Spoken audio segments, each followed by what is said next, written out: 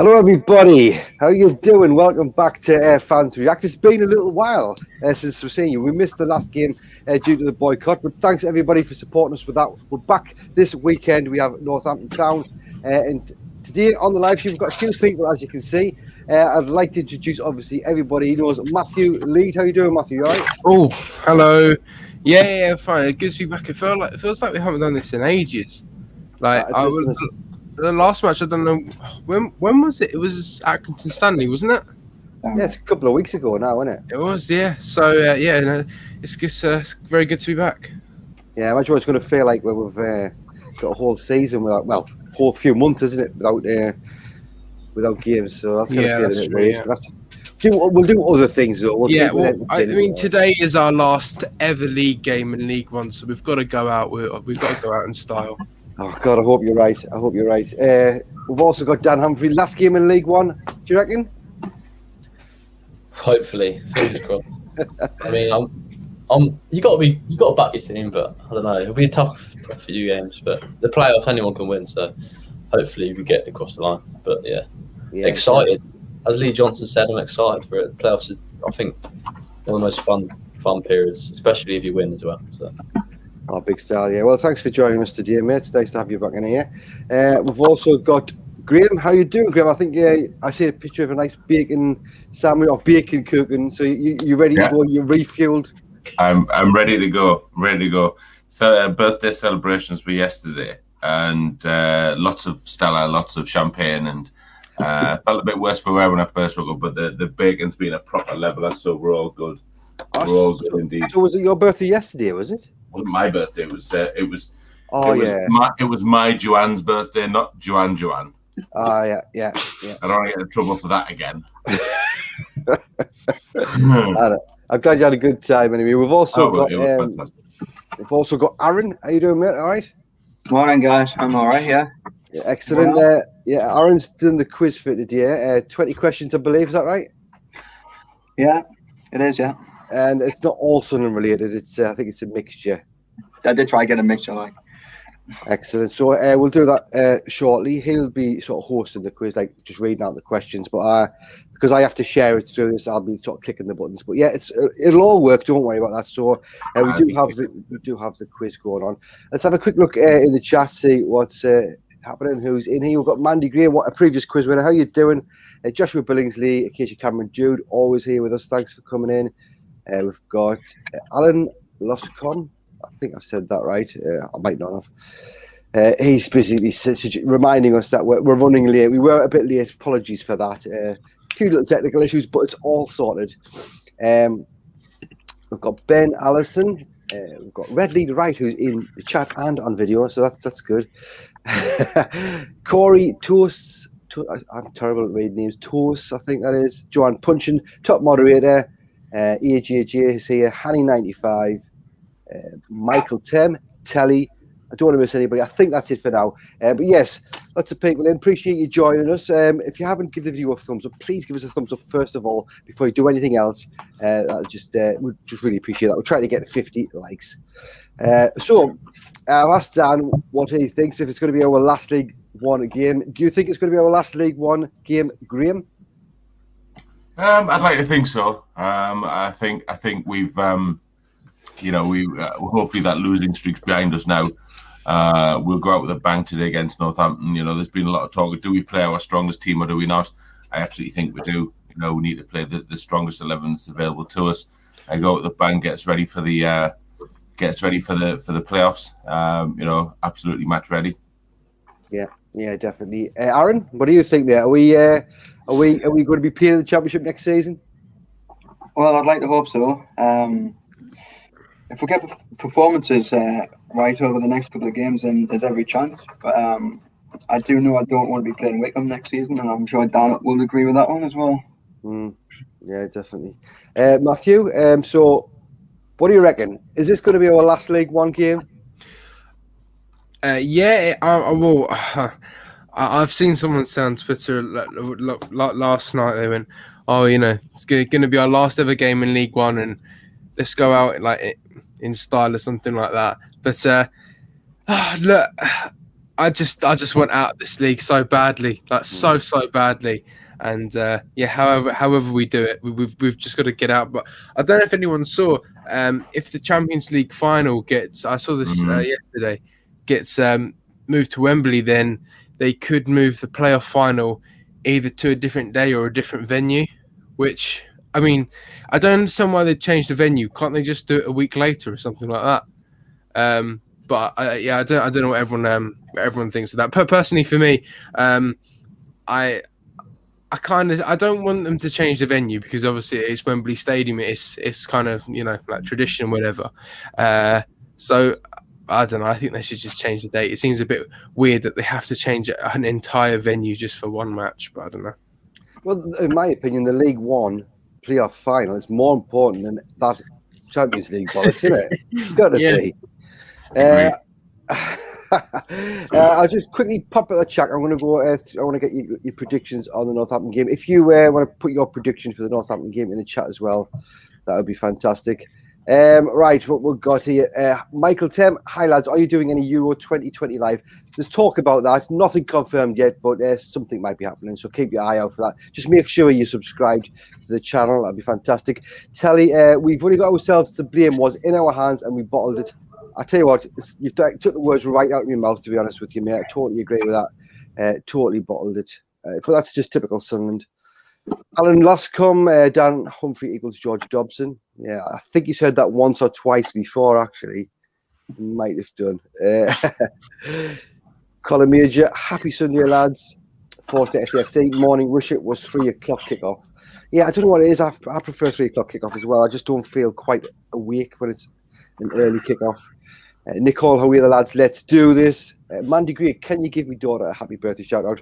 Happy birthday to Mandy Gray's daughter. I hope you have a fantastic day, and I hope Sunderland give us 3 points. I don't know how old you are, but regardless, I hope that's a good prize for you anyway.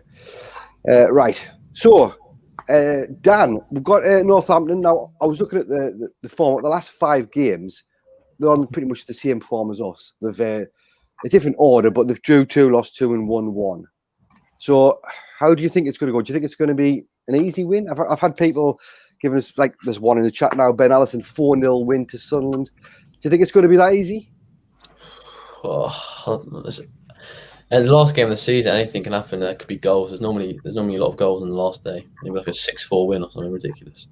But they're relegated, so I don't know whether that will. If they weren't relegated, obviously they'd be pushing even more. But I still think they're trying to do anything they can to win because Sunderland away is such a big game for them. But I do think we will win. If we're not beating a team that's already relegated, then I'm not sure we deserve to go off, in my opinion. But I don't want to say it's an easy game because no game is really that easy in this league, I would say. But hopefully it should be if we take our chances, we're going to have chances. I know that.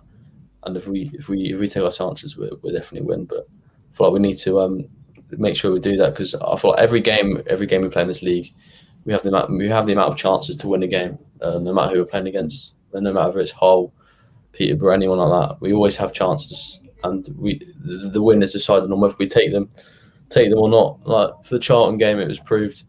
Didn't take our chances. I mean, we had so many in the first half, and we could have been 3-0 up within the first half, but we didn't take chances, and then we went on to lose the game. So, take our chance, and it should be a convincing win. But I'm confident. I'm confident. At the end of the day, it's only Northampton, but can't underestimate them. Just got to see what happens. But get an early goal, and it should be a nice, easy game, and maybe rotate a few players.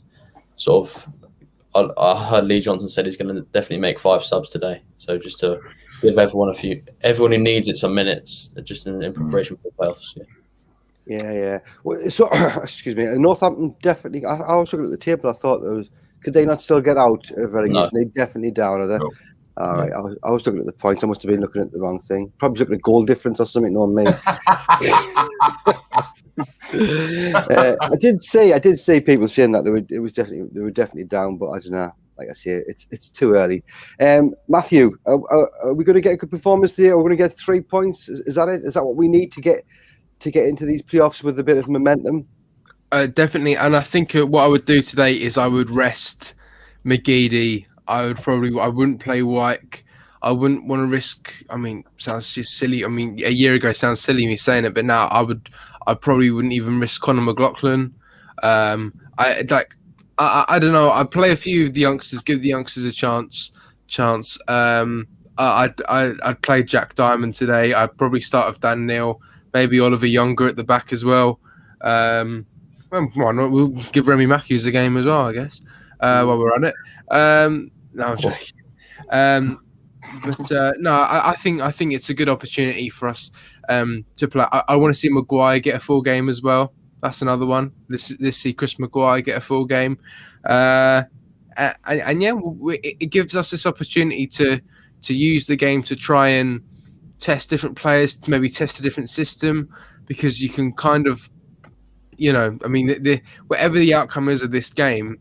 You're still going to be in the playoffs. It's just going to be whether you're away first or home first. Personally, I think I'd like to be away first, but I really don't think it makes that much of a difference, because when we played Portsmouth, we were at home first and then went down there, and yeah, I'm not too sure. I think I definitely try and want to play away first, but of course, I mean, for the players, even if we bring in some youngsters, the youngsters are going to want to prove something, because they're certainly not going to want to be at this football club and just be sitting on the bench, or even Maguire for an oldie, for example. He's going to want to come on and prove something to people. So yeah, do you know what though? I feel like if we get to the playoff final, I'm sure we'll get there. If we get some good momentum going, obviously win last week, and we can win today, we can. Honestly, I just believe that we're going to go up for some reason. I don't know. I just have a feeling that we are actually this season. We are going to do it. So, yeah, I'd give some people a run out who haven't played in a while. And but that's not me saying I don't really care about the game. And it's going, whatever the result is, we'll just play these people. But I honestly think that these people, they're going to really want to prove something. So I think, yeah, stick them on and. Let's give them the chance to see what they can do, because like for so long people have gone give the youngsters a chance or whatever, during the season when we need for me that's not a time to be testing someone who we're not too sure is right yet, when we actually need something that's why I'm not like against youngsters coming in, obviously I'm not, but I'm just against us trying and testing things that we're not too sure are working when it's a really important stage of the season. Yeah. So yeah, that's the only reason why I say the things I do. But no, today's the right day where we can actually do it, and let's hope Lee Johnson does. Yeah, EJG is saying that he believes we should play the full strength team because we're not in form enough to rotate the squad. So he obviously the game isn't important in terms of our playoff sort of position, because it doesn't really matter. But I suppose in terms of form, making sure that we win with a good performance. Can you understand that, Matthew? Where his point? What, like, it's a bit risky, sort of changing it. Well, it's a tough one, right? I don't want to say no, but I'm trying to think of something else to say. Well, while you're thinking, can I just kick in and say that I entirely agree? We went through nearly the whole month of April without a win. Yeah. And in terms of positive mental attitude, even if we start with our strongest team, show Northampton Town what we're about, get some early goals in, and then and I say this a lot, but give it till half time and change it then. And I've got no objection to the young ones coming on and playing whoever they might be. There's been Case Folly Young at start for most of the last month, and we didn't bother. When we actually needed him to play. Yeah. And for me, we just need to get the mentality right. Because no matter who it ends up being in the playoffs, we need to be able to get 2 positive results to get us to that final. Yeah. Yeah, and then win it as well. Yeah. But by then you're like 4 on a bounce. Yeah, 4 wins on a bounce by that point. Last game. Sorry, Matthew, am I boring you? No. Well, you don't need to win. Technically, you don't need to win both games in the playoffs if you win. Dan, I get that. But wouldn't it be lovely? Yeah. Yeah, It doesn't really bother me if we go up. What Well, you say? Yeah, he's Graham, these youngins are old school. They're not bothered about performances as long as they get the result. Yeah, that's it. That's all that matters. Instant gratification. That's all they want. You know what I mean? They don't want to have to slog it out. You know? Yeah, I am like bothered about performances as well, because I honestly think when we were playing badly but still getting results and people were just ignoring it, going, oh, it doesn't matter about the performance, it just doesn't matter. Well, at least we won the game. But if you always do that during games, and there's going to be one game you play quite a good opposition, and because you haven't learned from your mistakes in the previous games, they come and just thump you. Because with the mistakes that you just haven't learned from. That's what happens. And that's why I do care about performances, because, okay, maybe in that game it was good enough to win the game, but in the next game it might not be. So yeah, I am aware. I only said that it's only last game of the season, and I wouldn't want to risk, like, imagine if we just put out, and then say if McGeady just ends up, I don't know, breaking his like foot or whatever. And then we say, well, why were you playing him in such a nothing game? Then there's the arguments. Same with Wyke as well. If he gets injured, then there's going to be complaints afterwards. Well, why was he playing in a nothing game? Yeah. So we've just got to be careful. Yeah, no, I do see both points totally, and it is a difficult one. Aaron, what do you think today, mate? Should we put a strong squad out, and are we going to win? Well, I'm in the middle because you have all had very good points. I mean, we do need to put our strongest team out to get that morale back. But on the other hand, if we can get into a decent enough lead, then maybe you do rest the likes of Wyke and McGeady for the last half an hour, or just give them half an hour at the end of the game, or just so they got some minutes under the belt. And on today's game, if we don't do what we normally do and underestimate teams, I'm convinced we'll get about 4 or 5 past these today. Yeah, definitely. Well, we'll go quickly. Just give us your prediction, Aaron. What you going to go for today? Depending on performance, I'm going to say 3-0. 3-0 from Aaron. Graham? 4-0. 4-0. Nice. Matthew? 4-0. Excellent. Wow. And Dan, what are you going for? 2-0. 2-0. Say what, I'll stick with Dan as well. I think I'll go for 2-0. So we're all going for clean sheets. Hopefully, that's right. Excuse me. Sorry, I've got a bit of a throat today. I want to go quickly through some more questions, and I've got another question for the lads. So Joseph Billingham, Jack Diamond and Jones on the wing. He wants Alyssa Rowles here. Hello, how are you doing? I hope you're having a good one. She said good morning, everybody. Acacia Cameron, would you lads like to see Charlie Wyke and Aidan McGeady to be rested for the playoffs instead of them trying to play today? Yeah, I think we've just sort of touched on that. It is a bit of a mixed reaction for that. Some people think we should play the strongest squad, other people saying we should rest them. And like I say, I can see both sides. She's gone for 3-0 win to Sunderland as well. Kieran Gill, he's going for 4-0, got loads of confidence, loving this. Colin Major's going for 2-0. Forster SEFC 1-0. Ben Allison's going for 4-0. So everybody's going for clean sheets. I think I haven't come across one yet. Joseph Billingham, the 3 I would choose up front are Maguire, Jones and Jack Diamond. Mandy Gray is going for 2-0. Jacob Kirkbride, say good morning, mate. We're all good, thank you. Thanks for popping in. Joseph Billingham, 7.1. Sunderland. Oh, he's going for massive wins here, which is it's optimistic, but yeah. As is every week. Yeah, yes, it is every week. DZ Weathers, we really should be thumping these today. Give Josh Hawkes a chance. Yeah, he's in for bringing some of the youth players through today. Ben Allison, SEFC, Sunderland versus Newcastle charity game. I'm playing right back at the game. I think he's talking about, I don't know, there is a few things going on at the minute, but yeah, good luck with that one, mate, definitely. AJJ, our players can't switch their form on and off. Yeah, I know what you're saying, mate. Mandy Gray says, I agree with Matthew, second leg at home, plus we will have 10,000 fans in the stadium. Oh, Look at that cheeky grin from Matthew there. Just because somebody agreed with him. Somebody agrees. But we've also got Hanny95, spot on, Graham, he says. So There you go. Big smile, yeah. Somebody's got to agree with us. It's normally just me mother. EGG again, our positive mentality needs to start today. 4 games to get it right. Absolutely I think that's what Graham was saying earlier on, yeah.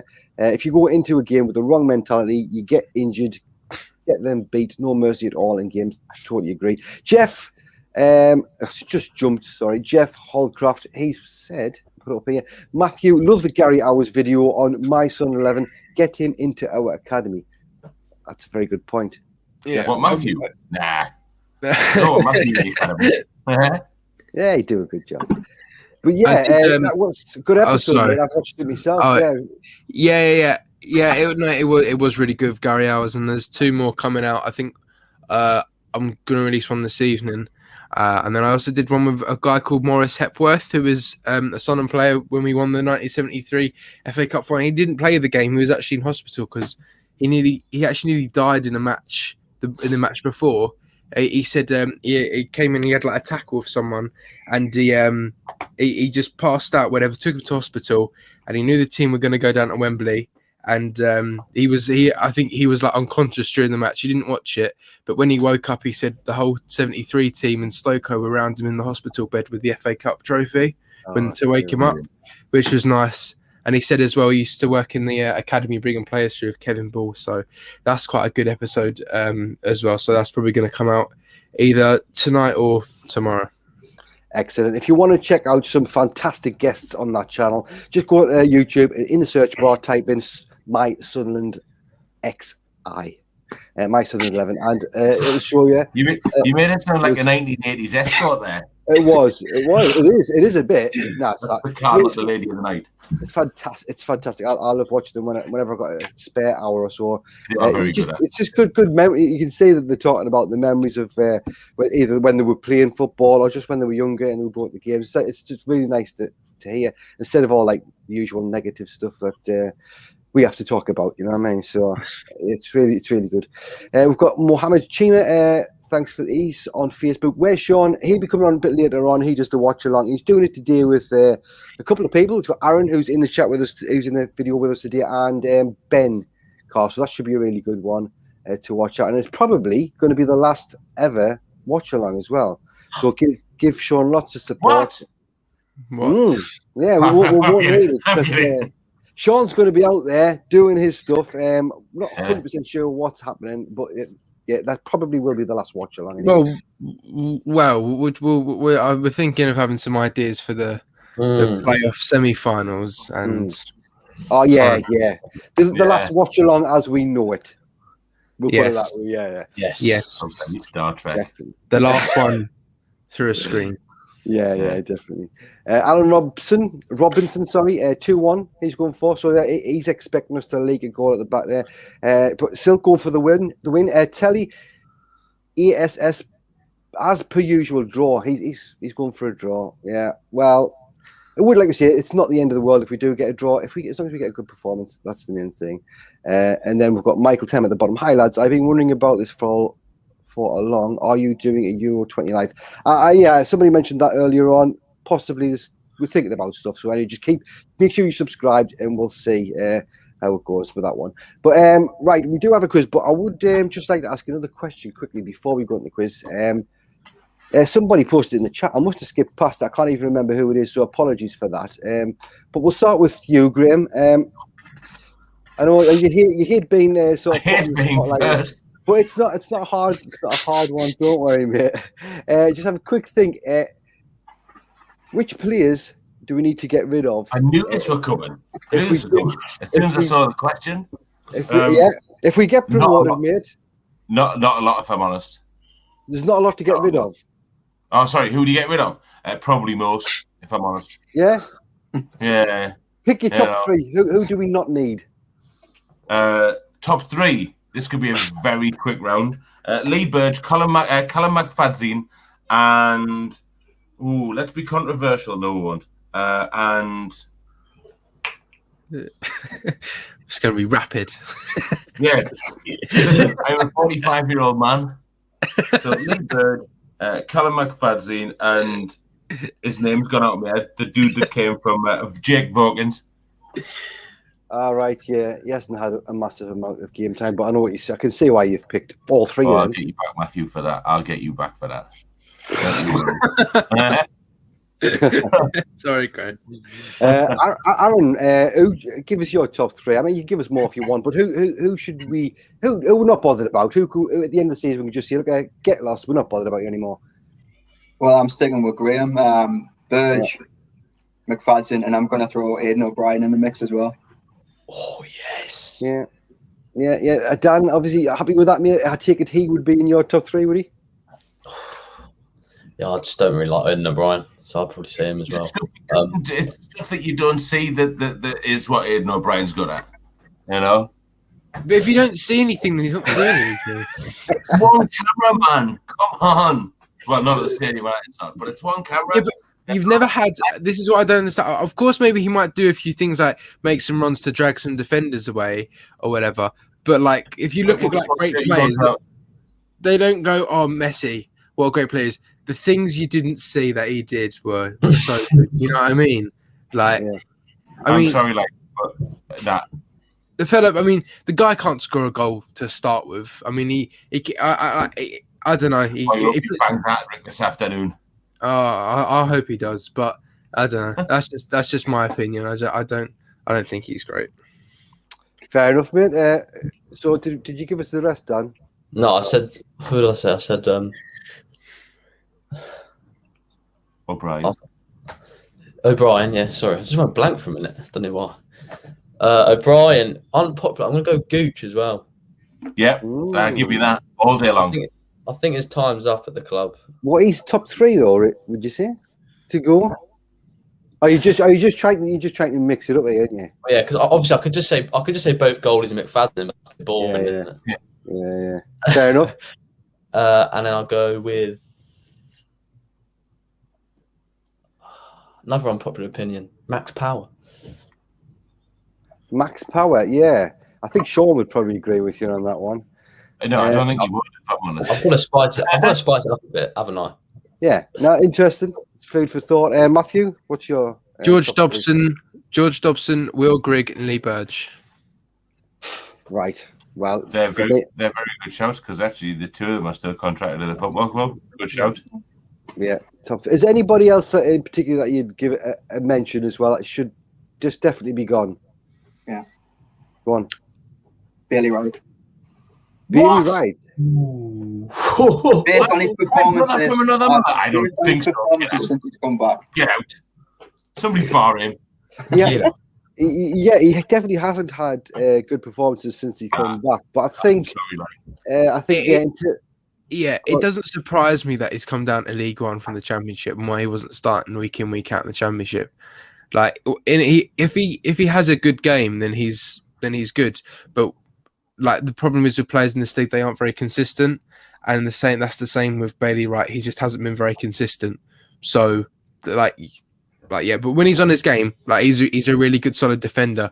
But he's cost us, I think, a few goals of just some poor sloppy defending. So yeah, I mean, it's just consistency that we're not getting. If he was always consistent and always played like well, then we wouldn't have an issue, because when he does play well, he is very solid.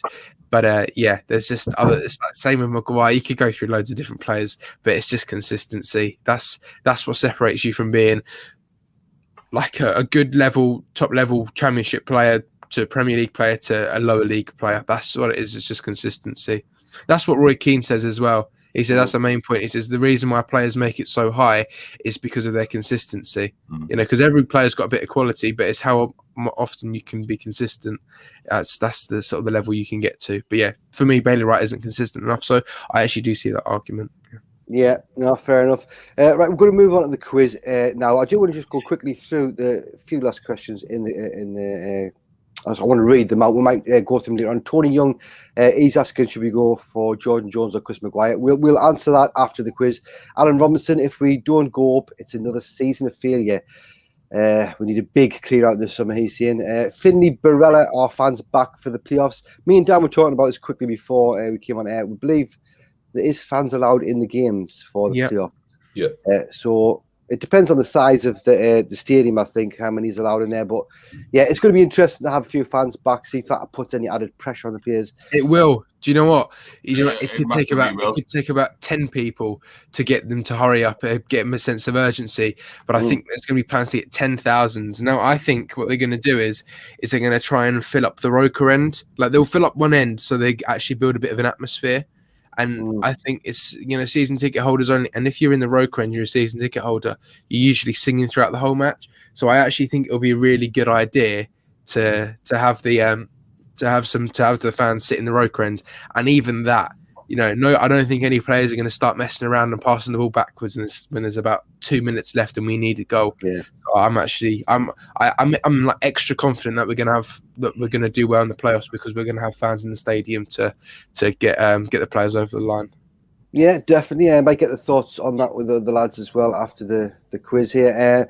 Right, Scowen and Wyke and a bonus Burge out Spines as weak as PISS. So there you go.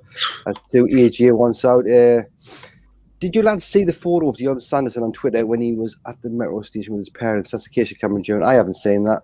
I don't know what that is. Yeah, I saw Bradley Young, Matthews. Yeah. Matthews just shopping at Primark. Was that what he was doing?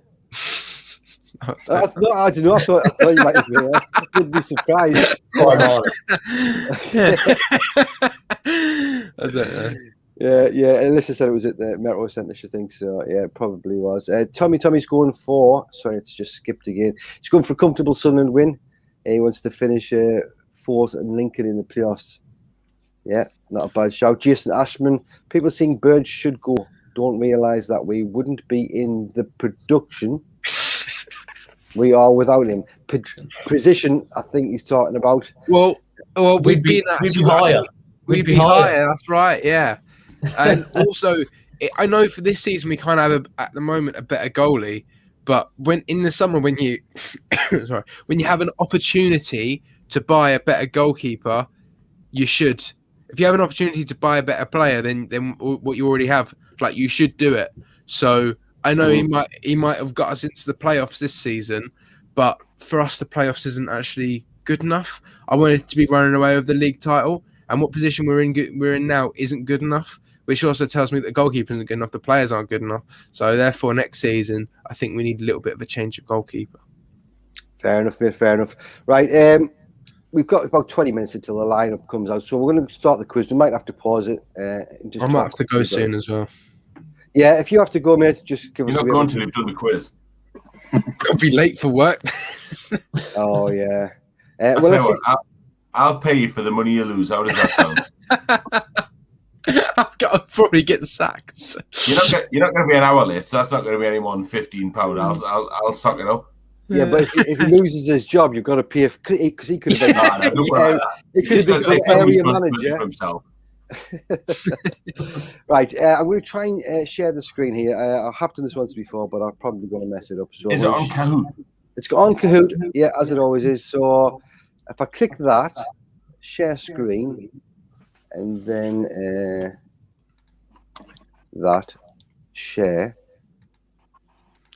click on Kahoot. Can you see it? Get it on screen ready, and then put it on full screen. Full screen. Yeah, there you go. Excellent. So go get yourself over to www.kahoot.it. It'll ask you for a game pin 6100847. Give yourself a username. You can either use your real name or you can come up with something hilarious. We get some good ones sometimes. Perfect. We need Perfect Surf back. Perfect Surf, yes. Perfect So we got Betty Swallox there. Is that Graham? How little you think of me? I would like to try and get at least 20 people in here before we start. So I did try and do a mix of everything, just so it was everything was covered. Yeah. Aaron's going to read the questions out. In dictionary, so that I might have a chance of winning. No.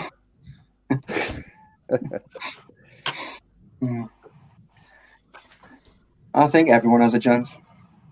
Yeah. I've had a little look through the questions, so I'll not be playing, but everybody else will. Paul, that would be a good indicator for me. I didn't play the quiz. I just had a quick look through the questions. I think it's a good quiz. I think you should be all right, mate. You should get. Right. Okay. You should do well. I'm going to predict you finish fourth, Graham. You'll finish fourth. I'm not Me? playing it. Yeah, I reckon you'll finish fourth. We've got Madeline McCann in the chat. It's nice that we finally found her. Dan Gleeballs, King Tut, yeah, some good ones coming in there. We've got 16 people. A few more people, please, and we'll get started.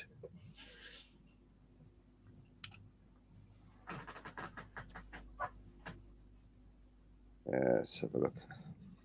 Alyssa Rowell loves Primani.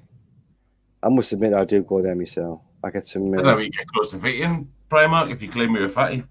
Holiday clothes. It's just Dawson clothes a lot of the time, yeah, like jogging bottoms and stuff like that. Telly says it's double time for Matthew on a Sunday. Are you sure you're going to pay that?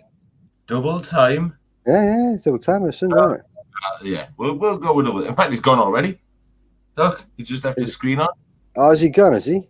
Oh, No. yeah, no, he's hovering. Yeah, like a bad smell. Not yet. Right, two more people if you can. I'm going to give it another minute. Oh, Very easy to play. Just go to kahoot.it, put in the code 6100847. We've got one more person, and we'll click start. So.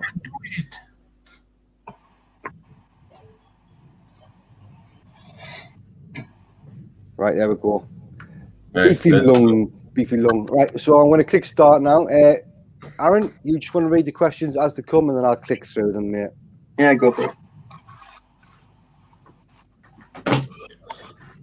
Here we go. Where's my mouse gone? There it is.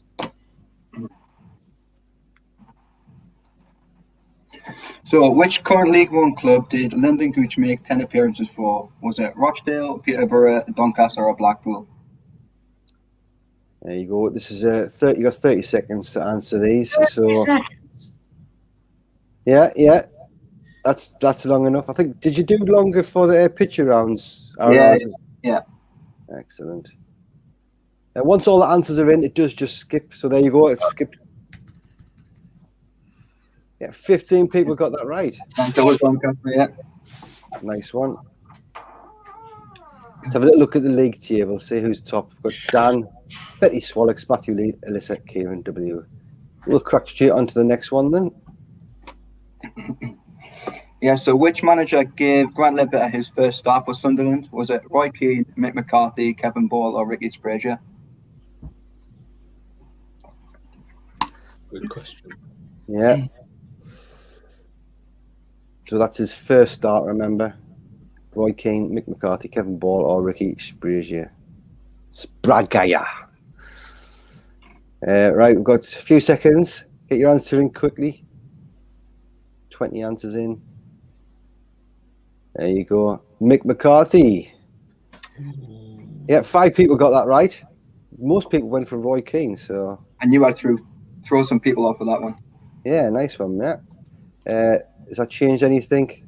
Ian, Suns, SEFC, top, Sunderland 101, and then Dan in third. Next question. I found my show. If everyone wants to know. So, which ex-player of Sunderland played for the opposition during Sunderland's first ever fixture in the Premier League? Oh, I know this. And was it David Moyes, Roy I don't. Keane, Chris Coleman, or Simon Grayson? Yeah, I'll read that quickly again. Which ex-manager of Sunderland played for the opposition during Sunderland's first ever fixture in the Premier League? David Moyes, Roy Keane, Chris Coleman, Simon Grayson. Got 9 people. 11, 12. Most people get the answers in. It's what?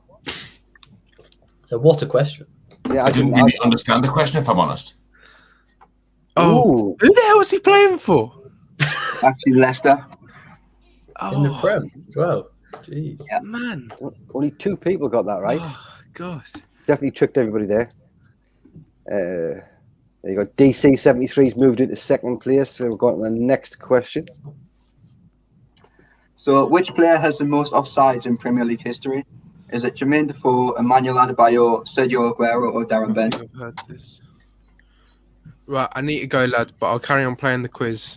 Yeah, okay, mate. Thanks for popping in, buddy. Bye, then. Have a good shift. Don't work too hard. Hope the tube doesn't make you late. I think he works harder for Fans React than he does that company, to be honest with you. Right. Here we go. What's the answer? There you go. I can't even say Emmanuel Adebayo. Christ. A decent split, though. Yeah. Still not easy. Well, no, they're not easy questions. They're quite tricky. So you've only got 6 people there. Got that one. Has it changed again? Betty Swallock's back into second. DC73. Dan Gleeball's in Jobbers Land. That's the top 5. We'll straight on to question 5. Who were the opposition when Sunderland broke the League One attendance record on Boxing Day in 2018? Was it Bradford, Bolton, Portsmouth, or Charlton? I think I know this one. I'm not going to say anything just yet. Get your answers in.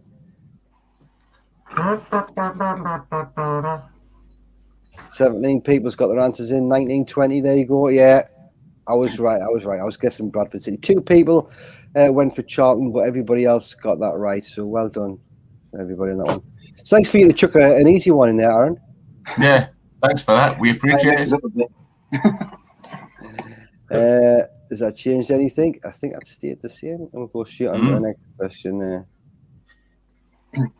Now, who is this former Sunderland player? Is it Kevin Kilbane, Lorik Sana, Santiago Virginio, or Nicholas Medina? Nice one. Fantastic player, this. You've got plenty of time to answer this, but try and get your answers in quickly. So a minute?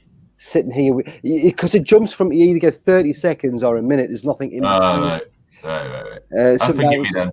Yeah, sometimes with the pitch around, it's a bit slow. But there you go. People got the answers in anyway, and most people got it right. 12 people got that right, so well done. It's a fantastic player, I thought. One of my favourite players. Yeah, definitely, mate. Right, still the same. Where's everybody? Quickly, you guys, where is in the table? Second. Sorry? I'm 14th. You're 14th. Where are you, Graham? Second. Are you Betty Swallock, are you? Yeah. Oh, yeah, it actually is you. Yeah, it is me, yeah. Nice. I sent you a text with that one. Who is this former Sunderland player? So is it Sean Thornton, Andy Gray, Anthony Stokes, or Liam Lawrence, this former Sunderland player? Apart from 3, they all look the fucking same. Well, yeah, I can see at first glance. I think now that I've clicked the one I thought it was, I think I've clicked the wrong one. Yeah, it's. I know which one it is. It's deliberate. It's the hair, isn't it? Yeah. I knew it. I knew I'd go for the wrong one. I went for Sean Thornton. Yeah. At first glance, that's what you think, but most people, 11 people, got that right. Yeah. So that will have affected the table. I think Betty Swallock has dropped a little bit. Jobbers Land. They've got Kieran W, who's in 5th now. He's working his way up. He's an ex-winner as well. Yeah. Right, we'll go on to the next question, Aaron. So, which current Sunderland player is this? Is it Remy Matthews, Bailey Wright, Conor McLaughlin, or Ross Stewart? There you go. Get your answers in quickly. The quicker you get your answers in, the more points you get. So you might as well bash them in as quick as you can. That's not being rude either. That's not being rude. I knew Graham would start laughing with that one. Childish, just childish. Yeah. Right, 19. I'm the only one that laughed, though. Dan did laugh too. Yeah. Conor McLaughlin, yeah, everybody, well, not everybody, most people got that right as well. So well done. We'll go straight next question, number 9. So which ex-Sunderland goalkeeper is this? Is it Thomas Myra, Craig Gordon, Darren Ward, or Ben Alec? Nice one. Mate, I've never seen that bloke in my life. It's a nice copyright image there. Yeah. It's on the screen for less than now. Yeah, I think we'll be fine with that one. We've got most people's answers. Get your answer in. We've got Darren Ward. That was a tricky one. Did you get that right, Dan? It's before my time. These players. Yeah. So that's a no. Yeah, man, we could have gone back 5 years and it'd been before your time, son. The 60's got that right anyway. Ben, SCFC's moved into 4th. We'll go straight on the next one. So which team plays their home games at Kenilworth Road? Is it Luton, Cheltenham, Ipswich or Grimsby? It's a nice looking pitch, isn't it? I know the stadium's It's in an it. amazing little stadium. It really is. Because Yeah. one of the ends is houses. Yeah. I mean, that actual pitch itself, it reminds us of like the quality of Roker Park. You remember the just pure, proper pitch that. But there you go. 17 people got that right. Lots of you got that right. Well done. And we're going to go straight on to the next question.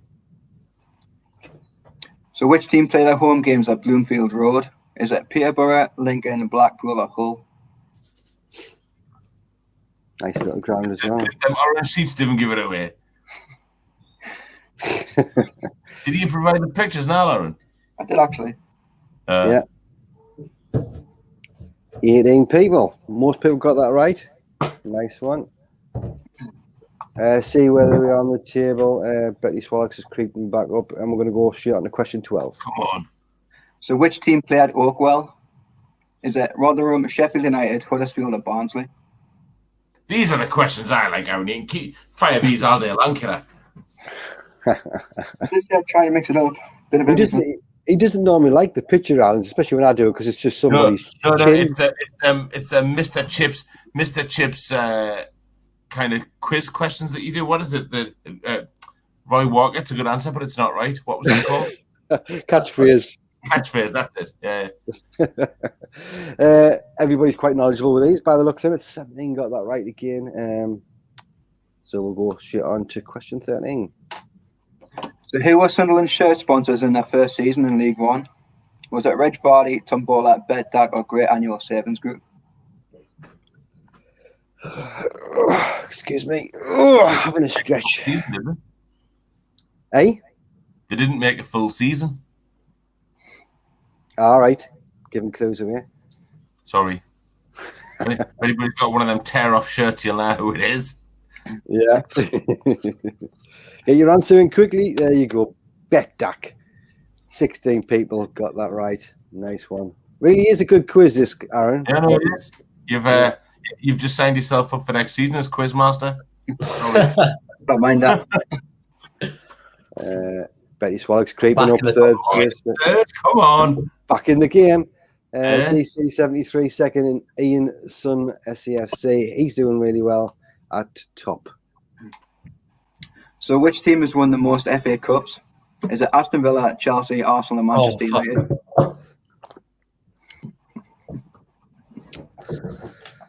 I'm just going to take a guess.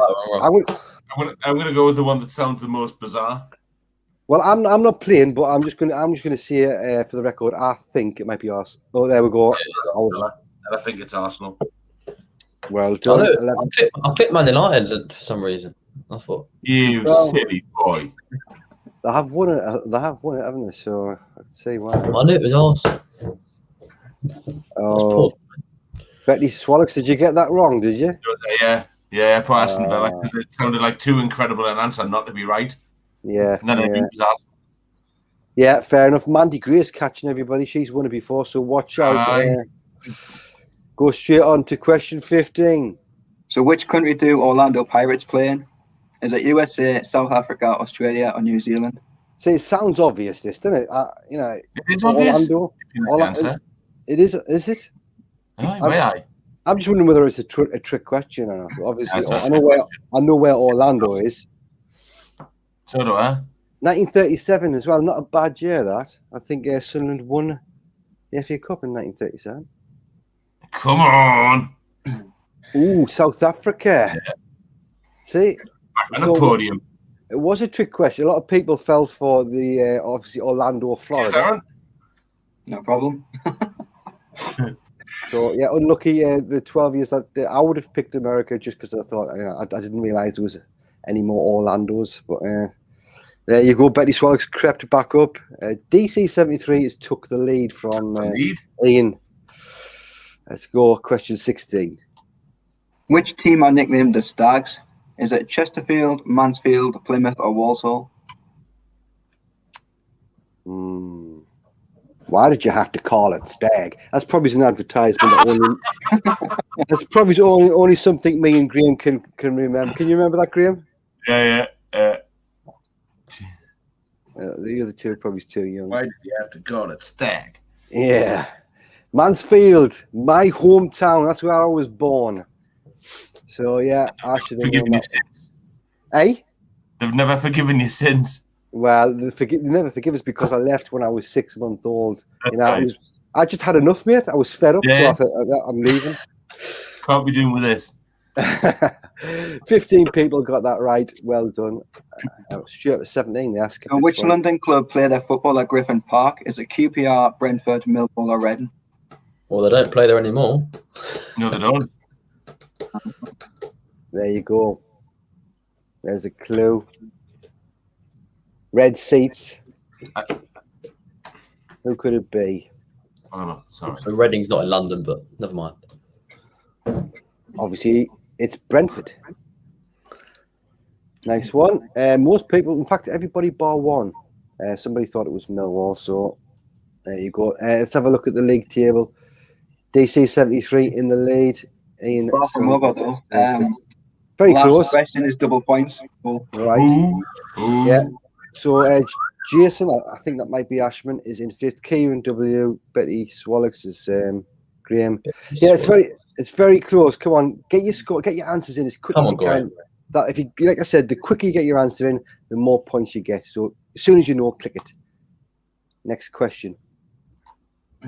So which non-UEFA player has scored the most all-time Premier League goals? Is it Mark Viduka, Sergio Aguero, Dwight York, or Roberto Firmino? Non-UEFA. Oh. Yeah, I get what you mean. Non-European.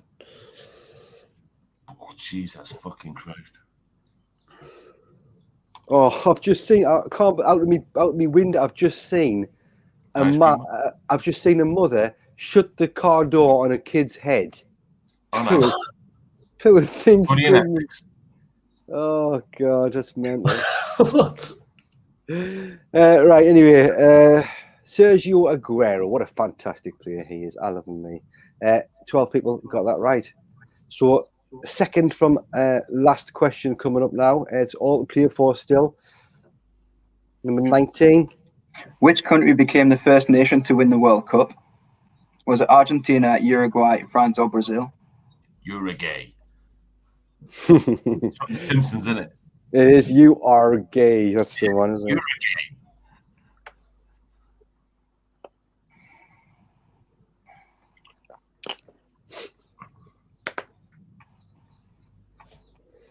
Couple more answers waiting for. There we go. It was Uruguay. 15 got that right. So last question is going to be double points. Remember. Let's have a look at the table. Who can? I think Ian could still win. Kieran might be pushing it. Going to be very, very interesting this ending. Yeah. Right. So here we go. Last question. That's a shitty question. Double points. So how many goals did Kevin Phillips score in his career? Was it 216, 226, 236, or 246?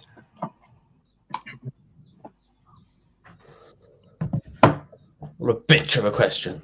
That's in his whole career, not just Sunderland, by the way. Yeah, like every team. Get your answers in. No. Oh, only 4 people got that right. 246 goals. What a goal scorer for Sunderland. Fantastic. Right, let's check the final positions of the podium here. In third place, 13 out of 20 was Dan. Well done, mate. Second place, DC 73, who got 17, 18 out of 20. In first place, Ian, Sun SCFC, I think grabbed that at the last question. So well done. Fantastic. Yeah, well done. Yeah, very knowledgeable people there. Appreciate that. So, right, I need to figure out how to get off this now. Let's have a look back on there. Click on that, and then stop Why sharing. not? We're out. There you go. Well done, Ian. That was really well played. I'm just going to close this now because I don't need it. Right. 51 people in. If you haven't liked this video yet, if you enjoyed the quiz that Aaron did, give the video a thumbs up, please. We'd really appreciate that. Right, I'm going to have a quick look, see if I've missed anything in the chat. Nah, everybody's just... drop your comments. Let us know where you actually finished in the quiz if you played it. Where did you finish, Dan? Oh, you third, weren't you? Third, yeah, third. Third. Where did I you got finish, I got the last one right, so double points. Nice. Graham, where were you? 5th. Not bad. I said fourth, didn't I? I guess fourth. Yeah, you were far wrong. I wasn't far on. Quiz, Aaron. I feel you've just hit the niche. Yeah. Yeah. Well done, Aaron. Thanks for doing that, mate. Appreciate it. Just take a bit of time getting one of them made up. I've done it myself a few times, and Matthew does it quite a lot as well. So, if you haven't subscribed to the channel anyway, give this video a like and subscribe, please. Where did Mandy go finish? She finished 7th place, and she said it was a really good quiz. So she enjoyed that. Jimmy, Paddy, I came in with 3 questions to go and came 21st. Unlucky, mate. Next time, get your set in a bit earlier. You could have won it. You never know. Ben Allison finished 14th. So yeah, respectable, mate. I would have been below you. I know for a fact. Is the team news out? It is, isn't it? Yep. Yeah. Who wants to go through it? Put your hands in the I air. can name them. Go on, Dan. You give us the lowdown. So we got. This is in numerical order, so it might not be in the same division. But Lee Burge, Conor McLaughlin, Bailey Wright, Max Power, Charlie White, Lyndon Gooch, Luca Nine, Josh Scowen, Jack Diamond, Jordan Jones, and Denver Hume. And on the bench, we've got Barry Matthews, Chris Maguire, Aidan O'Brien, Grant Leviter, Callum McFadzean, Carl Winchester, and Aidan McGeady. There you go. So we've got a bit of a mixture of what people were asking for. We have got O'Nien starting, Diamond, who obviously one of the younger players, but plays a bit more regular. What do you think of that then, Graham? Are you happy with that lineup? Do you think? Yeah, I think broadly it fits with. I think it broadly fits with the what we'd expect. I think I would have probably liked to see McGeady start or Maguire start, one of the two. But fully capable. I don't know whether I'd have started with Ledbetter for Scowen maybe, or similar to that. But again, I mean, it's a decent enough starting 11 with enough firepower on the bench to get us out of the crap if we need to. Mm-hmm. You know? Yeah, no, definitely. Dan, what sort of who do you think's playing where? Go through the positions in order, and let us know what your thoughts are on it as well. Oh, I think it'll probably be the 4-2-2 again. He seems to be playing that a lot, obviously. So Scowen and Power centre mids with probably Diamond and Jones on the wings, and Gooch just behind Wyke. I'd say that's probably what he's going to go for, or 4-3-1. But they're sort of similar depending on where Gooch sort of plays. It's quite. I like to see McLaughlin back in the team. Obviously, I know if he started the last game, played half or something. Yeah, I really like Conor McLaughlin. I think he's a really solid player. I agree. I think he's too underrated myself. He's really composed on the ball. Whenever he's got the ball, he looks like he's got he can have a cup of tea and have a chill out because he's so relaxed. Like he just takes it down. He takes his time and he plays it out. Just does the simple things right, and that's what you've got to do in this league, in my opinion. You know, just do the basics. Because if you do the basics, you're halfway there. Look at teams like Wickham who've got promoted out of this league. They've done the basics like that, and they've gone a long way in terms of getting promoted. But yeah, I do like the team. What good did it do them? What? What good did it do Wickham? Yeah, but they've never been in the second division in their whole history. So I think they did for their standards. I'd say it's basically the best they've ever. It is the best they've ever done. Right. Because they're shitting everybody else points per game. Oh. Well, they still got promoted. We didn't. Okay, I'll take it. But we've got a 23s game tomorrow, by the way, against Stoke. So that's why none of the youngsters are on the bench. I think because I believe they can get into the playoffs of the Premier League 2, Division 2. So they've got one more game. I think if they win that, and results go their way, they could be in the playoffs. But it depends. So that's why Dan Neil and Younger and all Hawks and all that aren't in the squad, which is probably sensible. Well, Dan Neil's starting, isn't he? What? Dan Neil is. No. What was I looking at then? Somebody posted it in the chat. I thought they said Dan Neil was starting. Sorry, forget it. Don't believe everything you read on the internet, Paul. I probably just read something wrong. Yeah, he's probably on the coach down to Stoke. Yeah. It makes sense though, doesn't it? Because if they've got something, wrong fucking boss. Yeah, if they've got something to play for, then it's fair enough. You can't really bring. Yeah, but it's a decent team. Who else we got? Scow and Power. Yeah, sort of the same. Or maybe I'd start Maguire over Diamond, maybe. But I hear Diamond's been doing all right recently. Because obviously I haven't watched too many of the recent games because I'm busy. But I've only been watching parts. But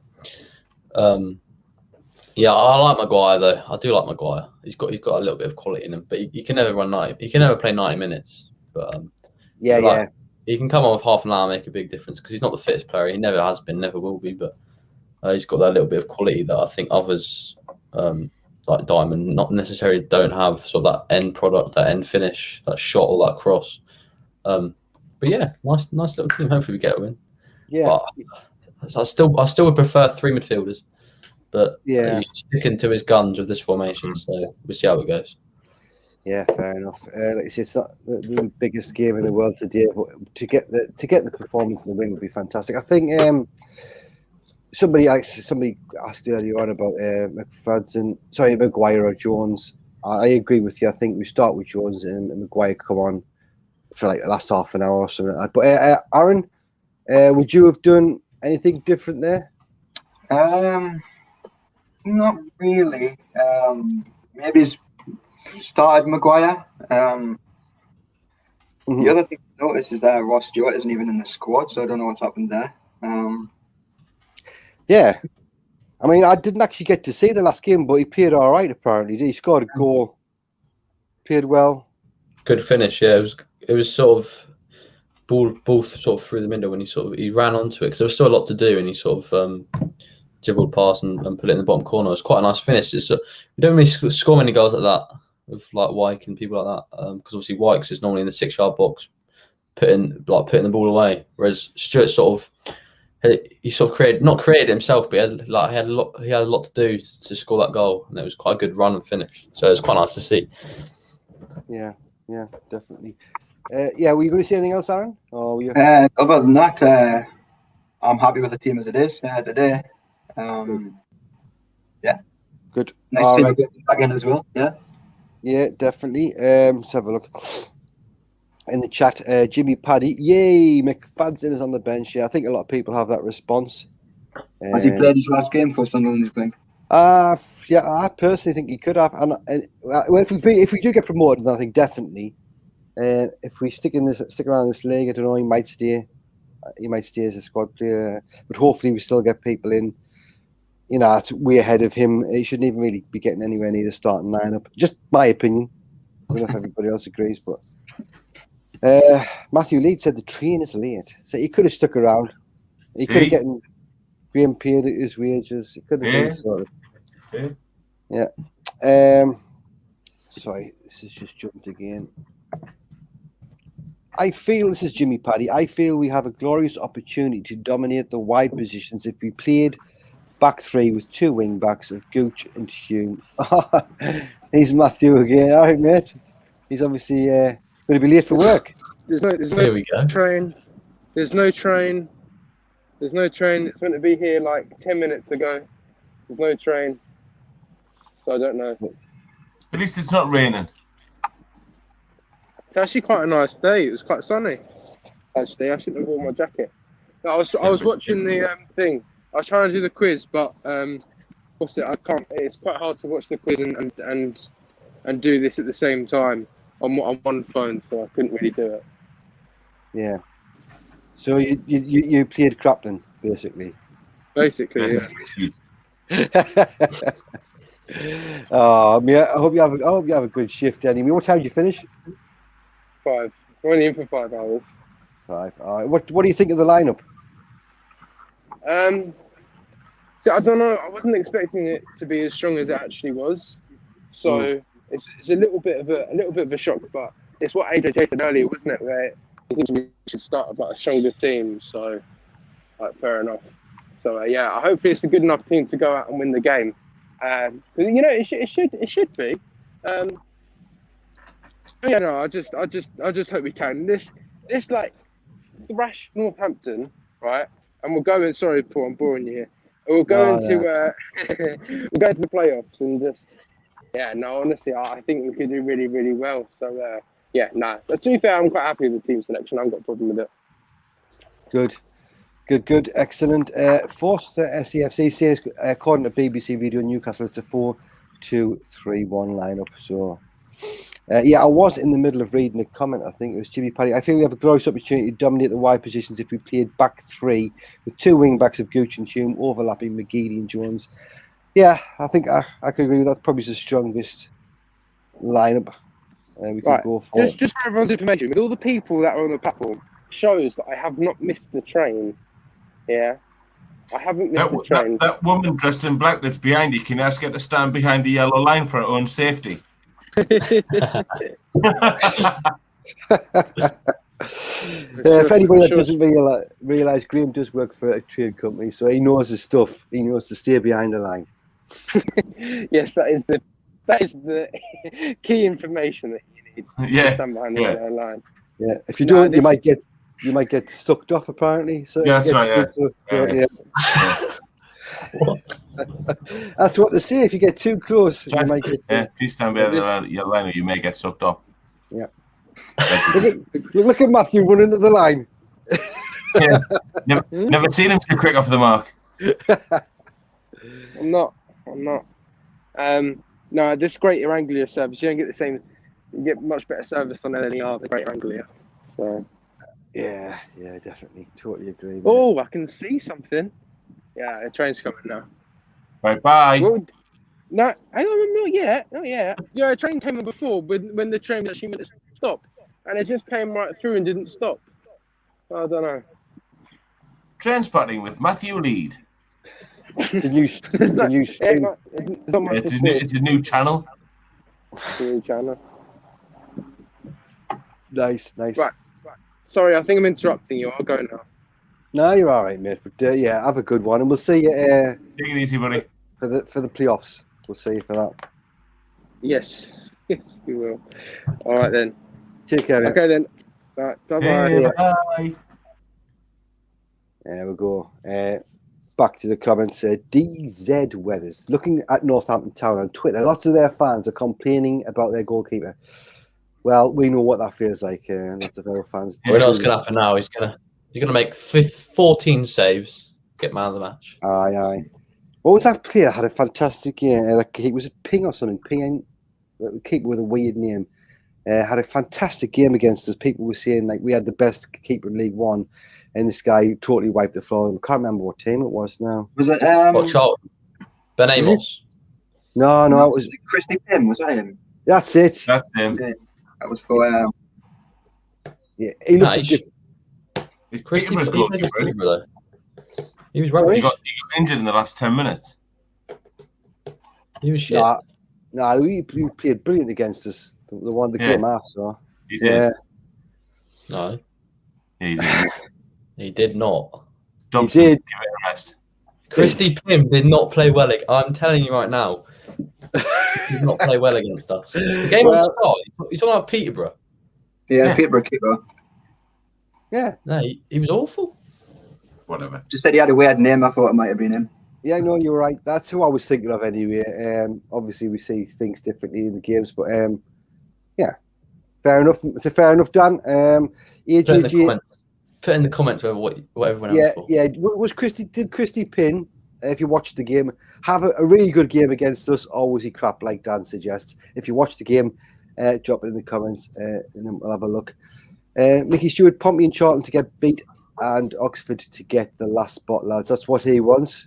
It's Mickey Stewart on Facebook there. Let's have a look. Red Leader writes, talking, just like a lot of Sunderland fans said about ours. Totally agree. Stand corrected, Mr. Wright was just reading internet news. Right. I think that's that covered. What time is it now? Right. So we've got about 12 minutes or so. We should have. Hey. Is it Middleton time yet? He'll be coming on very soon. He usually comes in a couple of minutes before 1:30 just to give his thoughts on the team news and get ready for the watch along. So stick around for that one. Like I said it earlier on, if you haven't given the video a thumbs up, please give us a thumbs up. It does help with the channel. It helps get the video get noticed and that. And if you're liking the content, you're not yet subscribed, do that as well. We're over 1,000 subscribers now, which is great news, and we want to keep going. We touched on it earlier on. Matthew was talking. I think we were talking with Matthew about it. The fans possibly being allowed back in the stadium. Dan, do you think it makes much difference? Do you think it will help us or hinder us coming if we say the playoff games in particular? It'll definitely make a big difference. It's a different question to see whether it will help or hinder us. Because obviously it's been such a long time since we've had fans. Because even when a little brief period before Christmas when a few teams had fans back. But we actually never even played a game when home or away where there was any fans whatsoever. Whereas most teams in the league played against because some of the southern teams I think it was like Northampton or teams like that had a few fans in, but it just didn't work out the way that. So we didn't play away against anyone who had any fans. So it's still been since March 2020, so over a year, 14 months since we've played. Our team's played in front of fans. So it's going to be a shock to the system, I guess. But hopefully it will spur them on to sort of put on a show, I guess. And even away fans, I reckon that will make a difference. Because if they're sort of people like Maguire, they'll love it. If the home fans are trying to sort of get on their backs and wind them up. Some players just sort of really thrive off the atmosphere, off the opposition atmosphere. Some players might be not looking forward to it. Might be a bit not scared, but timid almost, and maybe a bit worried about what was maybe White, for example. I don't know whether it has anything to do with not fans being in, but his scoring streak maybe has been sort of affected by having no fans in, but hopefully not. And I think if you're going to offer us to have fans or not have fans, you've got to always say you would prefer to have fans, I think. And also just for the game as well. I'm sick of watching football matches with no fans. It's just so boring. I'm not being funny, but it's not the same at all. And even if it's 10,000, I think we can still make a decent enough atmosphere. It's not going to be amazing. Don't get me wrong, because it's only 10,000 people. But it should make a big impact, I think. And if you can't be spurred on by fans in real life, then they're never going to be up for it. Our players, and then I don't think it's the club for them. If they don't want to play for the big occasion in front of a big crowd, then they're not right for this club. Yeah. Aaron, do you agree with that? Should professional footballers thrive rather than feel pressure when playing in front of fans? Well, they should be able to play with the same standard with or without fans, to be honest. I mean, everyone's different. Some people thrive in it. Some people are put under immense pressure by it. It's just all about handling the situation. But yeah, everybody's different there, Paul. Yeah, fair enough. Graham, do you think it's going to help us or? Broadly, yes. I can't see how it wouldn't. And the restriction is that it's only fans from like the home club that are allowed there, so it wouldn't be a mix of home and away fans.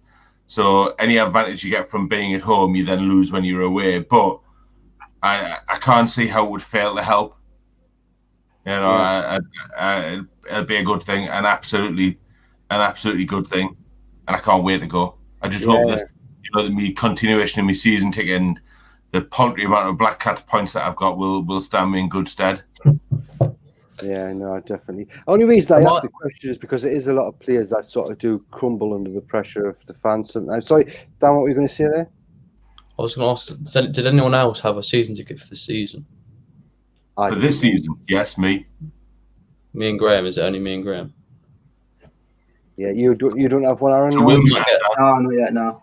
We might get priority, and we might be able to go. Yes, I don't know how well, it's working, but yeah, I think it's They're gonna meeting be- on Wednesday, aren't they, to decide what they're doing? I've seen that somewhere. They're meeting like the football fans groups. I know Red and White Army are there on Wednesday. I'm sure it's Red and White Army are there on Wednesday for discussions about it. Yeah, excuse me. If I tell you what, if we get there and I'm off work, I'll still go. I'll just go to London anyway, just to be there. Obviously, it's not that bad for me because I'm in Essex, so it's not that far. But No, what Yeah. about the semi? Paul? semi. What about the semi-finals? are they in Wembley as well? Are they? No, but the No. semi-finals will be home and away, won't they? So what about the semis? So the semi-finals, one will be at Sunderland and one will be whoever we're drawn against. It depends where it is. Obviously, there is talk about us going up to Sunderland for. I think I'll probably already be up there for the first game. Like if we're, it depends if we're Probably. going.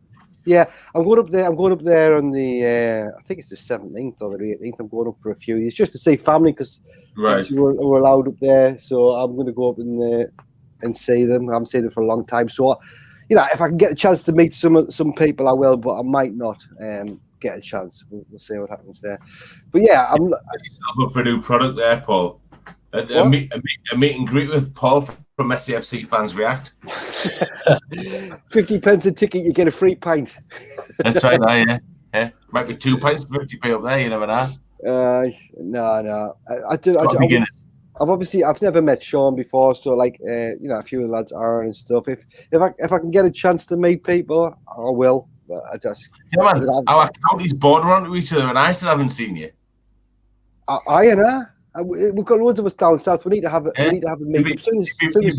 You'd be better off taking that yellow truck out at Stansted Airport and driving down whatever the taxiway is where the general aviation is and sticking your fingers up down Belmar Road. You'd probably more chance of seeing me there. Or do you go to Stansted? Do you? I have been known to go there. Yeah. All right. Yeah. I'll keep my eye out for you, mate. Definitely. Yeah. I'm but big fat one with a big camera.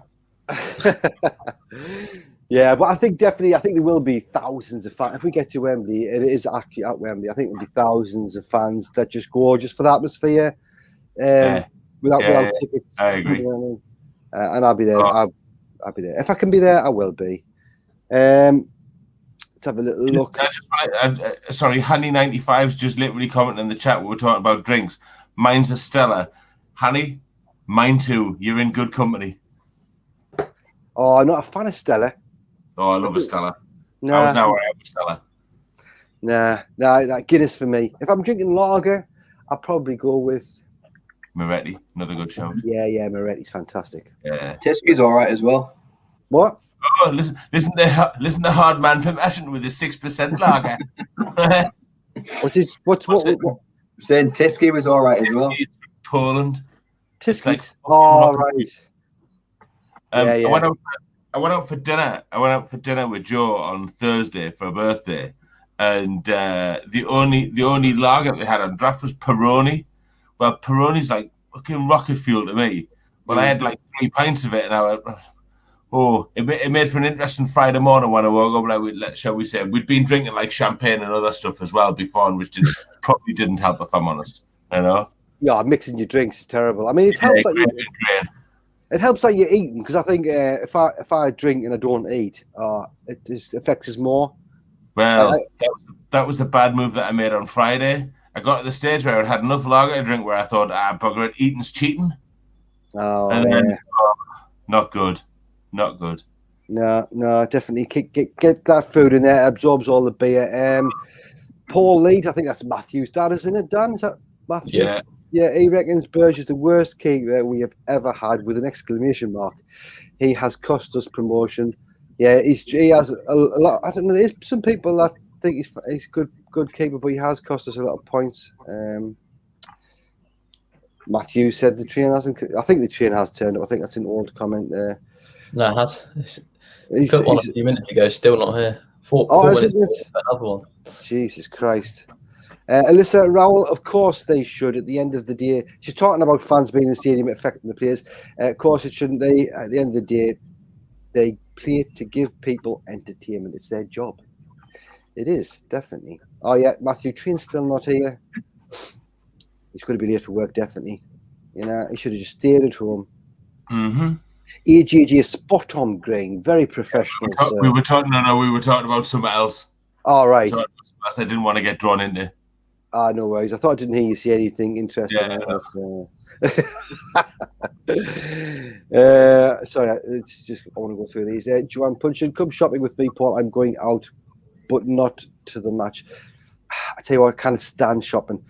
The only place I go usually is I do go to Primark. I'm not going to lie. Go to Chelmsford, go to Primark, and I just if I see something I like, pick it up, put it in. I don't try it on, all that bollocks. I want to get in and out as quick as possible. But obviously, when you're with your girlfriend, sometimes you have to hang around for like hours. You know what I mean? Oh, it's a nightmare. If you haven't, find a pub. Well, recently there was no pub, so the last few times I've been. But yeah, anybody, most men knows that feeling quite well. I don't know, like Dan's still a young lad, so he probably never had to stand outside. Well, my sister, he just has his mother dragging around the shops. Exactly. I hate shopping as well, Paul. I don't even bother going. Yeah. No. Why go shopping when you can just get anything online these days? That's right. You can. The only thing I think with online, sometimes it looks a lot better than what it actually is. That's the only thing with that I find, to be honest with you. And yeah, I think just hold it up, even though I don't try it on. I think just looking at it makes it, I don't know. Yeah, that looks like it might fit. Looks like it might fit. Yeah. Dan, I'll get you back for that. You do like that? Yeah, you went like that. Yeah, I'm the same. I'm getting the same. Matthew Lee, Trafalgar take over again. Definitely. Matthew wasn't a season ticket holder this season, so me and him will be outside Wembley Stadium. Sorry, Dan, we'll show him how it's done. Yeah, if we do get there, I know it's all still presumptions at the minute, but if we do get there, oh, sorry, I've got Sean at the bottom. I hope he hasn't been waiting ages. Let's get him. No. All right, I haven't been busy. I haven't been waiting long. I'm just behind a little bit. That's all. But that's fine, mate. How you doing? All you all right? Aye, not too bad, mate. Not too bad. Not too bad. Just looking at the teams there, and I'm quite surprised. Like it's quite a strong lineup. But is he just thinking, well, let's have some momentum going in the playoffs? I was thinking, is he going to play some of the youngsters, like, and just rest the key players? I mean, I know McGiddy's on the bench. I was just a little bit surprised at the lineup, but I mean, Charlie Wake's obviously he scored the goals this season, so you could see why he's the main man of getting us the goals. But would you not have rested him for the 2-leg play? I don't know. I would have definitely, like you say, McGiddy. I would have 100% kept McGiddy because he for me is the one what can win you a football match just by himself. He's just got that bit of quality. But I was quite surprised at the lineup, to be fair. But I'm confident of a win today. I think Northampton already being relegated. They're just playing for pride. Let's be honest. Unfortunately, they got relegated. So it's. I think it should be a comfortable win today. But look, it's about. I think Blackpool will win today. So it's going to be. They're going to finish. We're going to finish fourth. So it'll be fourth versus fifth. Lincoln will be us against Lincoln in the 2-leg playoffs. Now we'd fancy our chances, and then we'll play. I would imagine. I was talking to Young earlier when I think we'll play Blackpool in the final, and I think we'll get beaten in the final. Sorry, lads. I just think they're better than us. I think they beat us twice this season, and they haven't even get out of second gear as well. Let's be honest. We didn't. Let's be honest. In them 2 games, I know McGeady at their place, he hit the post. It could have been a different story, but this team like him, they're just totally outsmarted us, didn't they, with the tactics and things. And if we get them in the final, I wouldn't fancy it. Fancy it. So, out of everybody, Lincoln, you think we could beat? I think we'll beat Lincoln over the 2 legs. I think we'll beat Lincoln over the 2 legs, 100%. But I think looking at the games, I think Oxford's, Charlton, and I think Portsmouth, all them 3 will win today. So that means that Portsmouth will finish 6th. So it'll be Blackpool versus Portsmouth. I think Blackpool will beat Portsmouth over 2 legs. So I think it'll be Sunderland and Blackpool in the playoff final. I think Dan was wanting to say something there. What if sixth place beats Blackpool though? I think they could, because I think if Charlton nick in there, I like the look of Charlton. I think Charlton are a very good team. If they get in sixth place, but Paul have got Accrington, haven't they? So they probably should. I think all the teams like Oxford, Portsmouth, and Charlton. I think all of them three will win today. Yeah. So if they win, it's obviously sixth place. Portsmouth will finish there, won't they? Never know. Pompey could turn up against Blackpool. Obviously, Portsmouth lost in the semi-final last season against Oxford on pens as well, didn't they? Yeah. So would be a good game actually. Be a good watch, I reckon. Yeah, definitely. Right, we've got Ben Carr joining Aaron and Sean for the watch along. Graham has just had to go. He's got things to do, get himself sorted for the game. Matthew Lead is on the train now, so he's off to work. He's going to put a shift. He's going to miss the game, unfortunately. Tommy, I think we should boss the game with the power we got in our team. I don't think he's talking about the max power either. Can we talk about him? Jesus, good.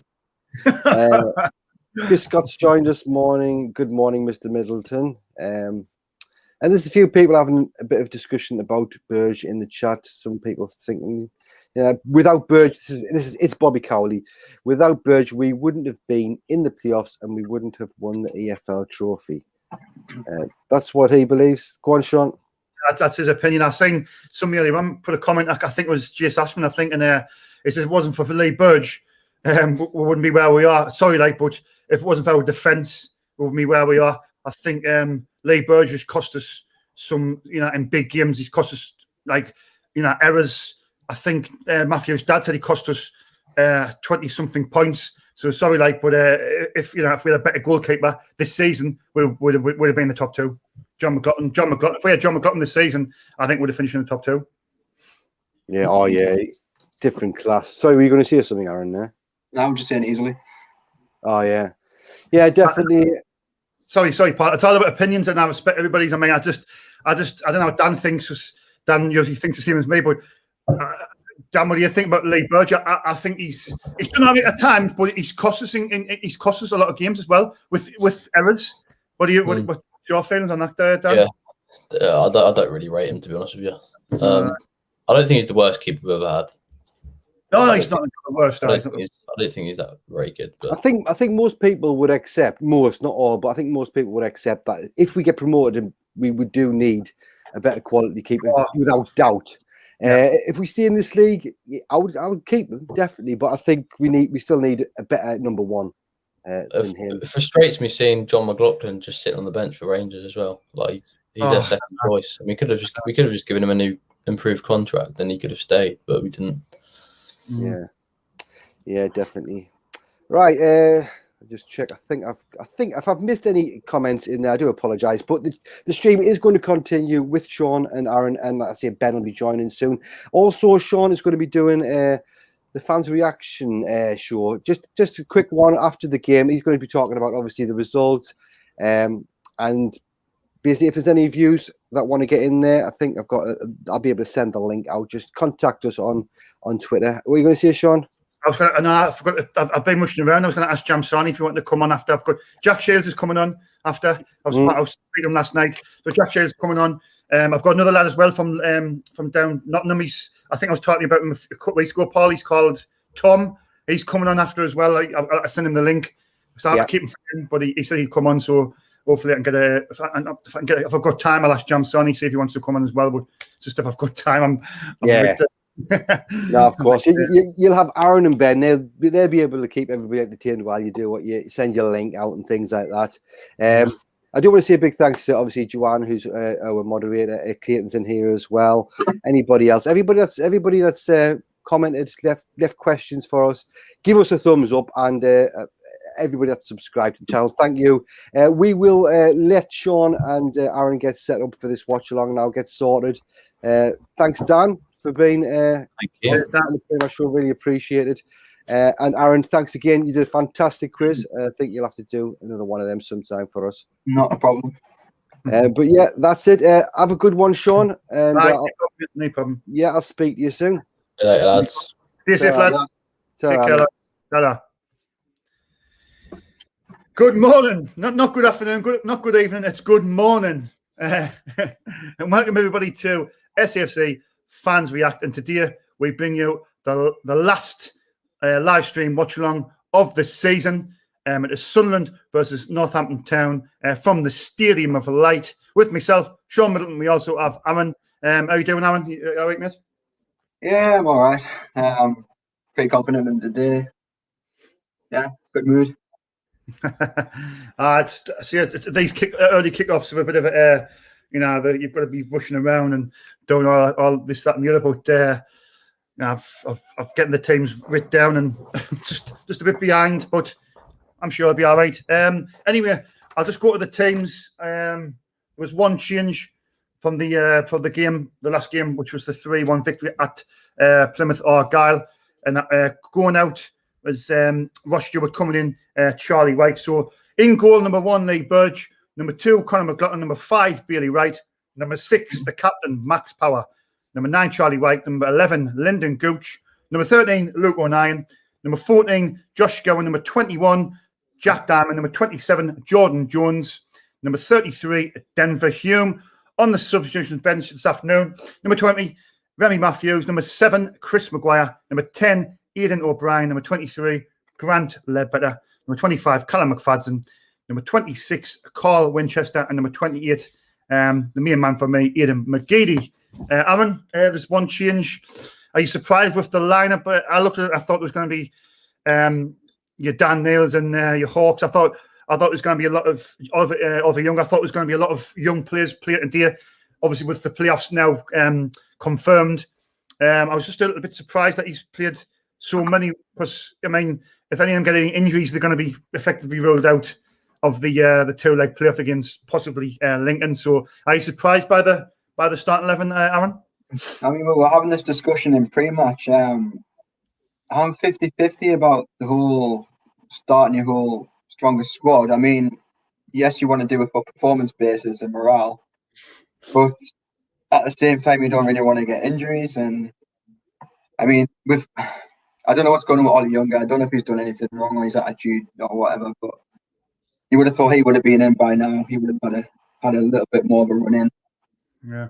I'm just trying to work out what we're sort of playing today. I mean, let's stop there, Aaron. It's a 4-2-3-1. Burgin, Gould, McLaughlin, Wright, O'Nien, Hume is the back 4. Power and Scowen sitting in front of the back 4. Then your 3 across the middle: Diamond, Gooch, and Jones, and Charlie White obviously up front. So it's a 4-2-3-1, mate. That's what it's. Nick Barnes said that, and also it's come out on the official Sunderland app as well. So it looks like that'll be the system, 4-2-3-1. And the only other thing I'm surprised at was Ross Stewart's not even in the full. I think James Hunter, was it Mark Donnelly, the reporters? I think one of them said that he must have took a knock. He's only got the conclusion he's took a knock. He scored in the last game. He didn't do too bad, so he's not even on the bench. So I'm assuming he just took a knock. Aaron, to be honest. Anyway, if you've just tuned in, please subscribe to the channel. It's absolutely free. It doesn't cost a penny. It only takes a couple of minutes to subscribe. So please subscribe to the channel. Remember, there's a competition going at the moment for the chance of the winner to get a season card for next season, for the 2021-2022 season. You don't want to miss out on that. So all you've got to do is go and check Matthew's video out.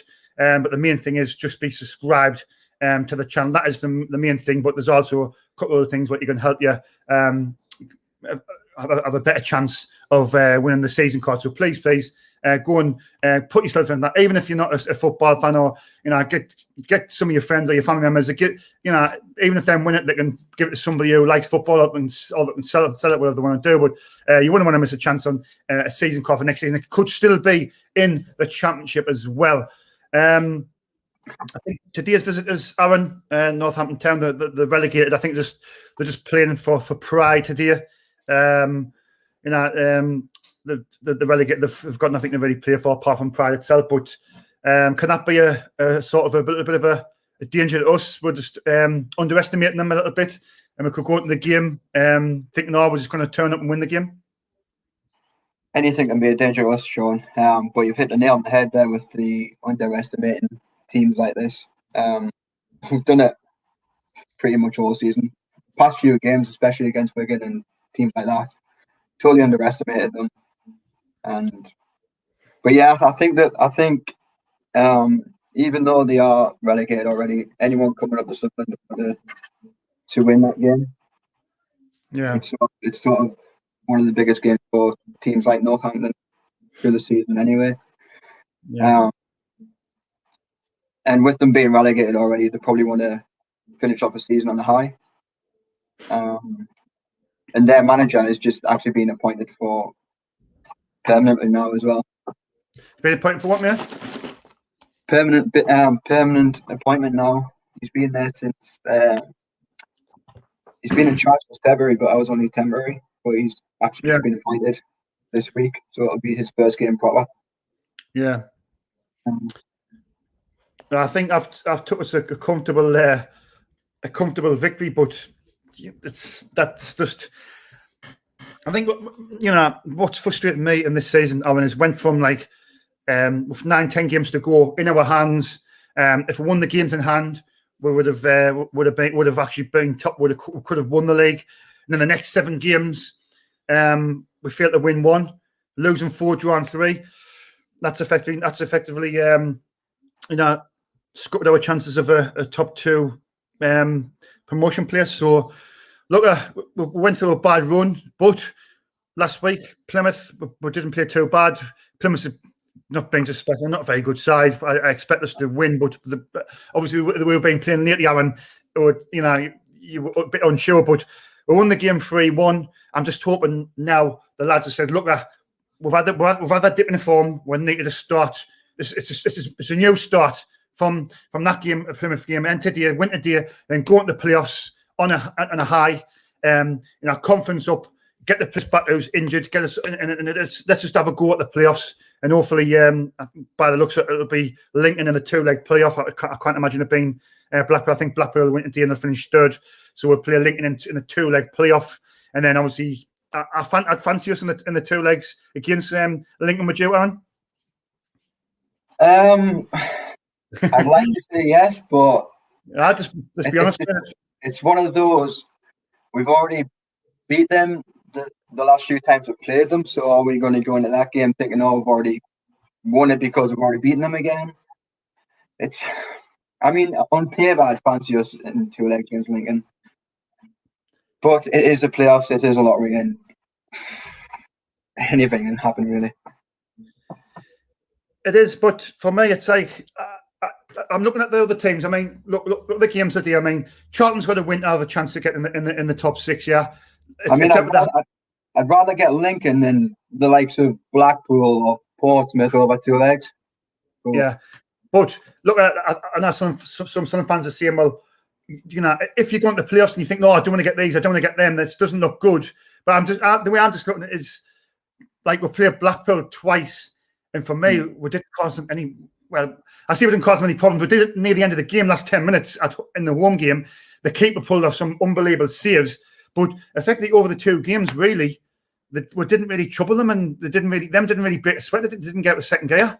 So, to be honest, they've beat us twice, and over both games, it hasn't really looked like they've actually done anything to beat us properly. That's what I mean. That's exactly what I'm saying. It's as if they've beaten us and they haven't even had to get out of second gear. Do you know what I mean? But anyway, I'll just go to the live chat because there's plenty of people in here who's always our dedicated people. Chris Scott, he's in there. He's good. I've taught him quite a lot. He's a good lad. Chris Scott. I'll just go back to the beginning, so I'll see if I've missed anybody. I think wait there. Right. By Matthew says you can buy yourself some fancy clothing in the description he's put. So if you want any shirts, jumpers, and things like that, there's a link I think somewhere in here. I'm not sure where he's put it. It's all buy some gear for Wembley.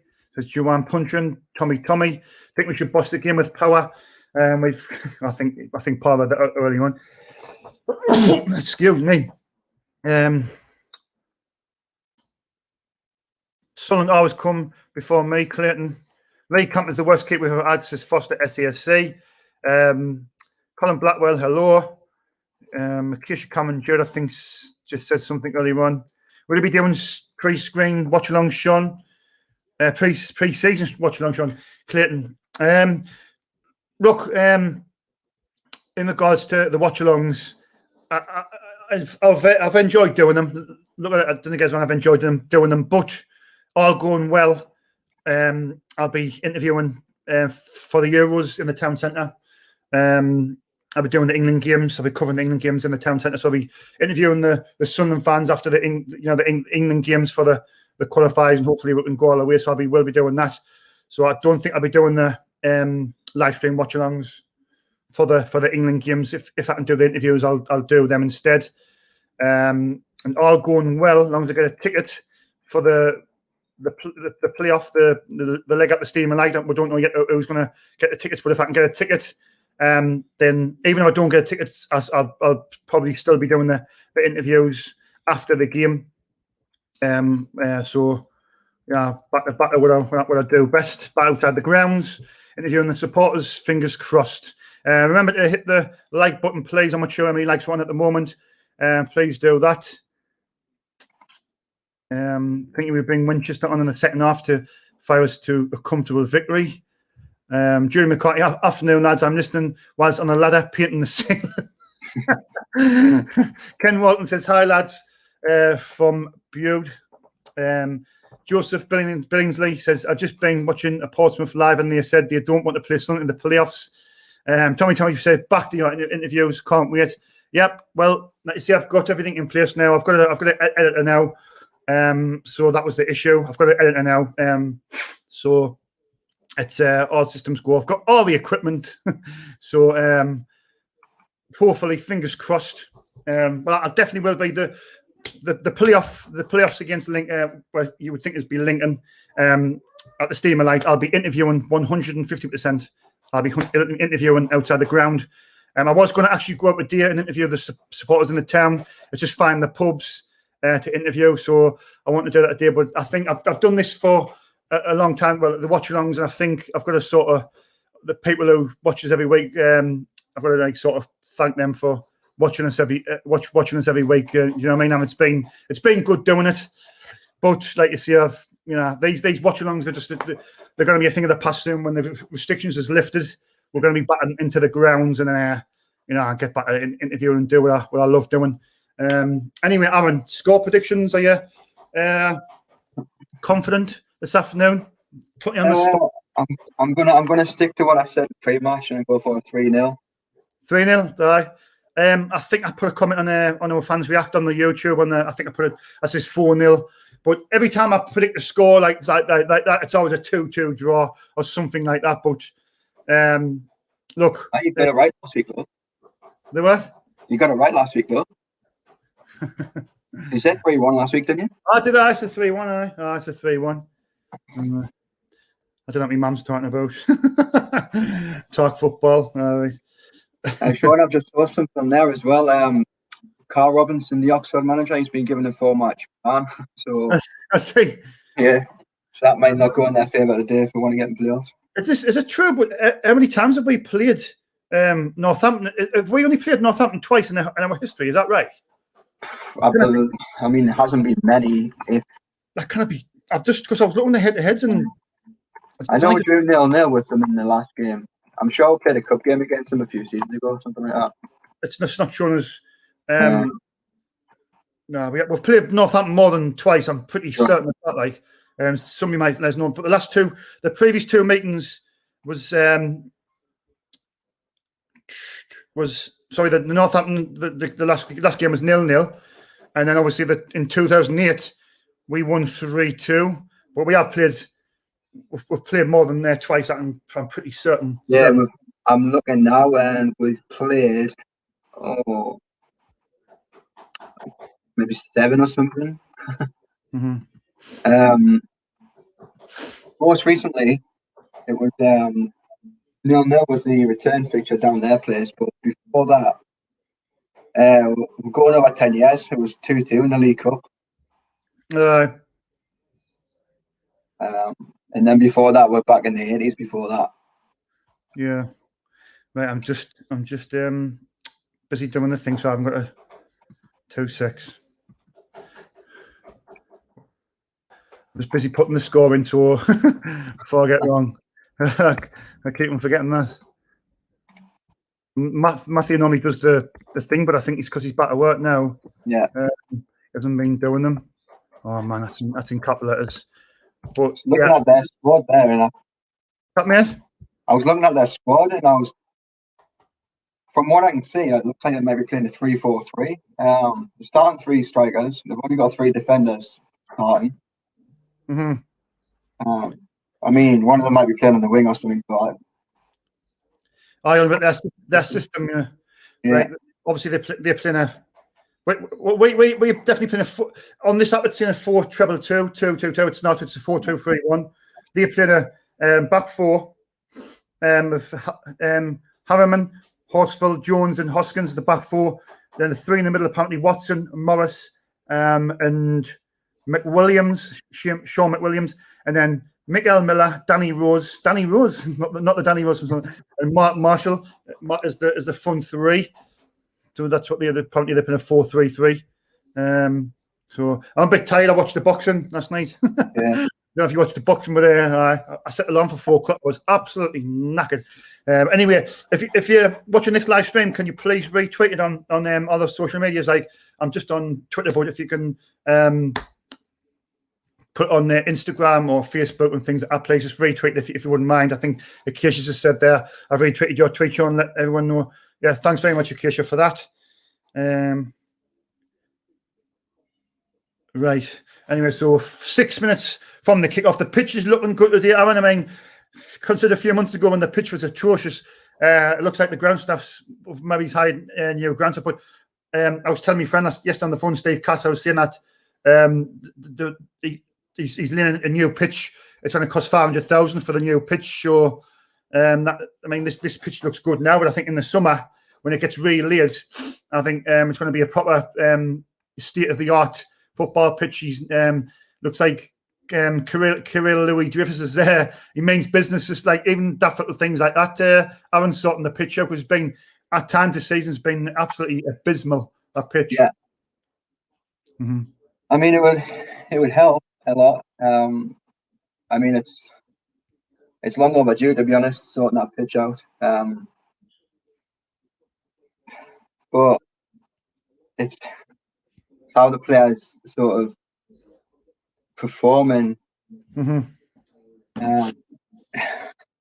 I mean, they should be able to perform at a high standards on any sort of pitch of professional. That's true. That's true. That's true. I know what you're saying. You can't use the you can't use the football pitches as an excuse. Same for both teams, isn't it? Yeah, you play football from a young age, and you're playing some terrible pitches, but that's just a feeble excuse, isn't it? Let's be honest. Yeah. But anyway, I'm just going to retweet on the. I'm going to retweet on Twitter, so I'd like to see it on the live chat. Please retweet if you can. Jesus, 18 notifications. I don't know what's happening there. Wow, Jesus. Getting a load of notifications now. I've got 18 there. Dave the Rave has just messages. We hope we win in the playoffs. I haven't seen Dave for ages. I'm sure he'll be raving wherever he is. 4 minutes till the kickoff. Ben Carr, I think, going to join us for the second half. Ben Carr, who I've done the watch alongs with quite a lot, he's going to hopefully come in for the second half. Jimmy Paddy's 2-2 all the way. 9 league games, 2 times in the FA Cup. Oh, I think AJ is the statman. I think he's saying that how many times we've played them. Because it's only coming up with twice on there. We've played them more than that. And absolutely. Yeah, we have, yeah. I'm certain of But that. not in recent years, no. No, I think we played them in the 80s, didn't we? We have played them a few times, I'm pretty certain. Yeah, we've played them, 11 times. 11 times, yeah. 1-6, lost 3 and drew 2. Yeah. So like I was saying, apart from 10 years ago in the League Cup, the one before that was 1988. Uh-huh. Right. Last time they beat us was 1966. There you go. I'm just retweeting all the things. But I've thanks everybody what's retweeted the things on Twitter. Thanks very much for that. Morgan Greer's a good friend of mine. He does the camera work as well for when I do my interviews. He's also a great keeper, great goalkeeper. I play football, so hi Morgan, hope you're well. Tommy says it would be good to keep a clean sheet today, take us into playoffs. Leonardo Cabral, Brazil. Leonardo Cabral again. I love Sunderland. We love you too. All right, so like you say, I mean, the two leg playoff, we can't sort of underestimate Northampton today, but Blackpool have got Bristol Rovers who's already at the bottom of the table. You'd expect Blackpool to win, Aaron. So they're going to finish third. So what happens is third place plays sixth, and sixth at the moment is Portsmouth. So it could potentially be Blackpool versus Portsmouth, and then obviously fourth versus fifth. So it'll be us versus Lincoln and the other one. The players are just coming out on the pitch. Looks like a nice sunny day. I haven't been out today, but. Do you know what? I still think Charlton's going to sneak in here for some bizarre reason. You think who? I think Charlton's going to sneak in for some reason. No, I think Portsmouth will win. I think Portsmouth will win that game. So, Sunderland, the Sunderland players are out on the pitch, ready to kick off. Northampton haven't come out yet. I've seen a lot of things on Twitter actually showing about their keeper. A lot of fans are unhappy with their choice of keeper today.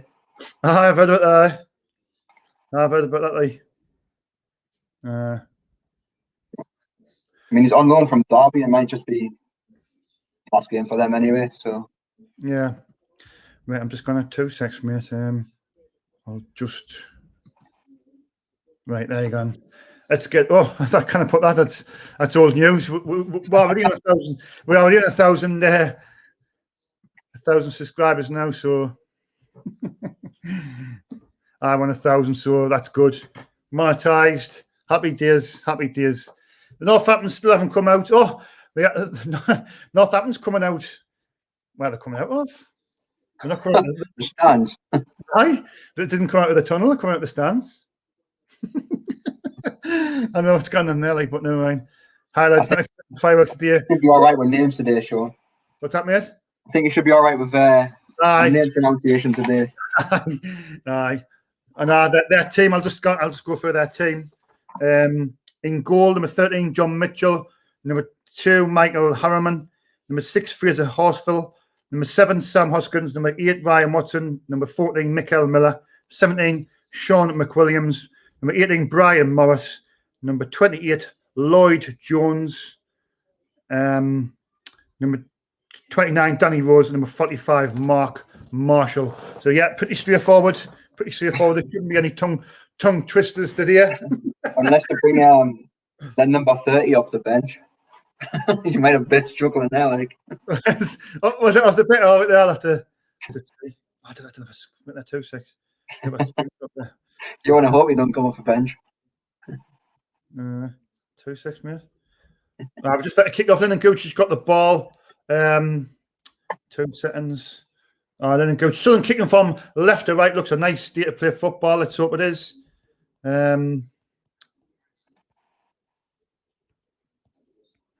Lennon Gooch is over the ball. The players just about to take the nail. Yeah, the players take the nail. What about you? Roughly the same as me, Aaron, yeah? Kicked off now. Kicked off now? Oh, yeah. I'm have to reboot it. Right, 2 seconds. I must only be a couple of seconds or something in front of the other. Right, I'll try and reboot it. Not far. I'm only 20 seconds in, Sean. I'll see if I can get up to you. Okay, because I think I started earlier in 2 seconds. Cook's loading up now. Right, 33, 34, 35, 36. Yeah. You're literally a second ahead of us. Right, that's all right. It's just language are roughly the same, right? Anyway, Northampton with the throw. Cleared to the centre. Good flick on. Max Power there in the middle, pins in the centre of the park there. Good pass to Jack Diamond. Jack Diamond takes a touch. Oh, nice nutmeg by Jack Diamond. Sprays it wide to Jordan Jones. Jordan Jones, who's playing on the left side of the midfield. Good pass inside to Lyndon Gooch. Lyndon Gooch does well to retain the ball there. Back to Jordan Jones. Jordan Jones. Oh, good turn from Jordan Jones. Lovely turn and a great shot, but it was a good turn from Jordan Jones there. He took two defenders. He took on two defenders with that turn. Puts his shot in, but the keeper was not troubling there. Jonathan Mitchell, and it's an easy save for the keeper. Jonathan Mitchell clears long downfield. Luke O'Nine's there, but I think it was Danny Rose who flicked the ball into throat to Sunderland.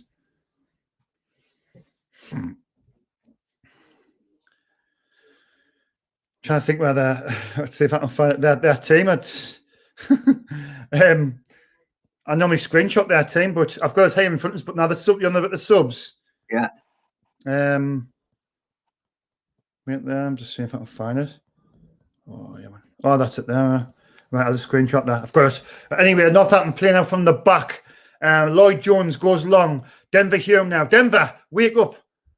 Denver Hume had the ball there. He mustn't have got the shout. There was a man on him, but the referee's blew the whistle for something. I'm not sure what for.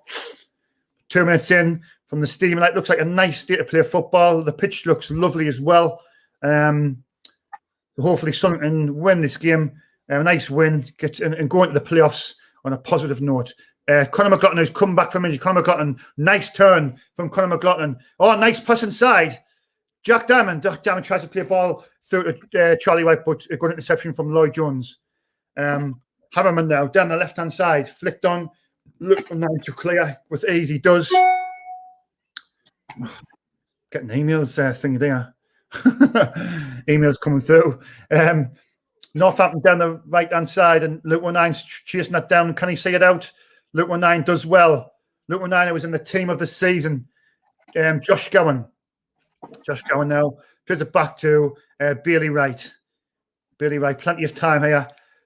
Someone playing the four at the back of the year with Conor McLaughlin, Bailey Wright, Luke O'Nine, and Denver Hume as the four. In the middle is sitting the two, Josh Gowan and Max Power. And then the three of Jordan Jones, Jack Diamond, and Lyndon Gooch. And then the striker, 30-plus goal striker of the season, Charlie Wyke.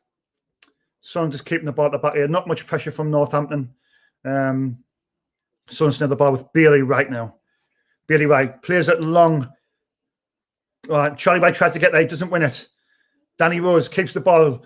And Brian Morris to Ryan Watson to, is that a foul? No. Sunderland get the ball now. Josh Gowan breaking forward. He's got options. Josh Gowan with a pull pass, but he gets to it. Lyndon Gooch now picks up to Charlie White. Charlie White is offside. There was a ball through from Lyndon Gooch, but I think Charlie was about a yard offside, I think. So it comes to no avail. First at SCFC says Ipswich 1, Fleetwood 0. I think I've got Ipswich on my coupon as well, I think. Just looking at the bench, Aaron. Yeah. I'll just look at some of the names on the bench. I know you wouldn't have a laugh, didn't you? Right, the number 30, if you can find it. Bulger, Jones, Roberts, Ashley Sale, Chukway, Mecca, and Gross. Do you know what? He doesn't come on the pitch. Josh Gowan now for Sunderland. Max Power pass inside. Jordan to McLaughlin. Good pass by McLaughlin. First time pass. Jack Diamond on his bike. He's got the defender on him. He turns. He's got support from McLaughlin. McLaughlin now plays the ball. No, he doesn't. He keeps hold of it. McLaughlin. He's looking for options, but there's not much on. He's got Lyndon Gooch. Gooch tries to take his man on, and Brian Moss does well. Holds Gooch up. Gooch wins the throw, though. Well done by Gooch. 5 minutes played at the Stadium of Light and on SAFC. Fans, remember to subscribe to the channel. It's absolutely free, and it doesn't cost a penny. Please subscribe to the channel. It only takes a couple of seconds to subscribe. Conor McLaughlin now with the throw for Sunderland. McLaughlin looking for options. Scowen to McLaughlin. Back to Josh Scowen. Scowen inside for Power. Power first time pass. Lyndon Gooch. Lyndon Gooch on his right foot. Plays it cross in the box. And the keeper flicks it over the bar. Charlie White was there, but the keeper flicks it over the bar. He wasn't taking any chances. And it's a corner to Sunderland. Right start. It was nice at the bar by Gooch, but I think the keeper it should have been the keeper's. Let's be honest, it was, Anyway, Jordan Jones with the corner. 6 minutes gone from the Stadium Light. Corner comes in. Comes out. Oh, it's Jack Diamond. Oh, he took a touch. Jack Diamond, it felt to him nicely, but he took too long. And it could be a chance of a break here. It's Mikel Miller. Ball over the right-hand side now. And Sunderland get back in numbers. But there's a break down the right. And it's Mark Marshall. He does well, but so does Denver Hume. Denver Hume does well there. And Sunderland win I thought it was going to be a free kick. It's a throw, I believe. But there was a chance there for Northampton on the break. Sunderland just were put plenty of men forward. But Sunderland got back in numbers and done well in the end. But it was a good break by Mark Marshall. But Sunderland deal with it. It's Conor McLaughlin now for Sunderland. Conor McLaughlin goes long, and it's going to go all the way back to the goalkeeper, Jonathan Mitchell. Philip Stout says, I'll go with a 3-1. Come on, you Reds, keep the faith. Remember to give the lads a like. And it's got a black and white heart. I think that's a mistake there by Joanne. Anyway, Sam Hoskins goes back to his central defender.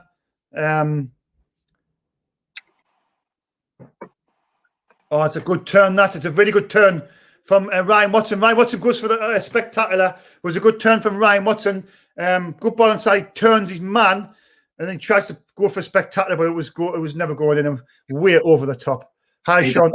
As well. Hi, Sean. Stephen Falona's 38 in the live chat. Give the lads a thumbs up. It's red and white. It's not red and white. It's black and white. Aaron, is that black and white? What Joanne's put of the black and white heart? This is at my end. Black and white.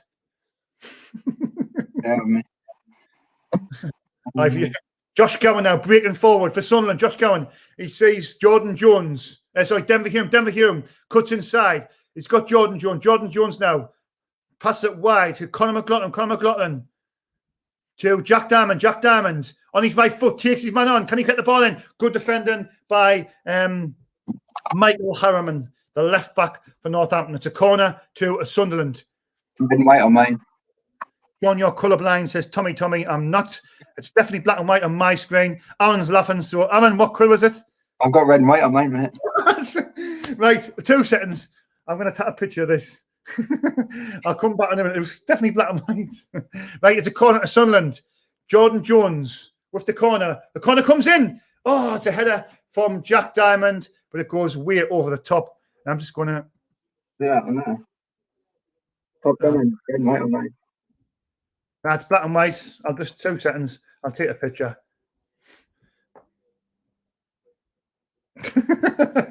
Right, we're there. Right, look. Can you see? I can see on yours, yeah. Black and white. Not happy. Anyway, the ball goes long and it goes all the way back to Lee Burge. Conor McLaughlin now for Sunderland. Sprays it wide to Luke O'Nien. Luke O'Nien's in the team of the season. I think it was McGeady, O'Nien, and Lee Burge. Yeah, was in the team of the season. Do we have 3 players in the team of the season? Yeah, 3 have just meant. Oh, hang on.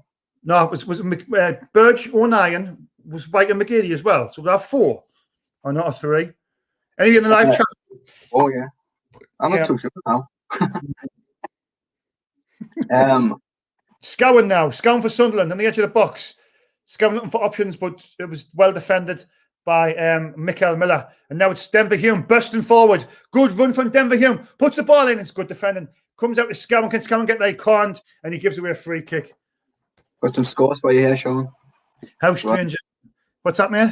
Peterborough's 2-0 up at Doncaster. Ipswich is 2-0 up. And Oxford's winning 1-0. Yeah. AJJ says 4 players. Steve Flanner says 4 players. So I'm assuming it's Lee Burge, Luke O'Nien, Charlie White, and McGeady. I would imagine it's them 4 lads. If you can let us know, but I'm pretty sure that's what it was. I haven't got time to check, so I'm commentating. But if you can, how strange is that? He knows who's boss.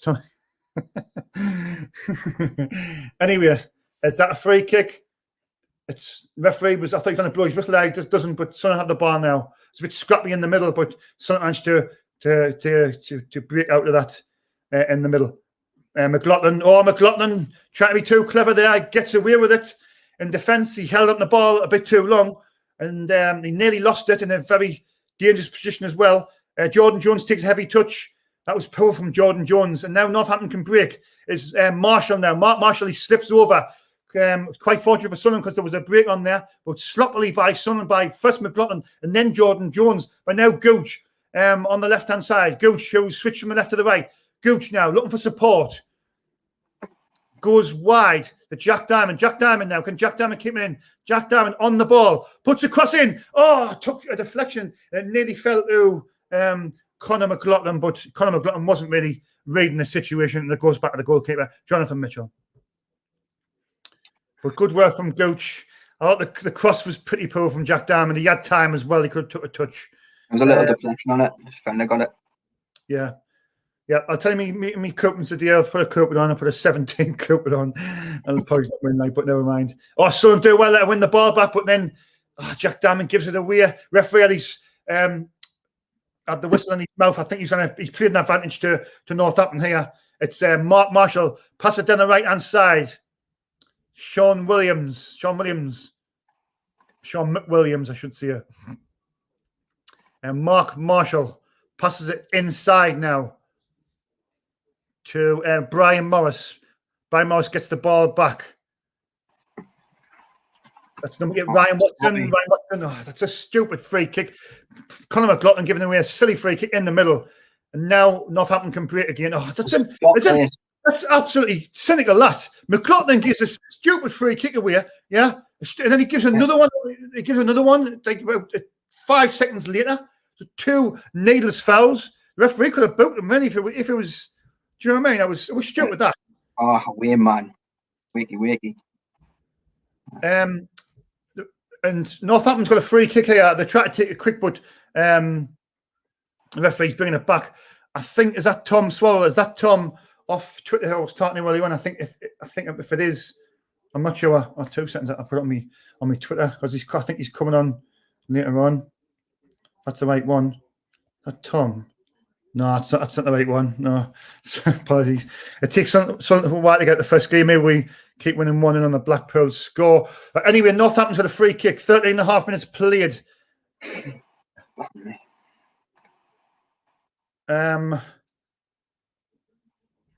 There's 2 men over the ball. The ball comes in. Oh, there's a chance. Oh, it looked like a free header. The referees give a corner there. But there was nobody marking there in the box. Something went very, very sloppy and marking up there. Ball comes in from number 4. Mark Marshall puts the ball in. And that come off a Northampton head. And referees give a corner. Might have just took a deflection off our players. Can you believe it? Anyway, Marshall with the corner. Corner comes in. Headed clear from Charlie White. Charlie White doing his job at the back. Well done, Charlie. But Northampton had the ball. It's a sloppy pass, but they get away with it. It's number 14, Mikael Miller, to Mark Marshall. Mark Marshall. Oh, it's a good turn for Marshall. Back to Miller. Mikael Miller goes back to Brian Mouse. Brian Mouse, good pass inside. Northampton passing the ball about well here. Sunderland just pressing them a little bit. But Sunderland do well, and they're pressing them to go all the way back to Lloyd Jones, to Horsell, to Sam Hoskins, back to Hoskins, and Hoskins has to go back to the goalkeeper, Jonathan Mitchell. Good pressing by Sunderland there. DJ Loza, we look all over the place. Yeah, well, remember, this is a team that's relegated, so they've got nothing to play for. So it should be a victory today. I'm not being disrespectful, but it should be a victory today. Wise words. Marshall keeps the ball, does well. He's a good little player, and you can see. Marshall, good tackle from Denver Hume. Good tackle. Someone's got to break quick, though. Good turn from Jack Diamond. Jack Diamond on the front foot. He's got Jordan Jones now. Jordan Jones taking it forward. Back to Jack Diamond. Someone just look like, come on, have a bit of oomph about you, a bit of urgency.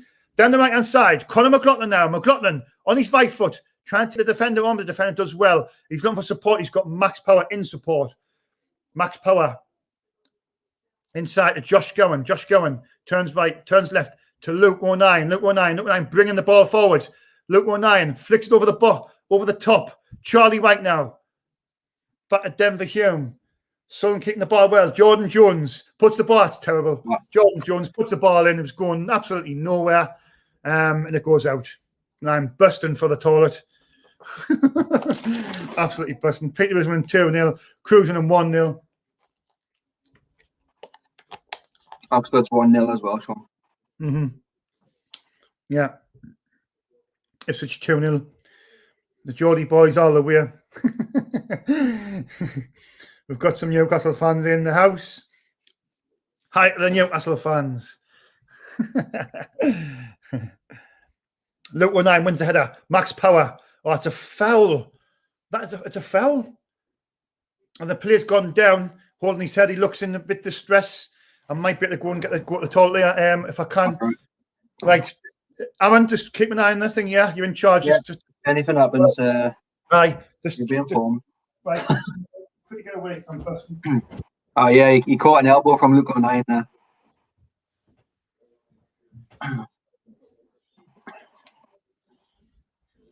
Players are just taking a drinks break while this Northampton player is receiving treatment.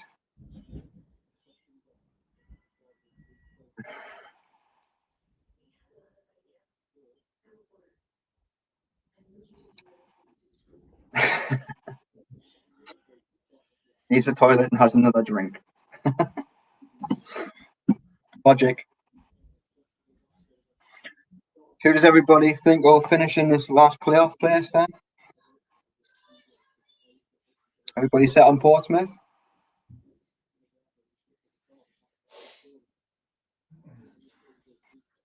Player still receiving treatment.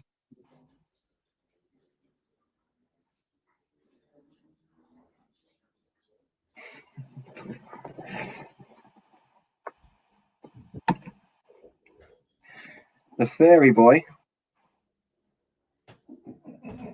I'm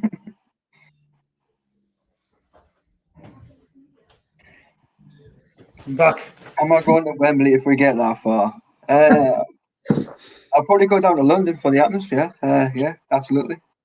The game's there. I was busting for the top. I had 2 Red Bull earlier on. Joanne Punch said, "Oh, you're going to Wembley if we get there, Aaron?" Oh, you just said, aren't you?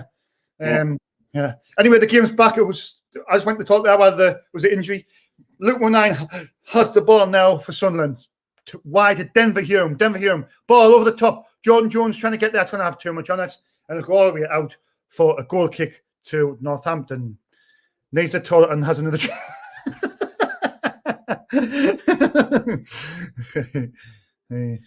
Don't start.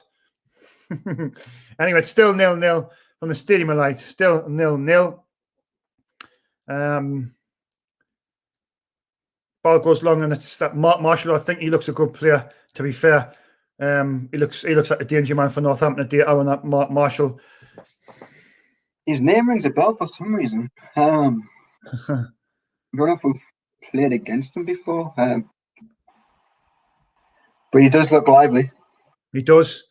Josh Gowan now has the ball. It's a free kick by Northampton. Sunderland can bring it out from defence. Bailey right now. Colin McLaughlin down the right-hand side to Jack Diamond. Jack Diamond bursting forward. Good play from Jack Diamond, but he runs into a brick wall. But the referee gives a free kick. I thought that was maybe a little bit harsh, but I'll take it. Blackpool fan for life. The Tangerines will win the playoffs.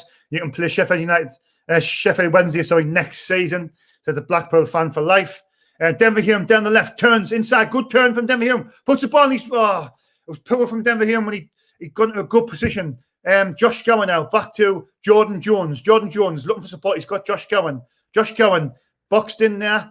Plays the ball. Oh, it's a good ball from Josh Gowan. Colin McLaughlin to Jack Diamond. Jack Diamond. It's good defending from Northampton, to be fair. Max Power now. Max Power. He's looking for options. Nothing on. John Jones. Oh, that's definitely a foul. That could be a yellow card. It was well late on Conor McLaughlin. Power tries to play a quick free kick, but it'll come back. Mikael Miller with the foul. The referee's coming up. I don't know if he's giving me a yellow card, is he? Yeah. Mikael Miller is on a yellow card. It was a very late tackle. It really was. Aaron James, yes, I'll be heading down to Wembley, even though I probably won't get tickets, but the atmosphere will be brilliant. Yeah, everybody just thinks we're going to get to Wembley. We'll be in Trafalgar Square and Covent Gardens, but we've got to beat Lincoln first in the two-leg playoff. Couldn't. I think we should, but you can't underestimate them. It's Sunderland now. Have a free kick. I think Denver Hume will probably take this, but Jordan Jones is there as well. Denver Hume and Jordan Jones over the ball. Plenty of Sunderland men in the box. Jordan Jones puts the ball in. It comes to Josh Gowan, and it's a foul. Foul by Sunderland in the box, and Northampton have a free kick. Need to pack that in, giving away fouls like that as well. And that's ridiculous. It is ridiculous. Like AGJ with the stats as always. Mark Marshall 1 goal, 66 to 34. Jamaican always there. Thanks very much, AGJ with the stats. The stat man, I call him. The stat man. Hi, the Black Cat podcast. Called the Adopted Mackham. Hi to him. We will go to the championship. Blackburn and stay in the League One, Paul. Long ball now over the top. Sun's got to defend this. Forward. And Sunderland they make a right mess of that as well. Between O'Neill and McLaughlin, the two of them make a mess of it. And now Northampton have a corner.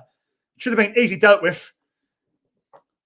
Luke O'Neill. It was power from Luke O'Neill, to be fair. Right, anyway. The ball comes in. Deflected. Good defended by Sunderland. Cleared by Sunderland. Power bursting out to try and receive the ball. And good work from Power there.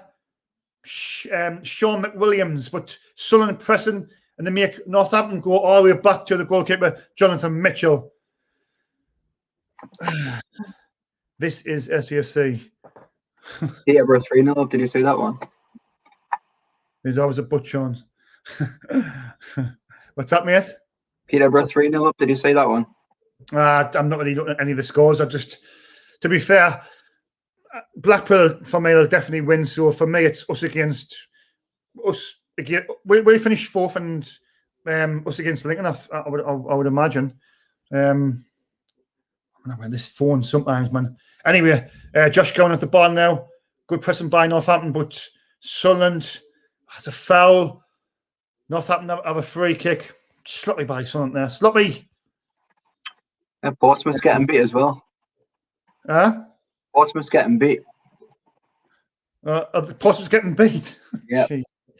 Jesus God. So as it stands, Oxford in sixth place, aren't they?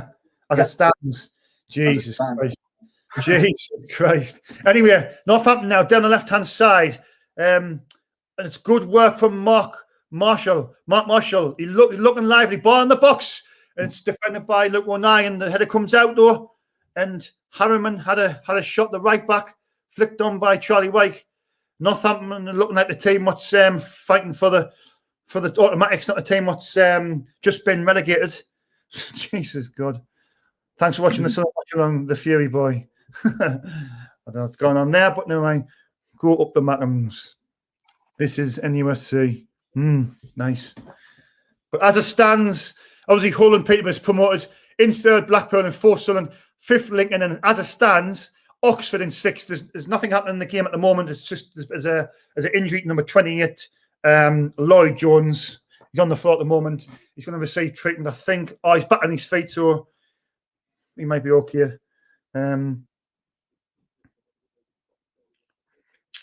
Anyway, so as it stands, Oxford are in that sixth. So Portsmouth are getting beat. Charlton are not winning the draw. So as it stands, Oxford are going to be in that final playoff place. Wow. Right. Sean McWilliams plays it long. Bailey Wright wins the header. And Sunderland get the second ball. Conor McLaughlin sprays it wide, but power by Conor McLaughlin. But it's well done by Northampton. Spatter defender. Forsell now inside to Morris. Brian Morris now. I worked with a Brian Morris before, a few years ago at Nissan. What's that, mate? He's on loan from Portsmouth as Brian Morris. Pompey losing now. You already know about the Pompey losing. The ball's out at the moment. 25 minutes gone from the Stadium of Light. It's still Sunderland 0, Northampton 0. You know, it's really just a poor game, isn't it? Really hard commentating games like this. I mean, stop starting it. Imagine commentating on the Champions League. I'm watching the Champions League last week and the Man City games and the Paris Saint-Germain. Anyway, Northampton breaking now. Down the left-hand side, the danger man for Northampton, Mark Marshall. He's going to get there, and it's a corner. He's looking lively, that Mark Marshall. Every time down this left, he was on the right, he switched to the left. He's looking like if there's a goal going to come, it's going to come from him. And he's on the ball, and he wants the ball all the time. He's looking lively, looking dangerous. So it's a corner to Northampton. Mark Marshall with the corner. It's a poor corner though, and it's cleared by I think Luke 19. Wasn't Luke 19? No, it wasn't Luke 19, but it was cleared by a Sunderland player. Northampton go from a corner back all the way to the goalkeeper, Jonathan Mitchell. Yeah. Anyway, in the live chat, if we get to Wembley, let us know if we get to Wembley, if you're going to go to Wembley, if we get there. Let us know in the live chat. I know a few people will be going. I definitely will be going, even if I don't get a ticket. I'll sleep outside the Wembley Stadium if I've got to. Anyway, Bailey right now in defence. Josh Gowan for Sunderland, bringing the ball out to Lyndon Gooch. Bailey Wright to his defensive partner, Luke O'Neill. Luke O'Neill sprays it wide to Jack Diamond. Jack Diamond on the right today for Sunderland. Sunderland just keeping the ball here. We haven't really done anything in this game, Adam. Like, you know, as a attacking sense, it's been pretty poor. Not being disrespectful to Northampton, but they are a team that is relegated. That's a sloppy pass from Power, but he gets away with it. And I think it was a free kick. I'm waiting, Sean, for the unbelievable. Or will it be at the end of the game? Yeah, plenty of time. Max Power, pass inside. Lyndon Gooch. Oh, it was a pass on to Diamond, but the pass wasn't strong enough, and it was well defended from Northampton. But it was, if the pass was better, Jack Diamond was in there, and now Northampton can break. Northampton's got men bursting forwards, but the Northampton player actually slipped on the ball. He's appealing for a free kick. He fell on the ball. Jordan Jones now. Max Power. Come on, Sunderland. Have a bit of urgency about you. Jack Diamond waiting for Christmas for the ball to come to him, and he gets away with it. But Sunderland win a throw. Sunderland 0, Northampton 0. 28 minutes gone from the stadium and live on SFC. Fans react. Don't forget to subscribe to the channel. It's absolutely free. It doesn't cost a penny. And there's a season card, a chance for the winner of the season card for next season. You've got to be subscribed to the channel. Don't miss out on that. Oxford 2, Burton 0. Joanne Punchin talking about hotels. I booked the hotel. Yes, I already know. Joanne, you were on the fully boat. Yeah. Joanne and Dave will be going, but if we don't get there, they can cancel, and it's a free cancellation free. But if it's not Wembley, it could be at Old Trafford, it could be somewhere else. If the Champions League final doesn't get played in Turkey, because Turkey is in lockdown at the moment. Anyway, there's a break on for Northampton. Good defending by Denver Hume. Good defending from Denver. And Bailey Wright can pick up the pieces. Bailey Wright to Luke O'Neill. Max Power now sprays it wide to the left back, Denver Hume. Denver Hume bringing the ball forward. Treks inside. He's looking for options. Just no urgency about Sunderland at all, is there? Scowen. Nice pass inside. Jordan Jones to Charlie Wyke. But Charlie Wyke tried to flick it back to him, but the ball wasn't good enough. And Northampton can clear with ease. Bailey Wright giving away a needless free kick. Absolutely cynical from Bailey Wright. An experienced veteran, 30, I think he's 33 or 34, gives away a stupid free kick. It wasn't needed. It was so cynical. 30 minutes gone, still Sunderland 0, Northampton 0. Sunderland, to be honest, haven't really created one chance against already relegated Northampton Town. That tells you everything you need to know. Harriman now, down the left-hand side. Good flick on. It's a foul on. Scrappy this game. It's honestly, it's painful after the commentate. I'd love to commentate a Champions League game like another games during the week, Man City's and Paris Saint-Germain's and the other semi-final was the other semi-final. Anyway, Sunderland, is that foul? It's a foul on Charlie Wyke, and Sunderland have a free kick. But yeah, they say the Paris Saint-Germain game was a good game. Chelsea Real Madrid. I watched that game. Chelsea were brilliant. Absolutely. I'll tell you what, Thomas Tuchel what a coach. He's looking like Biggin. He's outsmarted a few managers, hasn't he, the last few months. He even beat City yesterday, I know. I think Chelsea could do Man City in the final. Anyway, Jack Diamond now on the right-hand side. Jack Diamond bursting forward, trying to take his man on. Jack Diamond, it's good defending from Mikael Miller, who's on a yellow card, so he needs to be careful.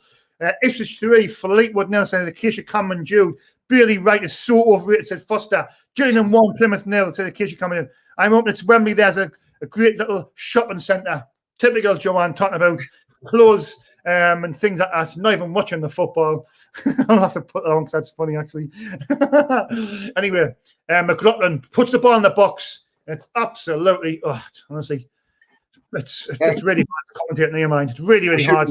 We shouldn't move the game, really. We should keep it at Wembley. The Champions League should just be played at something like, I don't know, Villa Park or something, maybe. The Champions League, because Turkey's in lockdown, it mightn't go ahead. So I think Wembley might get that, but then they might just put it back a couple of days. So I'm not sure. Anyway, back to the game. Luton 9 wins the header, flicked on by Jack Diamond. It's been absolutely. I'm not going to beat about the bush. It's been really, really poor. I would see a lot more words. Obviously, I don't want him because his kids watching. Try not to swear. I think the closest we've came is Josh Scowen hitting about 30 yards over the pot. This has been really, really, really poor. I mean, look at. Sunderland know they're going to finish automatic. The players just going through the motions, but you still want to win the game. Do you know what I mean? Going to the. Oh, anyway, Sunderland have a chance of Brittany. Jordan Jones on the to Lyndon Gooch. Lyndon Gooch now, has he got options? He tracks back to. Oh, why would you pass it back? Lyndon Gooch, first of all, he brings it back to Jordan Jones. Jordan Jones passes the ball back to Lyndon Gooch. It was offside. Honestly, if you're watching this game, and if you just listen to me commentary, it's been really, really, really, really poor. I mean, oh, God. I haven't watched Real Madrid and Chelsea, Paris Saint-Germain and Man City. I mean, watching a game, watching some world-class footballers. You watch Sunderland. I even watched Derby Sheffield Wednesday yesterday, and it was oh, it's absolutely, honestly, unbelievable. Unbelievable. Anyway, I wouldn't feel confident going into the semi-finals in the playoffs playing like this. And anyway, it's apologies. It's my Christ, man! Fouls are given away. Really hard, man. Conor got on his third foul. I think he's going to go in the book. And for me, he just deserves it. You just get that's stupidity. That's absolutely stupidity from Conor McLaughlin. Is he going in the book? I tell you what, the referee is not going to put him in the book, but he's really lucky. Really lucky. I apologise if I cry watching this game. Somebody, Captain of the Seas. Just found the channel. Great to see you up and running again. I've been on this channel for a few months. Obviously, when I start doing my interviews, I think that's when the channel, me, Paul, and Matthews discussed this. It'll obviously, it'll be a lot better for the channel because people will see the interviews and will watch them. But I think a lot of people still don't know that this is my new channel, my new home. It will be for the foreseeable future. Got a great team at SAC, Fans React, and I'm over the moon to be part of the team as well. So remember, Captain of the Seas, spread the word. I will be out and about soon doing interviews, so I'm happy about that. Anyway, back to the game, there's nothing happening at the moment. But Max Power passing back to Bailey Wright. It's been hard commentating this game, man. Max Power now for Sunderland to Jordan Jones, back to Max Power. Sunderland haven't created one chance in this first half against a side that was relegated. Jack Diamond cuts inside. Jack Diamond. This is where Sunderland's problems lie. Nothing in the middle. Power sloppy. Absolutely terrible from Max Power. And now Northampton can break. It's a good pass, not a bad pass. Well read from Bailey Wright, but it was the pass what was power. And now Sunderland on the attack. Jordan Jones now, one-on-one with the defender. Jordan Jones on his left, on his right. He's looking for options and there's nothing on. Max Power now. Max Power to Bailey. Is that Bailey Wright playing left wing? Bailey Wright on the left wing. Ball comes in and it's deflected and it goes for a corner. We are just all over the place. Yeah, it's horrendous. Absolutely. Honestly, I'm not joking. This has been. I've done these watch-alongs for a few months now. This is the hardest game I've had to commentate on so far. This has been absolutely. Bailey Wright was one of the only players in the box there. Jordan Jones with the corner. Plenty of Sunderland men in the box. Ball comes in. It's punched away by Jonathan Mitchell with ease. And Sean McWilliams can clear down the left-hand side. Good flat. Oh, that's a good header inside. And Sunderland's in trouble here. But the ball was poor. But it was good work from, I think, Mikael Miller. Headed it inside. And Northampton in there with a chance. But That ball over through. yeah. Joanne Punch says, give the lads a like for the commentary. Exactly. That's lovely. Thanks very much for that, Joanne. It's been really hard commentating this game. It's been diabolical. Max Power now down the right hand side to Conor McLaughlin, inside to Jack Diamond. Jack Diamond looking for options. Sunderland just strolling around like it's a training game. There's no urgency about us. Nothing. Good pass inside though. Charlie White, Jack Diamond on his left foot, on his right. Jack Diamond, right foot. Oh, that's power from Jack Diamond. Conor McLaughlin, a man on him to Jack Diamond. Jack Diamond on the right hand side, on his left foot, puts the ball in. Oh, that's power from Jack Diamond.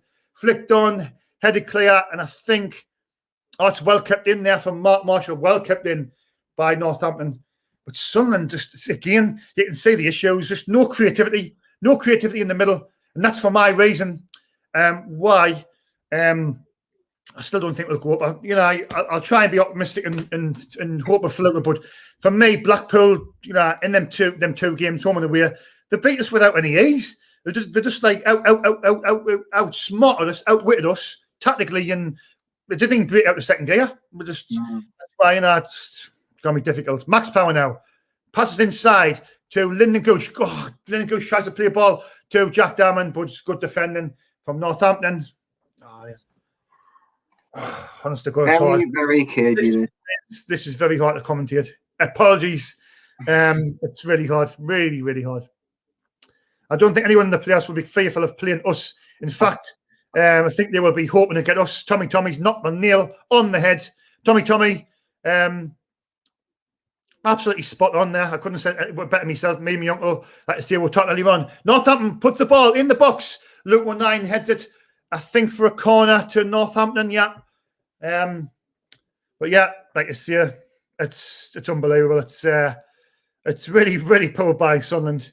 I mean, this is not a team that's, for me, looking like the I mean, people can see it's a game that's not important. But look at, if it's not important, then don't play these players. Play your youngsters. Do you know what I mean? Yeah. So effectively, it is important. And I'm looking at them players and saying, a team. Oh, what's happened there? It's important for morale as well. We don't really want to be. I don't know what happened there. Did that go off there? Or not? I don't know. My screen just went off. I don't know what happened there. I would like to say it's a corner to Northampton. 38 minutes gone. 39 minutes gone. Mark Marshall with the corner. Good ball in. Headed clear by Sunderland. And the game by Sunderland. I think it was Scowen in there. Might have been Luke 19 cleared. And it goes out for a throw into Northampton. Barring the Plymouth game, based on the games before that, we don't even deserve to be in the playoffs. I'll tell you something now. As Tommy said earlier on there, I don't think nobody will be. Yeah, Aaron, will anybody be fearing playing us in the playoffs? Let's be honest, mate. Will they? If they were fearing us, they would be pretty silly to be fearing us, to be honest. I think, honestly, anybody in the playoffs now will be looking and going, we want to get Sunderland. Do you know what I mean? That's I said this a few games ago, honestly. Really have. Anyway, Josh Cowan bringing the ball forward, to Lyndon Gooch. To Denver Hume now. Denver Hume with a bit of space. Denver Hume, tries to be clever, but it ricochets, comes back to Lyndon Gooch. Gooch to Jordan Jones, putting the ball in the box. Oh, it wasn't a bad ball. There was two men in there, Charlie White and Jack Diamond. It didn't come to one of them. But has that come off a Northampton player? It might have, and it might be a corner. Aaron, is the ball come in? Oh, it's the corner to Sunderland. Jordan Jones is coming across. Give our man Joanne, get to the middle house. I'm back on the wagon. Aye. The Fury Boy says you should commentate on the Toon game. What do you think now? And me commentating on the Newcastle games? May as well give it a try. Maybe entertaining this at the minute. Anyway, it's a corner to Sunderland. The referees just having a word with the players. I think there's a little bit of argy-bargy there, a little bit of handbag stuff, but nothing serious. Thanks to everybody who's watching in the live chat. Remember to hit the like button and remember to spread it on the social medias, please. Connor Sunderland, ball comes in. Jordan Jones. Oh my Jesus, goodness gracious. Honestly, God, man. Jesus, goodness Christ, God. There was a corner, right? There's about 6 Sunderland players in the, next to, oh God, honestly. So it's really hard, this, it's really, really hard. Apologies. That was absolutely just oh no, God! Honestly, it was comical. The ball comes in, and there wasn't one player on the penalty spot. They were all in the 5-yard box, the 6-yard box. Oh God! Honestly, you couldn't make it up.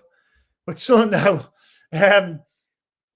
Bailey Wright now, to Luke 19, to Denver Hume now. Denver Hume. Come on, Denver. Go forward. Puts the ball in the box. It's headed clear from Lloyd Jones. And it's a foul by Sunderland. Another needless foul by Sunderland. Doncaster nil. Peterborough 4 says a Kitch Cameron Jude. Foster SSA said diabolical. I have to agree. It's not diabolical. It's absolutely spineless. Pathetic this is by Sunderland. And sorry, I'm just going to see it how it is. This is not a sign of a team what's even going to win in the 2-leg playoff. Absolutely pathetic. As we speak. Anyway, Bailey right now. Conor McLaughlin. I know people say, well, this game's it's needless. It's when you play the 2-leg playoff, the next 3 games. But look, come on, man. Come on, man. Every game matters because we need to be getting these playoffs with decent performances behind our back. Yeah. We're literally doing worse than limping into these playoffs. Yeah, it's just Max Power now inside. And that's going to be a foul. Referee, no. Lyndon Gooch gives the ball away. And now it's Mark Marshall who's looked dangerous. He looks promising. He's bursting forward. He's got options left and right. That's a foul by Sunderland. Not given that yet. Josh Gowan, that looked a foul to me. Josh Gowan now. Come on, go forward. Forward, Sunderland, forward. Jack Diamond now. And Sunderland again. Just getting to a certain point, and there's nothing on. Max Power. Why would you do that? Honestly, it's... it's not going to be a brick wall hard enough for the way I'm feeling in a minute. Absolutely unbelievable. Oh, God almighty. This is the worst game I've ever seen in my life.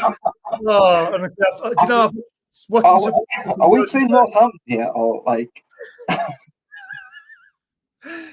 Honestly, I'm not exaggerating. For all the people that's watching this, or they're just watching me, this is it's been absolutely awful to watch.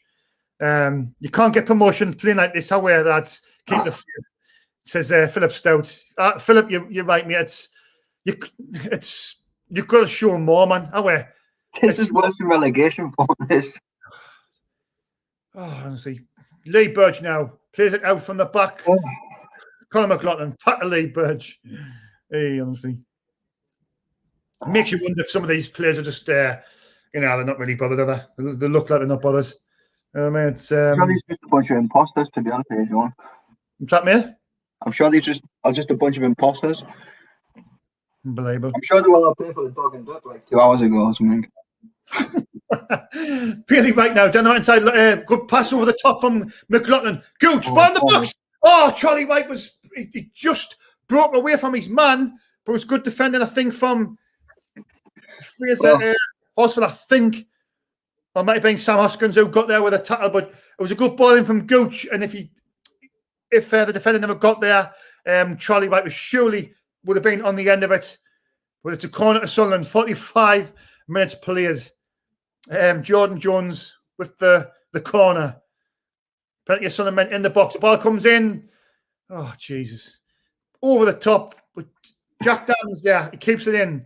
He's got a defender around him. Takes himself on there momentarily. Lyndon Gooch looking for options. Ball over the top to Jack Diamond. Jack Diamond trying to take himself on. On his left, on his right. Jack Diamond falls over himself. Takes himself on, then falls over himself. Jack Diamond. Geez. Yeah, Sean, the match might be dreadful, but I've had a comment on the live stream. They're enjoying the stream though, so that's a good thing. I apologies. Where was that comment? I'm trying to read. Annie. It's Hannah, yeah. Oh, enjoying the stream. Thanks very much. I'll put that on because she's always commenting comments. So thanks, Honey95. Jordan Jones now, bursting forward. He's got 3 men around him. He's trying to run through a brick wall, basically, Jordan Jones. He can't. It's defended well by Northampton. 2 minutes to go in this first half. Oh, God, honestly. Oh, it's honest to God. Unbelievable. 1 more minute left of this soul destroying. That's just the first half. Josh Gowan, I think he's going to go long here. He's going to go long, Josh Gowan. Long throw. Bailey Wright flicks it on. Good flick on my Bailey Wright. The defender slips. Gooch looking for options. Max Power shoots. Oh, Power sides foot the shot, but it goes wide. Should have just put his foot through the ball. Never mind. But it was good work from Gooch. The defender slipped, but Max Power edge of the box shoots and it goes wide. He's the replay. Gooch does well. Passes it. Power. It was always going wide. Yeah, always going wide.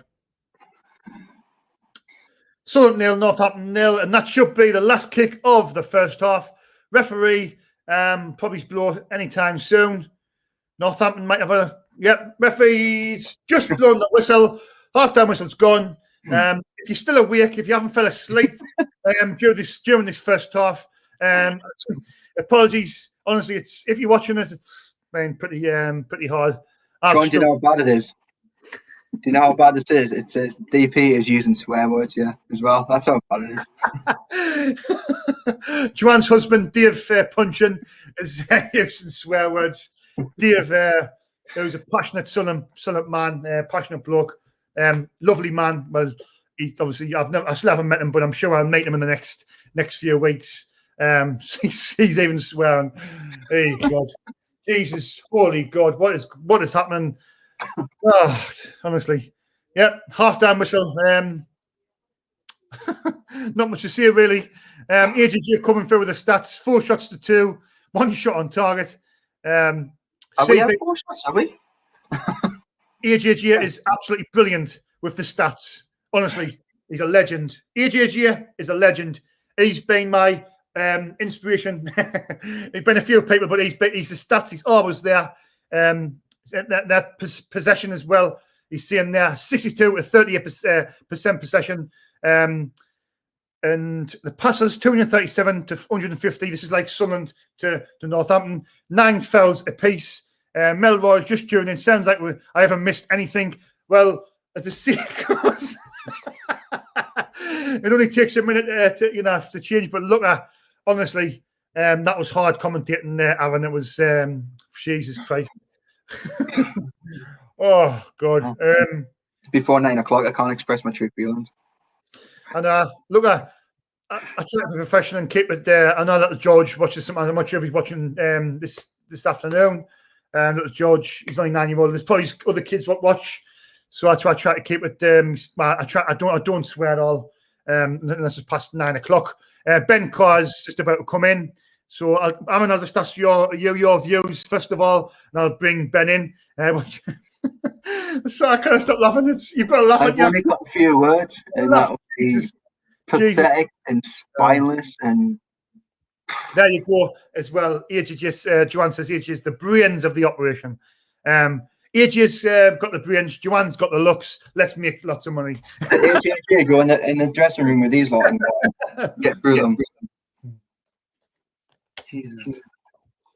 Anyway, I'm having a drink. That's one. Ben, nice to see you, mate. Hello. How you doing, mate? All right. Me partner in crime. Well, we're the dynamic duo for a little while, weren't we? Did you watch our first half? I didn't. No, I was just having a little read. Apparently, I didn't miss much. So, Jesus, what's it been like, Sean? Honestly, mate, I'll sum it up in a couple of words. Well, I say a couple of words. I'll sum it up in 3 words. No, 2 words. Absolutely crap. That's it. That's all I see. It was absolutely terrible. I mean, people can see, this game's irrelevant. We'll win the playoffs. We're going to probably play in Lincoln. So if that's the case, then rest Charlie White, rest all your key players, play all the youngsters. Do you know what I mean? Play all the youngsters. Another rest of Ledbetter and McGeady, they'll definitely play in the first. Well, they'll play in the 2 legs, won't they, them 2 players. But oh God, honestly, Ben, you've missed a trick there, mate, missing that first half. Because I tell you something now, in all the years supporting Sunderland, that's probably the worst first half, worst any half I've ever seen, watching Sunderland. Absolutely diabolical. Wow. Diabolical, mate. It was. What you need when you're going in the playoffs, isn't it? You want to try and go in with a bit of form, and I'm saying it's one of the worst halves of Sunderland football you've seen. That's not very encouraging, is it? Oh, it was honestly. I mean, you try to take I always try to take the positives out of anything, really. But I mean, the best player for me on the pitch was Mark Marshall for them, and there's just at the moment Joanne Youngson, who was the branch liaison. Obviously, she's a nice woman, and she's just on the screen at the moment. It's not really much to talk about. To be fair, it was Jesus. Look, I try to be positive and say, well, I hope that today is the last time that the fans are not allowed in the ground, and I'm pretty sure that our first leg or second leg, whichever it'll be, at the Steamer Light, we'll have 12,000 supporters in the ground, and I think it'll be fantastic. It's been like, way too long. I think it was last March since we were last in the ground, wasn't it? And just to have the fans back in, it'll be a great feeling there, Ben. I mean, let's hope it gives the players a lift, because Jesus Christ, it was. They obviously need something, Sean. They need someone to get on their backs, and the crowd at the Stadium Light will certainly do that, and give them a jip, give them a bit of a thick ear when they need it. But Johnson, he's got a bit of a talk in the dressing room at half time. He needs to try and get these players fired up and think, last game now, try and go out, prove yourself, get yourself a place for the playoffs. Really, they're playing for a place, these lads. No, they should be anyway, but as you said, it's not been like that first half. Benny, you're looking at these players, and there's just no urgency and no oomph about them. I mean, look at another. I keep on saying this: the games. There's nothing on this game really, but you still. I mean, because the next 2 games is the games you want to perform. But come on, you've got to show something, haven't you? I mean, Northampton they're relegated. They're there for a reason. They're finished 4 from bottom. They've been relegated. They've got nothing to play for, and they, for me, looked better than us. They look better than us, and that just doesn't send out the right message for me. Like Bennett's. Well, it's worrying. It's worrying, Sean. I mean, if our season still to play, if this is going to be a goal for me, it'll come from Mikael Miller or Mark Marshall of them, because they just look dangerous. What's Charlie White been like? Has he been pretty poor, or who? Charlie White? Is he playing? I mean, what would you say about Charlie White? Time is it? Given fouls away needlessly again. Offsides. I mean, the usual. If the ball doesn't get put on his foot or his head, then he's useless. Yeah. I think Lee Johnson needs to be putting this stream on at half time in the change rooms. And No. Aaron James just says, I don't condone drinking, guys. But that first half, shock and spine is pathetic, lackluster. Shall I go on? Exactly, says it all. Do we want to show some fight? It's just exactly what I've been saying. Some more fight and a fly and a spider web. am I wrong? Tell me, am I wrong with that comment? It's Melroy says little George will be old before his time if he plans on following Sunderland. Hang in there, little man. And little George. He's a passionate little son support little Georgie. And I'm not sure if he's watching today because normally his mum and dad watch sometimes. But yeah, it's just that's why Aaron's on the beer. I've been off the beer 5 weeks and I'm not missing it one bit at all. I'll be honest, I'm not missing the booze at all. I hadn't touched alcohol for a while before the Wigan game. Not even the drink. Not even Sunderland. Not even Sunderland can send me back to the drink. I'm strong-minded. I've had a hard few months, but I'm on the mend now. I'm on the up. I'm back to my normal self. But yeah, I'm not a daft drinker. I'll just have like one or two. That's about it, really. But it's just. Yeah, I'm struggling to actually speak about the game. It's anyone in the live chat. It's thanks for the regulars who's always in. Obviously, Joanne Punchin, who doesn't even like football, and she watches us and she moderates, and she's a lovely woman. I kind of speak more. Tommy, who's always in there. Chris Scott, who's coming in now. I condone drinking time for Stella. Sean, you on them ready for the playoffs? I promise, Chris, we'll have a drink at some point. I will. 100% will. I'm a man of me word, so we will have a drink, Chris, 100%. But I'm just not really interested at the moment. To be fair, not really interested. Joanne says you've done marvelous not having a drink. Yes, I have. I've done really well. I'm just trying to see if I can see 5 weeks with drink is scary. I like that, Paul. I like that. But like you see, if you didn't hear earlier on, I'm not sure what the plans are at the moment, but my plans are for, obviously I'm just going off the Sunderland game because there's nothing to talk about. We've been absolutely pathetic, to be fair. But the Euros, my plan is to, and somebody asked me, are you going to do the live stream watch-alongs for the England games?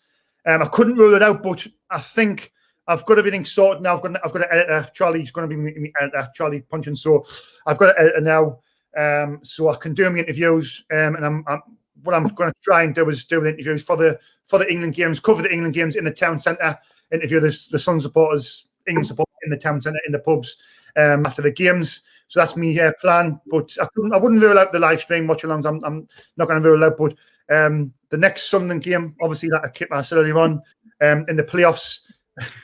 what's he laughing at? You want something to talk about? I've just seen a comment from Jimmy Paddy. Why the pick me of the pedestrian? I'd like to see. I'll be in the playoffs. For the Sunderland Stadium Light game, I will be interviewing for that game 150%. So if you want to see me interviews for next season and during the Euros, remember, this is the only channel that you'll be able to watch them on. SAFC Fans React. Remember to subscribe. It's absolutely free. It doesn't cost a penny. There's a season card up for grabs, so make sure you get in with a chance of winning the season card. If I've got to watch that crap next season, then still have views as well, whether it be in the Championship, which I don't think it will be. Probably be in League One again next season. Never mind. What a load of Tosh Hopeless, Darren Smith says. Aaron, because you've seen the best stuff, Aaron, what do you think we need to do? Sorry, I said, I'll just go to the scores. Firstly, last year, what we're going to do: Blackpool 0, Bristol Rovers 0, Charlton 0, Hull 0, Crewe 2, Shrewsbury 2, Doncaster 0, Peterborough 4, Gillingham 1, Plymouth 0, Ipswich 3, Fleetwood 0, Lincoln 0, Wimbledon 0, MT Dons 0, Rochdale 0, Oxford 2, Burton 0, Portsmouth 0, Accrington 1, Wigan 1, Swindon 0. Right, Aaron, what we're going to do in the second half to try and score a goal? What we're going to do? Turn up would be a good start. It's the same every week, Sean. Just stop the needless fouls and just get the ball down and play football. Honestly, we're professional footballers. It's hard. It's really hard. I mean, I've struggled commentating on that game. When you're watching world-class players like the Man City and the Paris Saint-Germain game and the Real Madrid and Chelsea game, and then you watch that and then you watch this, it's like, wow. Yeah. Absolutely. Like, the difference is just Jesus Christ, we are up. I mean, so here's one for you, Sean, just before the kick-off for the second half. As it stands, Oxford are in the playoffs. Do you think it'll stay that way? No, for some reason, I still think Portsmouth might be able to turn it around. But look, I'm not ready. If you look at it though, I still think Blackpool will beat whoever finishes sixth anyway. I think Blackpool are a good side, and if we beat Lincoln, that's who we've got in the final. And look at, let's be honest, Blackpool outsmarted us in 2 of the games, and Sunderland didn't give me a reason to believe that we could beat them if we got to Wembley and played them. I just don't think we could. Anyway, Aaron, Ben, I'm just going to go for a quick toilet break. So can you just keep an eye on the naughty people in the live chat? I know Joanne and the other people do, but I'll just have a quick toilet break. Okay, cheers. No worries. What do you reckon, Ben? Do you think it'll be Oxford that finish in the playoffs? I mean, Portsmouth still need to win now, and they're getting beat. I'm just gonna get the scores up at the minute and have a little look at the table. Oxford in 6th at the minute. I mean, Oxford are looking comfortable. Losing. I didn't realise Portsmouth were losing. Who are they playing? Accrington at home. Oh God, at home as well. 1-0 down. Oh dear. I don't know what. See, at the minute, Oxford's looking all right for the win. Charlton, they're still drawing, but if they win, that means they're on 74, but they've got a lesser goal difference than Oxford at the minute. So they'll miss out. And Portsmouth have to win. They still need to score 2. Yeah, they've got to win. Yeah, interesting. I mean, so it looks like it's going to be Lincoln, isn't it? Yeah. They're going to be playing. I mean, to be fair, I'd rather play them than Blackpool or Portsmouth. I think the way we played against them, the few games we played, they've been tight games. Where you look at the Blackpool game, we kind of got a bit, they ran us ragged, really. So you'd like to think that we might be able to give Lincoln a game, and over 2 legs, you'd feel like you've got to back us. But with our way that we're playing at the minute, mate, it looks pretty scary, doesn't it? We need to start. Yeah. It'd be nice to see. It'd be nice to see Bristol Rovers do us a favour and hold Blackpool and us to get a win. It would be, wouldn't it? I mean, to be fair, I wouldn't mind Oxford either. I think we've, Yeah. It's been a change at half time as well. There's been a change. I was just going to say that McGeady has come on, I think, for Diamond. McGeady for Diamond. Right. Anyway, we're back underway at the Steamer Light. Lee Burge just kicked off. So back to this wonderful game of football. Denver Hume, Lyndon Gooch now on the left-hand side. Good turn inside by Gooch. Looking for options. Don't go back. McGeady back to Gooch. McGeady's obviously on to try and create some. Oh, that's a good pass inside. Charlie Wyke surrounded by. What was that? What was Welcome that? To the game, Ben. Jesus Christ. Yeah, thank you. That was absolutely awful. Anyway, Sunderland win the ball back. Jordan Jones now. McGeady probably brought on to add a bit spark, because it's been nothing. Jordan Jones tries to play a ball inside. Wasn't very good, but it deflects and it goes for a Sunderland corner. No, it looks like they're just kicking it anywhere, Sean. Honestly, it's not. Tommy says, do you think the players are scared of getting a knock before the playoffs? Well, if that's the case, why doesn't Lee Johnson just play all the youngsters today? Anyway, Jordan Jones with the corner for Sunderland. Corner comes in. It's not. It's terrible. That comes out to McGeady. McGeady on his left, on his right. Ball in the back post. Oh, goes out, and it's a goal kick. Tommy, that's probably the case.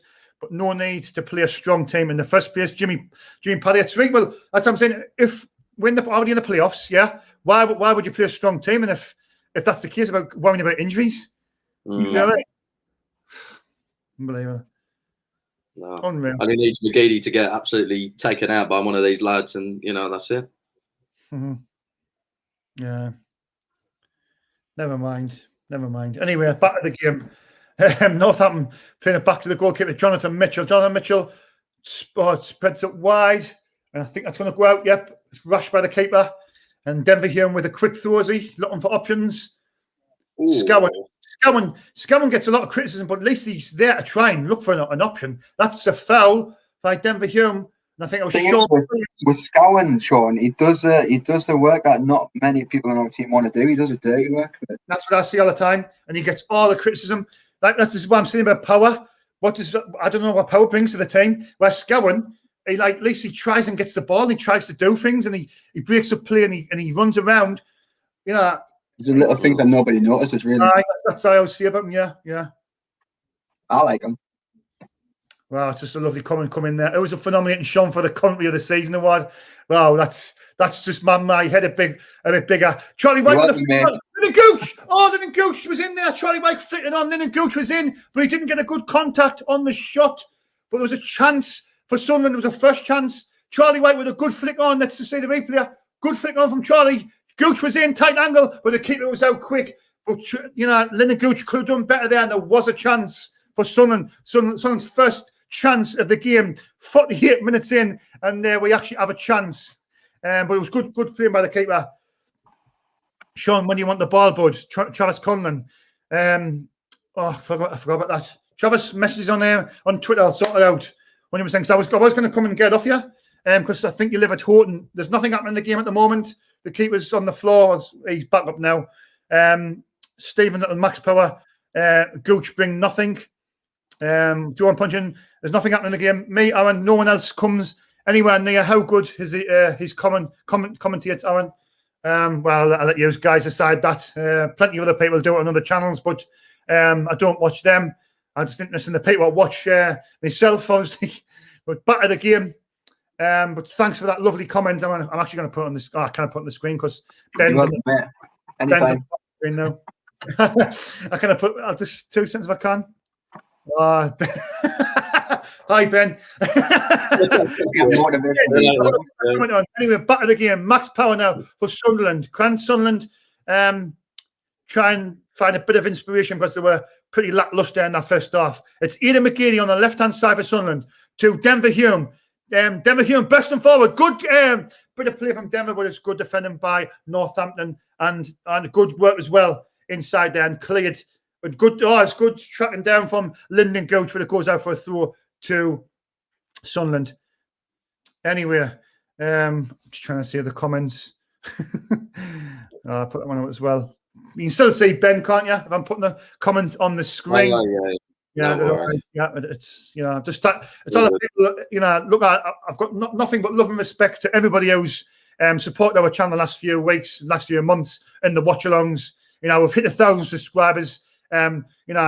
It's Rome wasn't built in a day. It's not where you start, it's where you finish. Watch us next season. We'll thrive next season. SAFC fans, I've got no. Anyway, it's all the way back to Lee Burge. I thought it was a chance of a break there, but it's just a bit scrappy at the moment. And Bailey Wright can bring it out from the back for Sunderland. It's Conor McLaughlin now.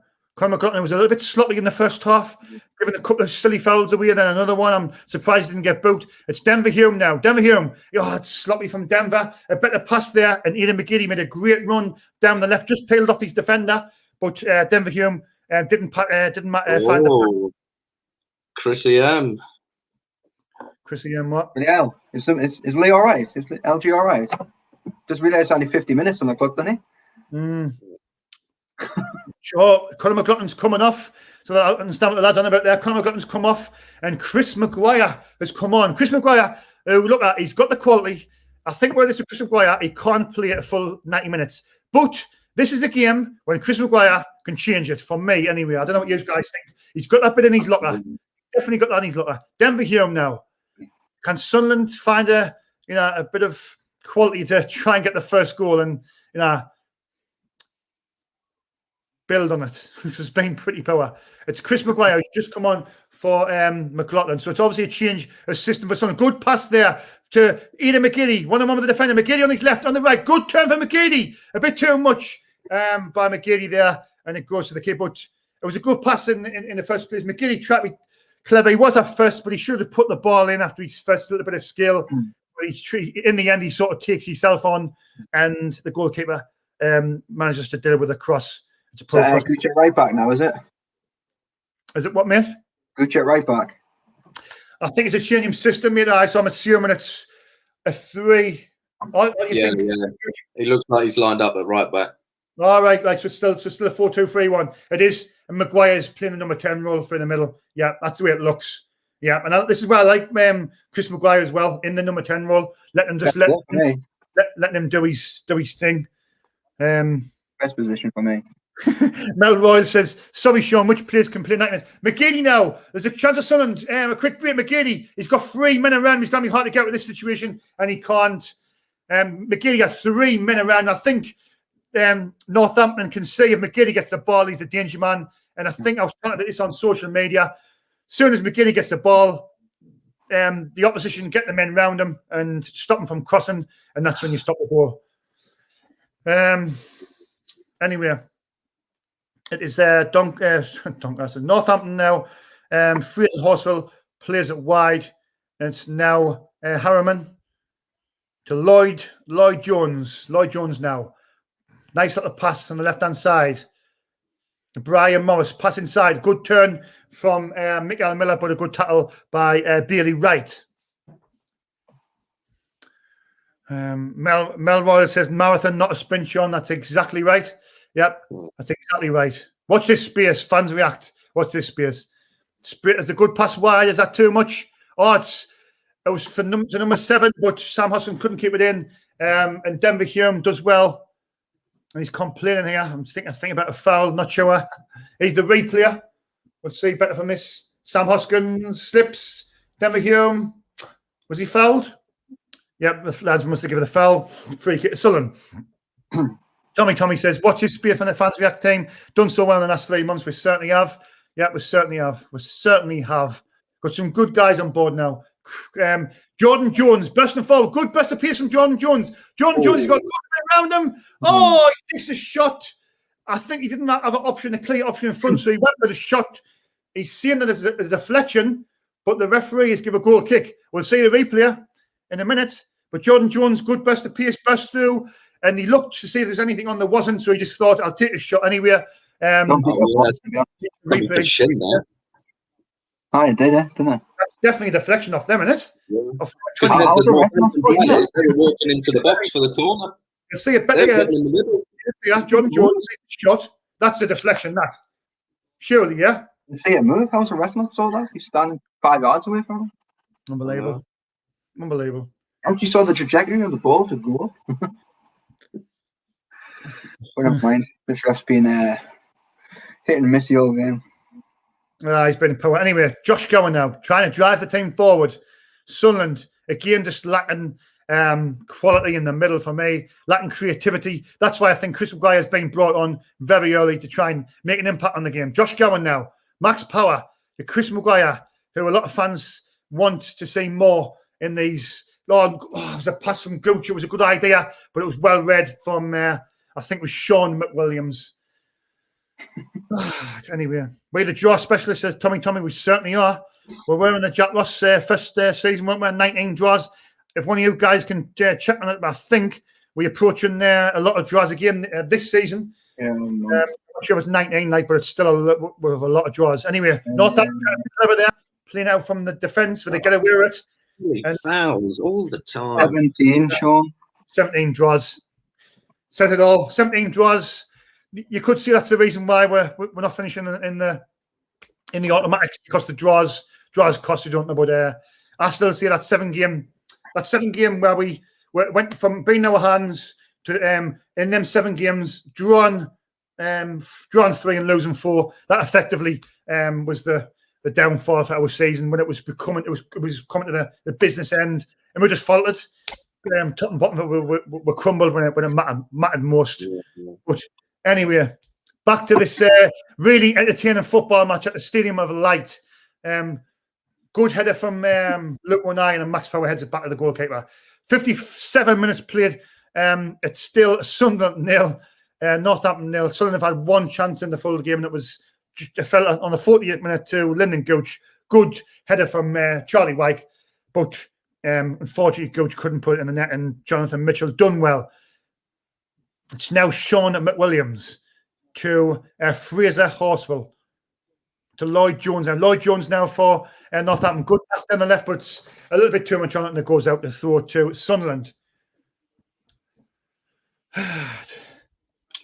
Well, that's pretty miserable, isn't it? It is, mate. It is. Oh, God. I took MK Dons on me coupon. Brilliant. Oh, God. What's happened? Oh, Jesus, there's a chance here for Northampton. And it's God, it's sloppy. Who was that in the first place? There was a quick, goal kick, I think, or something. I think power seeing to Burge. We'll see the replay, but it was definitely a foul in any way. But Yellow card. It was Bailey Wright. Was it? Yeah.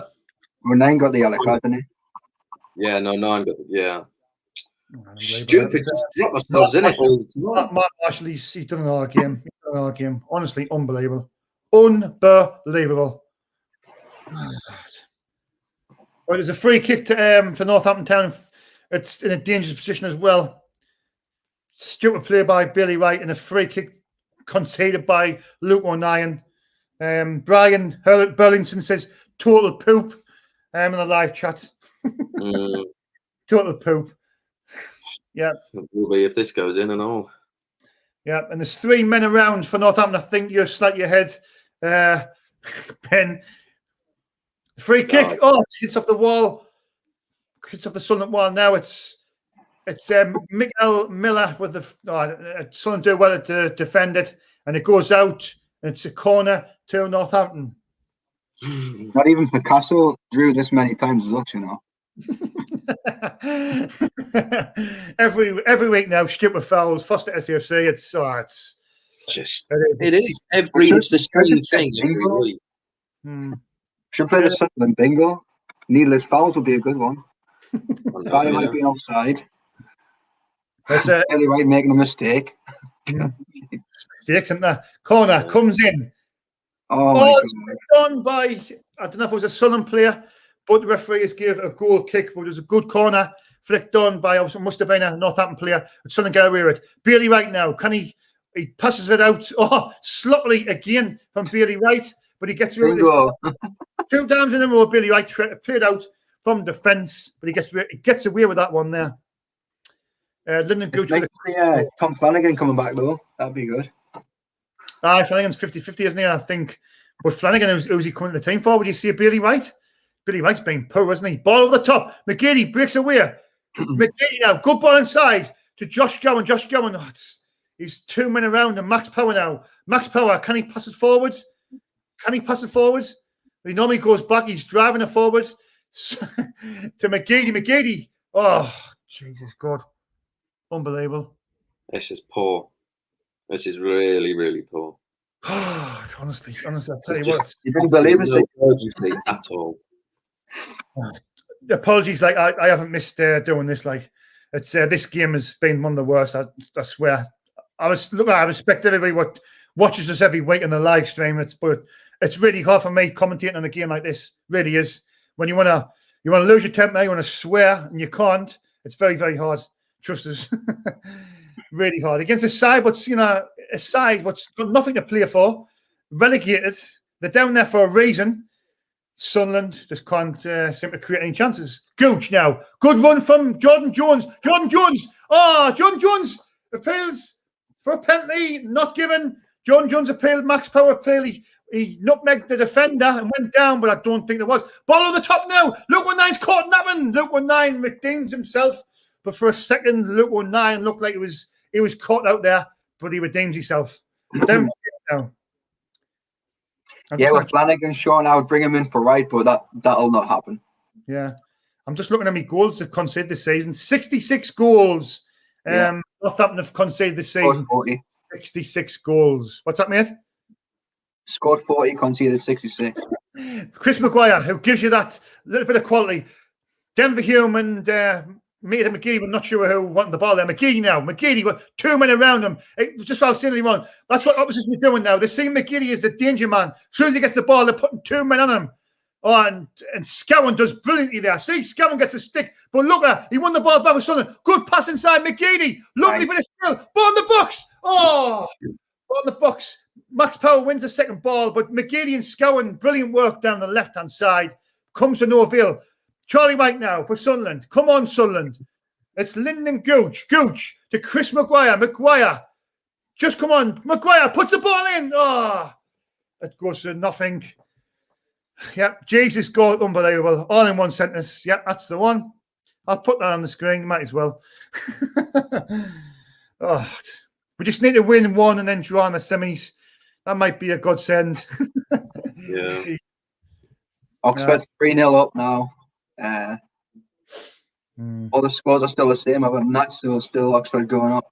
I'm not even, do you know what? I'll tell you the truth, lads, I'm not even looking at those scores. I'm not really bothered because, to be fair, looking at us and how bad way you're playing, I mean, I think all the teams in the playoffs that want to play us. You know what I mean? Oh, God. I'm hoping Bristol Rovers still keep Blackpool as it is and we manage to get a goal. But anyways, a chance here on the break for Northampton. It's the danger man, Mark Marshall. Even Sunderland do well to win the ball. That's great work from Denver Hume. Great work from Denver. Now Sunderland have got a chance of a break. Now this is where Sunderland are not very good on the counter attack, but we need to be. It's Max Power. He's got a bit of space. Power now. Oh, that's absolutely diabolical from Power. Is that a free kick? No, we've got away with it. It's Gooch puts the ball in. Charlie White's there. Oh, edge of the box. Oh, it's McGeady now. McGeady, one on one with the defender. McGeady on the right foot. Puts the ball in. Oh, it's defenders again, clear. And Mikael Miller can bring it clear. This is Mikael Miller. Is a danger man. Is that a free kick? Referee says no. Game a bit stretched there. Well, that suits Sunderland. Not too sure. Lyndon Gooch to Jordan Jones. Jordan Jones. Sunderland now starting to look like they're trying to do something in the game, thankfully. Max Power. Max Power sprays it wide. And it's going to be dealt with by Harriman there, and now it is. I think it is Mark Marshall, and it's going to Northampton. Good God, unbelievable! 53 likes and 1 unlike. I hope that's not you, the furry boy. Acacia, get your rubber. I can't see how many likes we've got, but remember to hit the like button, please, and remember to subscribe to the channel. It's absolutely free. It doesn't cost a penny. It only takes a couple minutes to subscribe, and it really would help us on our way. We've just hit our first milestone of 1,000 subscribers, and then obviously, next season we've got a lot of big plans coming your way. So watch out for SFC Fans React, new content, new outlook, new chapter. What not happening here? Do everything. Is there going to be a sub here? And Josh Gowan, I think, will be hard. Substitute. Josh Gowan, I think, will be hard done by coming off here. Ledbetter, O'Brien, and Winchester's coming on. So it's a triple substitution, yeah. So Gowan for Ledbetter. Oh, Power. Max Power's coming off. Max Power's coming off. Yep. White's going to be coming off as well. Well done, Lee Johnson. Power's coming off. Coming on. He's been Power. To me, he just doesn't offer nothing. Offers nothing. Unbelievable. We got the perfect trio today, says Tommy. That's a nice comment. The dynamic trio. Yes. John Lynn says, how boring I put the joiner off from coming, but I went and got him in the first half. Absolutely diabolical. It has been diabolical. So that was a triple substitution there, lads, yeah? Yeah, White's off and all. Charlie White's off. Yeah, O'Brien's coming on. Right. So who's playing centre forward, do you think? O'Brien, it looks like. Jordan Jones, good burst of pace. Jordan Jones absolutely does 3 players. Jones, that's good. Oh, he won the ball. Sean Williams won the ball. It was a good tackle, but he should have released it. It was a good tackle back from Gooch. Lyndon Gooch did well. To Ledbetter, who's just come on. Ledbetter to Winchester, who's just come on as well. Winchester trying to take himself on there, but he. Bambi? Bambi on the high side. Denver Hume bursting forward. Denver Hume sloppy ball inside, dealt with by Northampton. It looks like Aidan O'Brien is playing there. So could be the same system. I'm not sure, but like you say, Ledbetter, O'Brien, and there was the other one, Winchester. Yeah. Come on, Power. Winchester, Ledbetter just replace Gowan and Power, weren't they? Yeah. So back to the game. I'm not sure what's been today, but anyway, Denver Hume to Aidan McGeady. McGeady, nice little bit of skill, nice little pass inside from McGeady. He tries to. You can say it was a good idea, but there's a chance here. It's Sam Hoskins. One with the look when I does well in the end, but you could see what McGeady was trying to do. Doing a nice little skill, trying to play a ball inside. Charlie White looks like he's just done a half an hour in the steam room. He looks. He hasn't been playing for the last hour. Love Sean's enthusiasm, says Clayton Edwards. I'm not sure if he's being sarcastic there. Yes, we have made 4 subs altogether, I think. I'm sure we've made 4 now. Yeah. It's a corner to Northampton Town. Ball comes in. Back post. Good header, but it goes out. It's nearly over. Oh, dear. Did you think we were joking, Ben, when we said it was been dreadful? Well, I didn't think it was this bad. No, try To be honest. Like, pass inside now. Jordan Jones. O'Brien doesn't get there. Oh, dear. Ball over the top. Luke O'Nine's caught out possession. It's a danger man, Mark Marshall, and Luke O'Nine manages to get the ball back and pass it back to Lee Burge, but Luke O'Nine again caught. Ball watching out of possession. Sunderland just doing the basics wrong at the back again. Really right there mistakes. Luke O'Nine making mistakes. Conor McLaughlin was sloppy in the first half. Jesus, come on, lads. Lyndon Gooch bursting forward. Plays a ball. Oh, what was that? Slips over in the process, and it's a throw. Jesus, Mary, and Joseph. Unbelievable. It's open. I have the game on. Joanne trying to be good, but it's good. It's enough to drive anyone to the drink. And to be fair, Sunderland do drive to the drink, but they're not going to win this time. I'm not letting them. I've been off the drink 5 weeks. Trying to keep off it for now. O'Brien now with a chance of Sunderland. O'Brien. Oh, the shot. O'Brien just had a bit of a chance there. Broke clear. He had a shot with the right foot, but it was always going wide. And it's a goal kick to Northampton. He literally shoveled that. That was ridiculous. It was funny. He had so much space as well. All he had to do was flipping in it well. He was trying to do a Spur Cup now, wasn't he? And that's the reason I said we should get rid of O'Brien because he's not clinical enough. He does get himself about, but he's just not clinical enough. No. Yeah. Oh, God. Back to the game. Oh, my God. Stand it here. Luke O'Nien wins the header. Was that pushing it back from Maguire? Not given, thankfully, no. Brian Morris. Not the one that used to work on this time with me, I don't think. It might be the way he's doing. Brian Morris now to Sean McWilliams, who goes all the way back. Well done, Sean. That's fab. I'm not sure what Jan is on about there, but thanks anyway. About you being off a drink, I think. Oh, thanks, Jan. Yeah. On the water, and just one of the 2 of these away because they've got loads of calories in them. I didn't realise I did, but they do. I bought 6 one day, I think it was 6 or 4, and I didn't realise that there's so many calories in them. But anyway, back to the game. McGeady, that was sloppy from Ian McGeady, really sloppy, giving the ball away in a promising position. But then Northampton sloppily give the ball away back to Sunderland, and it's with Jordan Jones now. Jordan Jones, come on, Sunderland, now look to try and win the game at least. It's Lyndon Gooch now to the experienced veteran Grant Ledbetter. Sprays it wide. That's really power from Grant Ledbetter. And there's a chance here for Mark Marshall. And there's a slip from O'Nien. And Mark Marshall, he's got plenty of pace. He's got a ball in the box. And it's power to pull a ball in the box. But again, Sunderland just out of sort at the back. Unbelievable. A decent team we would be getting. It'll be humiliating right now.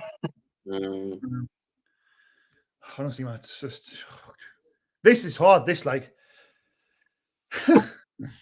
you go. Denver Hume now for Sunderland, bursting forward. Denver Hume, he's got options inside. He's got McGeady with support. Ian McGeady's got a track back though. McGeady, he's boxed in though. Can he get out with that? Oh, he does well. McGeady with the ball in the box. Oh, it's clear from Northampton. Second ball, Maguire.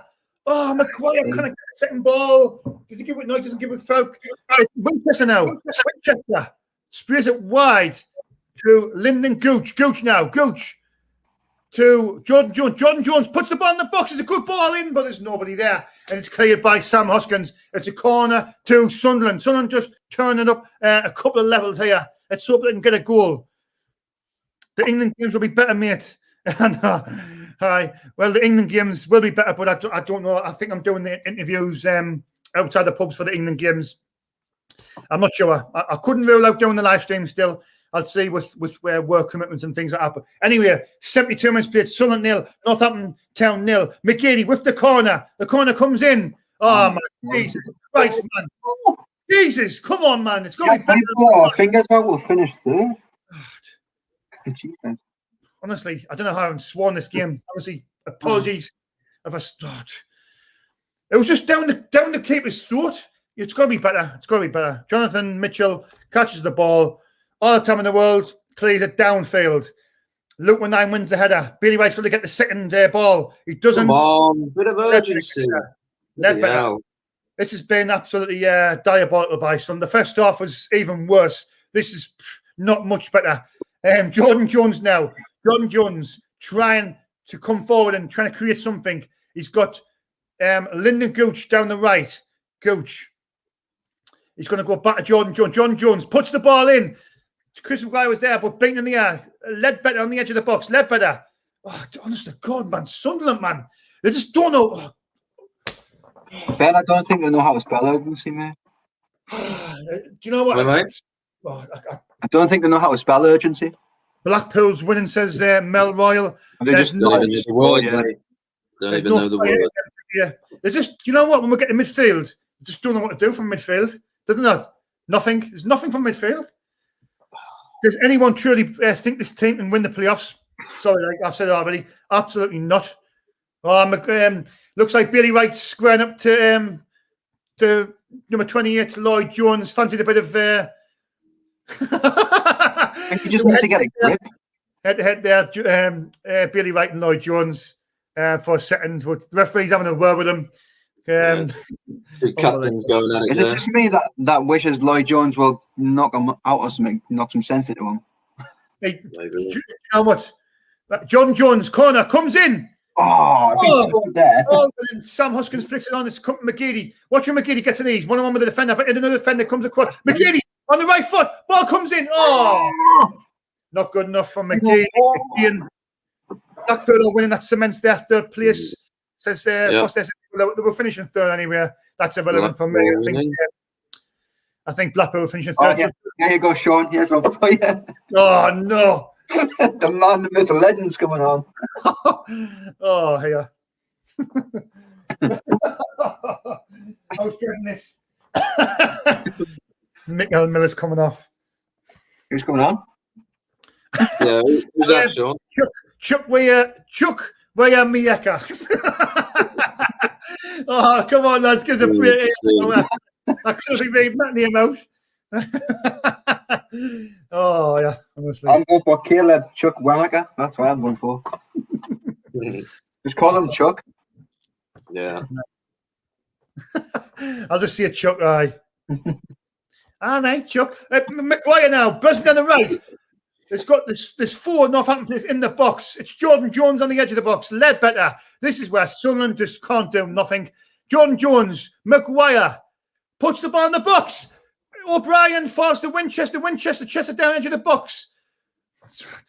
Northampton defending for the lives. There, ball back post. McGeady's there. McGeady brings it down. He's got Denver Hume in support. Denver Hume now. Denver Hume, what's he going to do? Right foot headed clear from Lloyd Jones with ease. Grant Ledbetter now. Ledbetter puts the ball in. It's going to be handball, is it? No, it's not. But Sam Hoskins can bring it out easy. Sunderland, man. Mark Marshall and Denver Hume wins it back as our deflection. Oh, it's not giving it a throw to Northampton Town. But I'm just busy writing there that guy's name. Chuck. Oh yeah, Jesus, good. Chuck Moet. I think he's just missing a Z for the alphabet, like. Anyway, John Jones now. There's a bit of space here. And Northampton looked a little bit stretched. John Jones. Oh. John Jones plays a 1-2. Oh, that's absolutely terrible. John Jones plays a 1-2 with O'Brien. He gives him a back, and Jordan Jones puts it in Rose Head in the south stand. Jesus, good God. Has everybody got shovels in their boots today? Unbelievable. That is so Jones, good. 3 points to Wigan. Great from Brian. He's got to score from there, lads. Sorry, John Jones has got to score. Nah. got to For score. everybody that's wondering what's just happened, Jones has just cleared the north stand. Unbelievable. It's still coming down now. Unbelievable. Yeah, unbelievable. Anyway, back to the game. Back to this exciting football match from the Stadium of Light. We are chopping at a bit to get back on that ground and watch some good football. Well, sorry, but honestly, man, give me Champions League any day of the week. I'd rather jump on ground at the minute than watch this.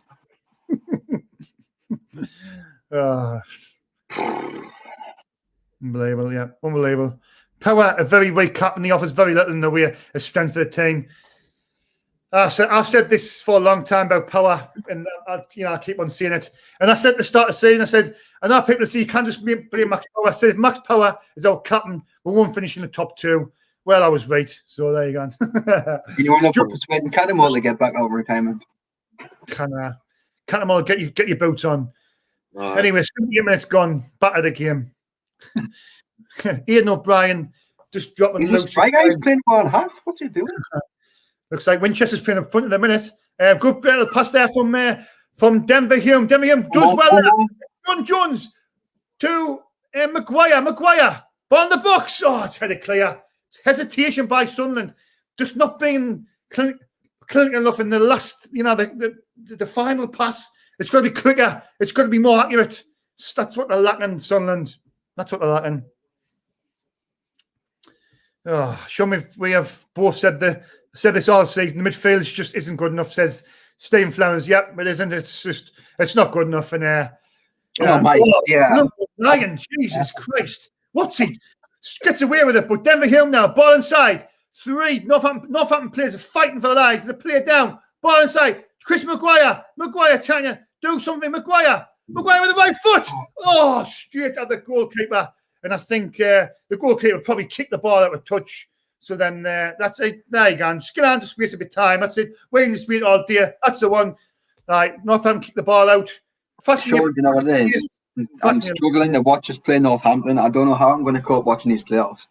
I know, yeah. I'll tell you something now. Look, watching this game, yeah, in the live chat, and I know your two guys' opinion on this. Can you honestly see Sunderland winning the playoffs with, the last few performances, especially this one as well?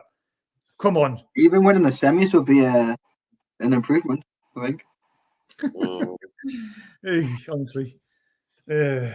Someone's saying we should sign Wayne Rooney because I don't think he's going to be staying Derby manager. Do you know what? He'll not be the Derby. He'll definitely not be the Derby manager. I wouldn't mind Rooney as playing for us. Like not as the manager, obviously, but playing. He can still offer something. I watched him for Derby, and he was playing. He was still got that quality. Charlton are beating Hull as well. Charlton's beating Hull. What's the deal? Oxford still sticks on goal difference, but they're like winning 3-0. Oxford winning 3-0. So they're going to get, unless Portsmouth can turn it round. So as it stands, Oxford, it's going to be Blackpool v Oxford, Sunderland v Lincoln. Portsmouth need to score twice still.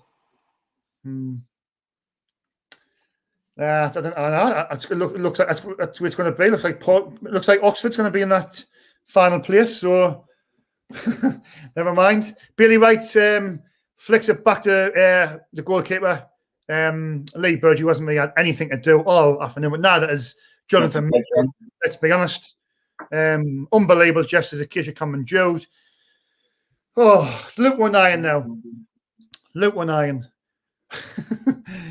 To Denver Hume. Denver Hume. Back to Luke 1 iron. Luke 1 iron. Does well. Denver Hume. Oh, it's always going to the keeper by Denver Hume. Poor cross from Denver Hume. I've always said that Denver Hume's crossing is awful. And there's another example of that. Anyway, there's a chance here for Northampton on the left-hand side. Oh, that's a foul. Bailey Wright again, sloppily. He's got to be yellow card as well. Yeah, Bailey Wright hasn't looked the same player. More draws than Ann Summers. Hey, Jesus. God, Jesus and Nazareth. You took that Nigerian kid out. Huh? You took that Nigerian kid out. No. That was fouled. That yeah, Chuck was fouled. Yeah. I'm not going to guess his name. The lack of quality in the final ball or in the final third is poor. The Steve Flemings. Anyway, Northampton, they've got a free kick in a very, very promising position here. I think Sam Hoskins is over it. Standard's been dreadful. Who? The standard's been dreadful. Oh, it's been an awful game to watch, to strain to watch it. Sorry, Ben, and I brought you in halfway through. You've only suffered what we suffered. Like, to be fair. I got myself to blame. Oh, someone put somebody in the bottom of the wall like they were in the Champions League. And they were lying down. Oh, no. It's a free kick. Oh, my God. Northampton Town have scored. It's a goal for Northampton Town. It was written in the stars. That's the worst goal I've ever seen in my life. It was written in the stars. You can see that he's going to get in. And I looked at you two, and you probably give us an inkling that it was going to happen. It's the free kick. John, what did you say there? What did you say? Why isn't somebody lying behind the wall there? Is that what it says? Let's have a look at this. It's again Sam Hoskins. It hits. Oh, Grant Ledbetter deflects off Ledbetter and goes in. Honestly, I'm not just saying this. Please, will you start growing a pair and get this bloody sorted? You know, when I said that we'll beat Lincoln over the 2 legs, I'll tell you something now. I'm not sure if we'll beat Bristol Rovers over 2 legs at the minute. Denver here, never Sunderland. Sunderland have been absolutely crap. John, I'm not actually sure we'll beat the Pigeon and whip it over the next 2 legs.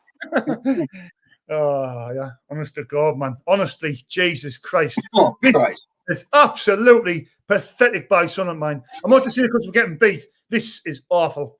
It's awful. Wow. And do you know what?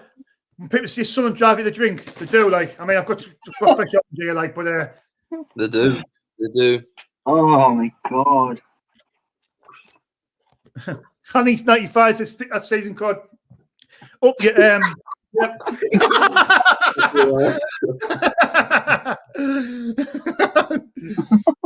Maguire with a free kick comes in, back post. Oh my Jesus. Unbelievable this game, like. God's sake. Wow. Absolutely just Hey, what? in shock how bad this is. The last few games, watching the players, they're not even bothered. Not even bothered. No. Not even bothered. People who, book the trips to Wembley and this, that, and the other, just cancel them. Because we're not going to get there, man. Lincoln over the 2 legs. Yeah, Joanne needs to get cancellations already. Oh, God, honestly, man. Oh, Next season. No chance to play off Morgan Greer. All right.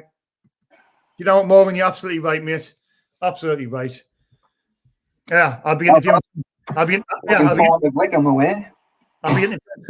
interviewing some nice fans there. Can you imagine if the second legs at the same night we'll get beat over the 2 legs and the fans coming out?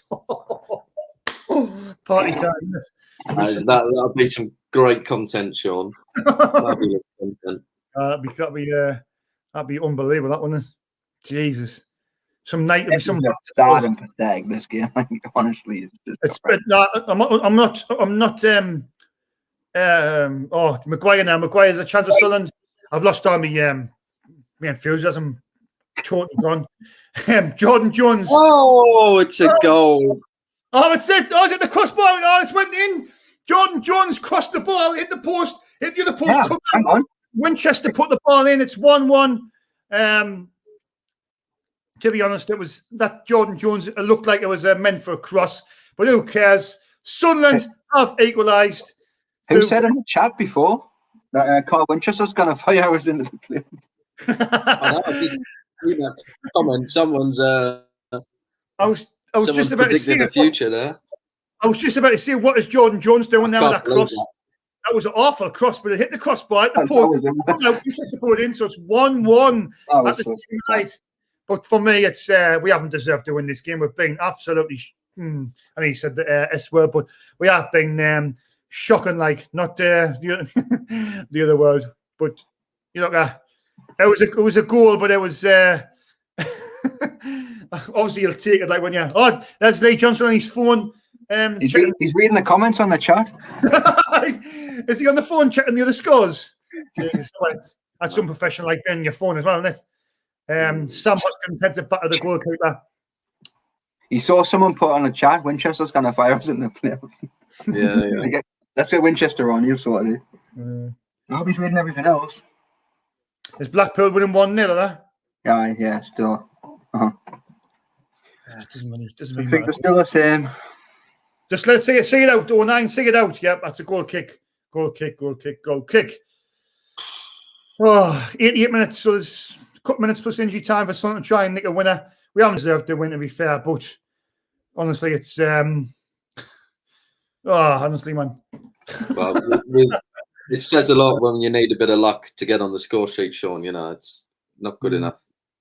And Ledbetter now to Winchester. Can Sunderland find a winner when a game where they haven't even looked like scoring at all? Winchester tries to play to Denver Hume. I think he's saying somebody in the southwest. Maybe he's saying Dave the Rave making a run down the left wing, but he didn't find Denver Hume anyway. No one else I would think the players would be thinking is if they don't win today, it would be finishing the joint worse that Sunderland's finished. League position wise. No. One more place and we've beaten that worst record. Tommy's right, like we don't deserve playoffs. We've been.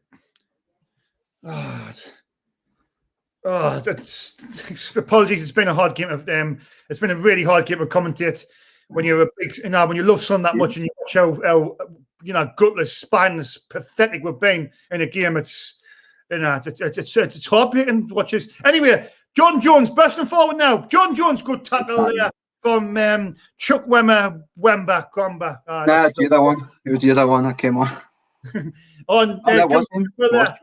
Referee, man! Shoulder to shoulder, referee. That wasn't a free kick in a million years. Zap Frisco 72 says he can't say 10,000 turning up to watch this. If I was a seagull, I wouldn't fly over that stadium and watch this crap. Never mind. Yep. Anyway, I'm just going to send me the link for the thing after. But Jesus, it's been absolutely awful, lads. Awful, man. Awful. This should be fun. Like it should be fun. Having to do this at the end of the game, shouldn't it? I've got a couple of people coming in. I think it's coming near the end of the games. I think Oxford's sealed safe now. Look, it's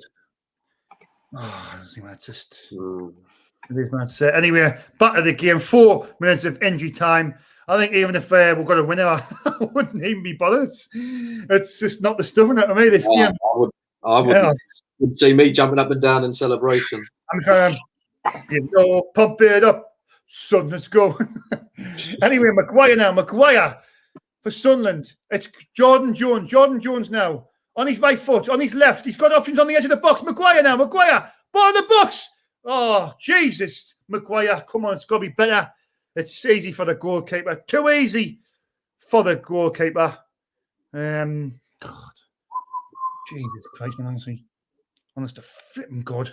I don't know how I haven't sworn this game. Like, I'm proud of myself, actually. Proud of myself. 91 minutes gone on the clock. Still 1-1. Sunderland against already relegated Northampton Town, who's conceded 67 goals this season. Sunderland can't even produce any clear-cut chances in the game. Maybe it's the one or two. It's not good enough. It's not acceptable. Sunderland need to drastically improve in the playoffs against Lincoln, or it's going to be another season in League One. A 4th season in League One, lads. Doesn't bear thinking about, but I'll tell you something now. It's something what we need. Maybe need to start contemplating, because these players don't give FU CK. Sorry, I'm not swear. I'll letter it out. Absolutely crap. Oxford's winning 4-0 now, honestly. I've done really well considering now. But anyway, Luke 19. I've got to laugh, I'll cry. McGeady now. He's got options. He sprays it wide to Jordan Jones or Chris Maguire. Maguire now. He's got Gooch in support. Gooch. Gooch to Ledbetter. Ledbetter, you can see where this is going to go. It's going to go. It's just going to be a crossover. We can't work it through the middle because we haven't got no creativity. Maguire turns on his right, on his left to Gooch. Gooch flicks it forward. Jesus Christ. Flicks it forward. And it's easy dealt with by Northampton Town and easily cleared by Northampton as well. There's 1 minute left. And if Sunderland get a goal and win the game, they won't have deserved it, put it that way. I think Northampton's fully deserved their point in this game. Yeah. They were defended pretty well, but then again, we haven't done anything. We haven't done enough. No, we haven't offered enough, man. Well done, lads. Give a wave, Brad. Brad, give Hanny a wave if you wouldn't mind. McGeady now. McGeady on the right now momentarily. He's just switched sides. I think it's probably come too late. Jones has went to the left. McGeady's went to the right. They should have done this about 15 minutes ago, not in the last minute. Ledbetter, nothing on. He probably O'Brien now to McGeady. Oh, just McGeady, sloppy pass from Ledbetter. I think it was O'Brien. Gooch now to McGeady. Ball through the middle. It's not offside. I thought he was. Ian O'Brien, he's got support. Pass it. Maguire puts the ball in. Oh, you're kidding me, man. Ball in. It was poor ball. That's going to be it. Denver Hume now for Sunderland. That should be the last kick of the game. Denver Hume puts the ball in. Dealt with by Northampton. Sunderland are going to draw the game, I believe. 1-1. The referee's looking at his watch. Hey, honestly. Absolutely pathetic, this. Pathetic. Denver Hume fouled. Oh, the free's going to allow it. I think he's looking. Might let one more thing. Is Lee Birch going to go for this? I don't know. Oxford 4-0. Jordan Jones with a free kick. How many draws with this, lads? Is it 16 with this one? 17. 17 draws. 17 draws in a season. That's probably, you'll wonder why we haven't finished in the top two. Well, 17 draws says it all. Says it all for me. Jordan Jones with the last kick of the game. The ball comes in and it goes out. Poor delivery. There was nobody on the end of it. I've never been as glad to hear a full-time whistle in my life. The whistle has gone at the steamer light. Sunderland won. Northampton Town won. The season has finished. Sunderland have finished fourth. And yes, we have improved on last season, to be fair, but it's been another season of failure, to be honest. I'm not going to beat about the bush. We've finished fourth, 46 games played, plus 28 on 77 points, 3 points behind Blackpool, who finished third. Lincoln have finished fifth. Oxford have finished sixth. So it's going to be Sunderland against Lincoln for the two-leg playoff, and it's going to be Blackpool against Oxford. Lads, after that game, I think we're pretty all much agree. It's looking very unlikely that we're going to win the two-leg playoff. But you never know. Football's a funny game. You could just turn it, win there's Lee Johnson on his phone still. I don't know what he's doing on his phone, mind. That doesn't look very good for him. Lads, he's on his phone there on the side. That looks a bit unprofessional, doesn't it? That's 3 times being caught on his phone on the side there. Anyway, lads, what's you've Ben? I'll come to you first. Now you missed the first start, but that was absolutely pathetic, wasn't it? Let's be honest. Yeah, it was. It really was. I'm just very worried, Sean. I mean, if we play like that against Lincoln in the first leg, you know, the tie will be over. It'll be 4-5-0. You know, we can't create anything. We look shaky at the back, making mistakes. No one seems to want to take responsibility and try and create something. You know, it's just poor, just really poor, lethargic. You know, I'm very worried. But you know, like you say, it's a funny old game, and it. You know, you never know. We might turn up and wipe the floor with them, but you know, it's very unlikely. In it, we need a massive shift in the squad mentally. I think they just don't look there. So Johnson's got a big job on his hand before this first game against Lincoln in about a week's time or so. Yeah, well, I think the first leg was I'll just check the dates 2 seconds, lads. But there's two sets of dates. I don't know which what teams are playing which dates. Yeah, I think it's the first and second legs. Basically,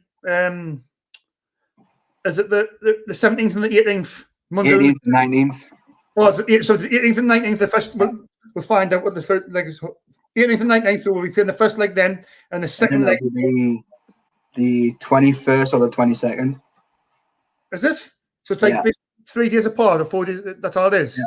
Jesus. And then you've got the final on the 29th. Another finals on the 30th. Yeah. Right. I mean, what do you think about that? The manager on his phone. Somebody just said that LGA says he's talking to McAllister because he's being banned today. Do you think that's what it could be? Well, I just think it looks unprofessional. I mean, we go on our phones, we're on YouTube, we're not on Sky Sports, we're not on BBC or ITV. We're just on YouTube and we're just looking at the scores and we're checking certain things in the comments. But you know, I think that looks unprofessional. But if he's speaking to Jamie McAllister, then fair enough. But he's all persona about Lee Johnson. He looks like he's a beaten man, doesn't he? Do you think he looks like a beaten man there? Looks like he's given up a bit. He's given up. There's no enthusiasm. There's no energy like there was when he first came. You know, he looks a bit beaten, which is not what you want going in the playoffs, is it? Your manager looks beaten. Your players look beaten, like they've given up. Yeah. So even with that, not just the performances. Now the manager doesn't even look like he gives it. The manager doesn't look like he gives a crap now, and that's not filling me with confidence at all. No, well, absolutely. That's what I mean. I put out there. I'm not saying this is true. Has Lee Johnson obviously been as KLD as he looked at this last few weeks and went, I've had enough of this, and he's had somebody else in the pipeline, and I wouldn't for one second think he's told him, because if he does that, says you're going into the season, then he's not going to have any sort of inspiration of getting us promoted, is he? Because he's going to think, well, I'll get my contract paid off. Why do I want to get them promoted? But do you think that somebody else could be coming in, or do you think maybe people just overthinking this, Ben, like with the whole situation? I mean, the thing that's getting to me now is that the fact why we just keep changing the managers. Why can't we just have a clear out in the summer? Give Johnson a few games to start the season. Wherever we are, let him have his way in the transfer market. Bring in the players that he wants to bring in. And let's see if it goes pot, then give him the sack. But at least you can say that you've seen him with his squad of players that he wants, and not the one that he's inherited. But we just need a bit of stability, Sean. Constantly change all the time. You got to try and trust this process. I mean, it's a bit hard at the minute, but going into playoffs, who knows? It could be completely different, but. Sunderland just always chopping and changing something, aren't they? It's time for a bit of continuity. That's the word I was trying to get me mum. Continuity. I always struggle with that word, but it's been confirmed there. We finished 4th, so we'll be playing away first leg. Yeah. Away first leg. Yeah. We've improved them 2 seasons ago. We finished 1 place higher. But... So the second leg will be at the stimulate. Yeah. That's I like that better. Sean, licking your lips, rubbing your hands, constantly. I've just worked out a worrying fact as well for you, Sean. 128 games in this division in the last 3 seasons. Mm-hmm. Yeah. How many draws do you think you would expect from a club our size? How many? Say that again, mate. How many draws do you think we have, or how many would you expect from us in this league, really, realistically? How many draws in this league? Well, there was 19 in Jack last season, 17 this season. So it's going to be 47 draws since we came in this season, in this league 3 years ago. Unbelievable. I'm just going to bring in Tom. All right, Tom. All right, how you doing? Not too bad. Jesus Christ, I mean. Oh God! Did you watch the full game, Tom? It was Jesus Christ. That. Honestly, I'm not just exaggerating, Tom. That was for me. It was one of the worst displays I've ever seen as a Sun supporter. I don't know what you thought of the game, mate. What's your thoughts on the whole of the 90 minutes? And are you confident about we can turn this around and go to the place with a little bit of momentum? I can't see it, mine. No, I can't. And do you know what frustrates me the most is the fact that when in the first half, there's just nothing going forward. And you can see it. And then when Maguire comes on and McGeady second half, you think, oh, go on then.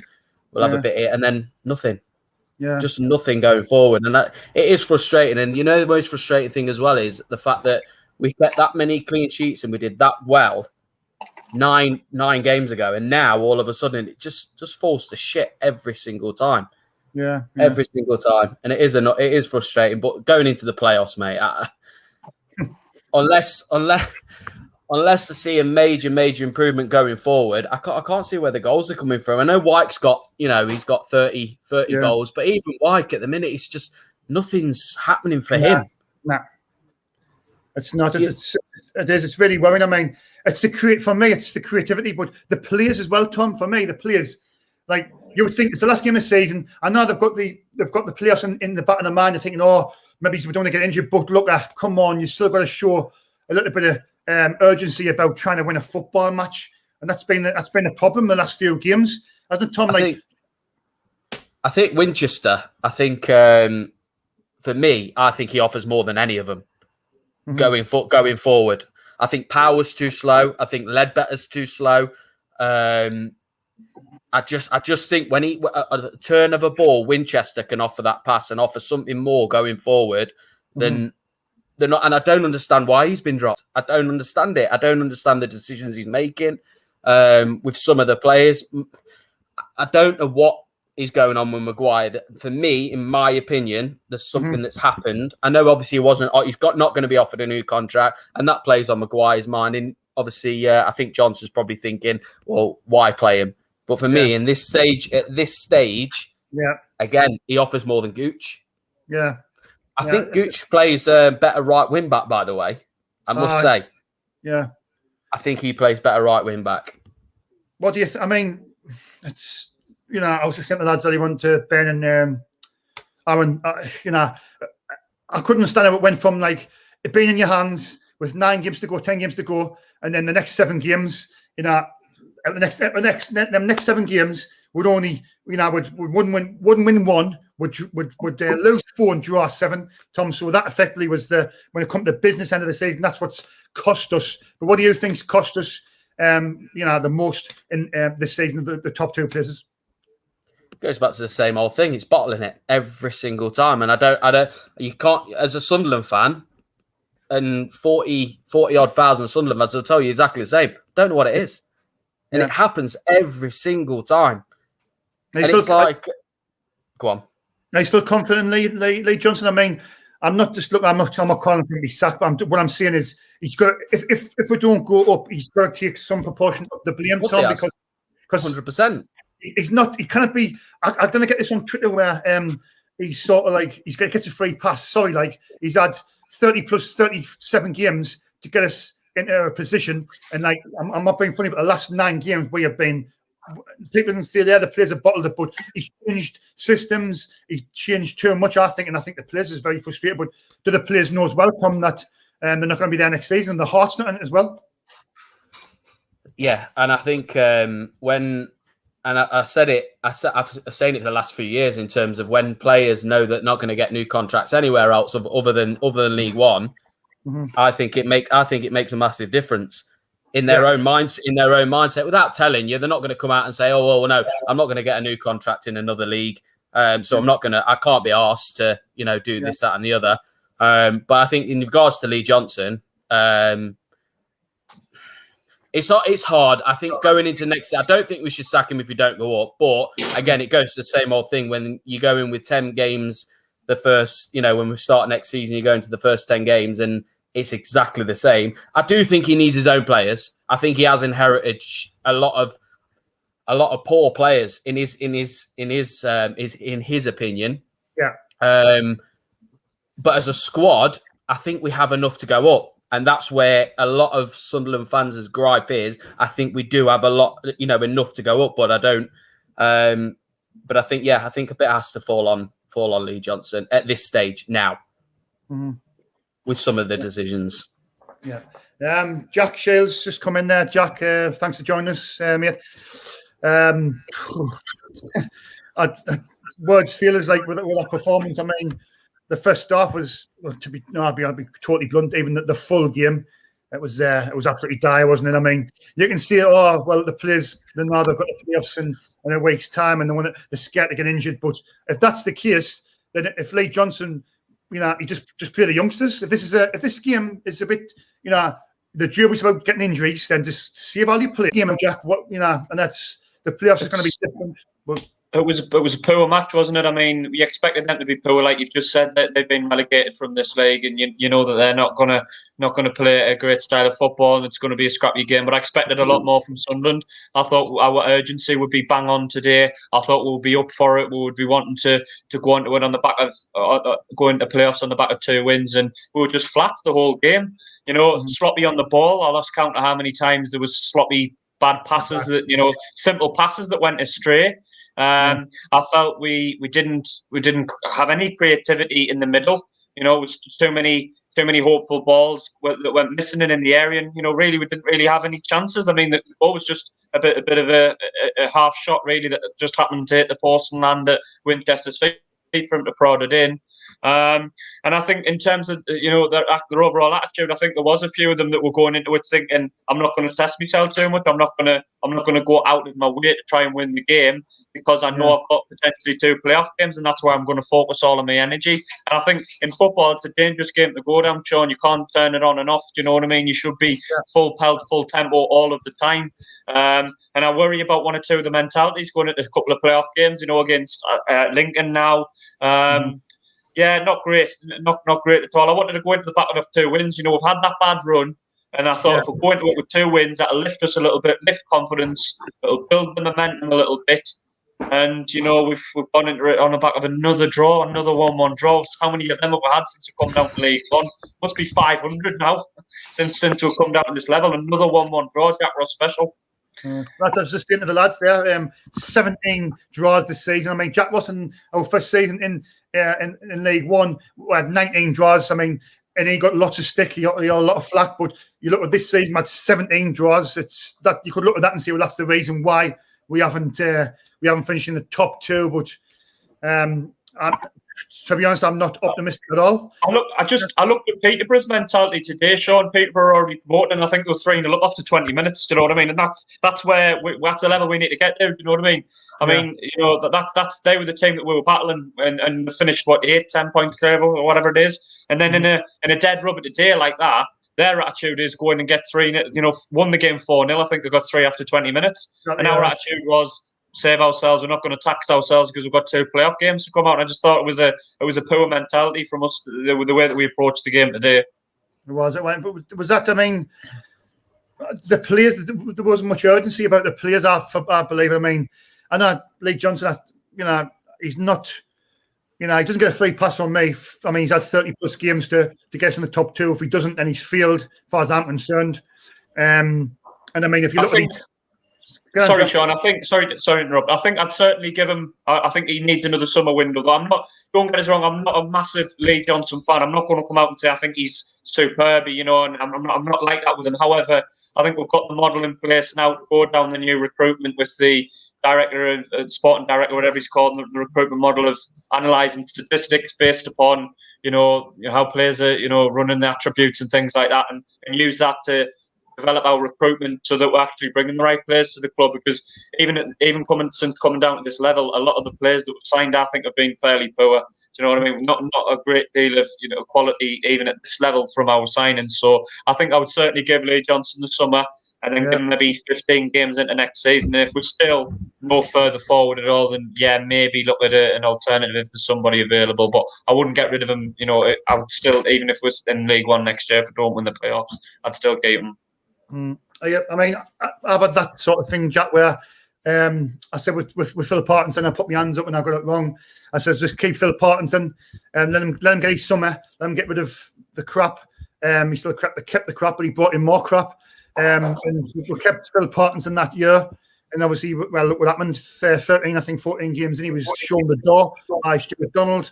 I'm just not sure not quite sure now if he's the right. I'm not calling for his head, but he's got to be accountable, Jack. I think. Oh yeah. Don't get us wrong, Sean. Since he come in, I don't think he's done brilliantly. Do you know what I mean? But I think we're outside of the playoffs, and I think I mean, correct us if I'm wrong. I know we should be aiming for top 2, but I think some fans, with how low we were when he came in, I think a lot of fans would have probably taken a playoff position. I think I would have. You might disagree. Yeah. You might say no, we should have had top 2, but I think I probably would have taken playoffs. So, I don't think he's done too badly. Yeah, that Jack. I think when Parkinson left, he was on points per game. He was 1.76. I think at the moment, Lee Johnson's, I think 1.6 something. So that was after 14 games, and we're actually only 7 points off Hull City at the time as well. So you look at that in that respect, and you think, well, have we really improved? Not quite sure. But to be fair, like Jack, I'm not sure if we're actually really improved. I mean, we weren't a million miles away from the playoffs. He's had one window. Maybe his hands were tied because of the salary cap and this, that, and the other, and just obviously Stuart Donovan and KLD coming in like sort of late. He hasn't really had an impact to implement his ownership yet. So I'm not sure if we've really improved, Jack. If I'm being totally honest, mate. I get what you're saying. I'll still give him a bit more time. I don't think there's anybody screaming out there that I would really, put in ahead, and then whoever it is has got to kind of go down the model that we're after as well. Do you know what I mean? So you might have a manager that you have in place, and he might not want to come and work under the recruitment model and the way that we're trying to go down that route. So you've got that as well. It's okay to say get rid of him, fair enough, but how are you going to get someone that will come in and kind of follow the same structure that we've got in place at the minute? And you've got to take everything into account like that as well. Tom, do you think we've improved under Lee Johnson? And if we don't go up with the unthinkable, we're in this division another season, would you pull the trigger and start afresh, or would you give him, as Jack said, the summer to let him rebuild, get rid of the deadwood and bring in implement his own squad? You asking me there, mate? Sorry. Yeah, Tom. Yeah. I'd give him the summer.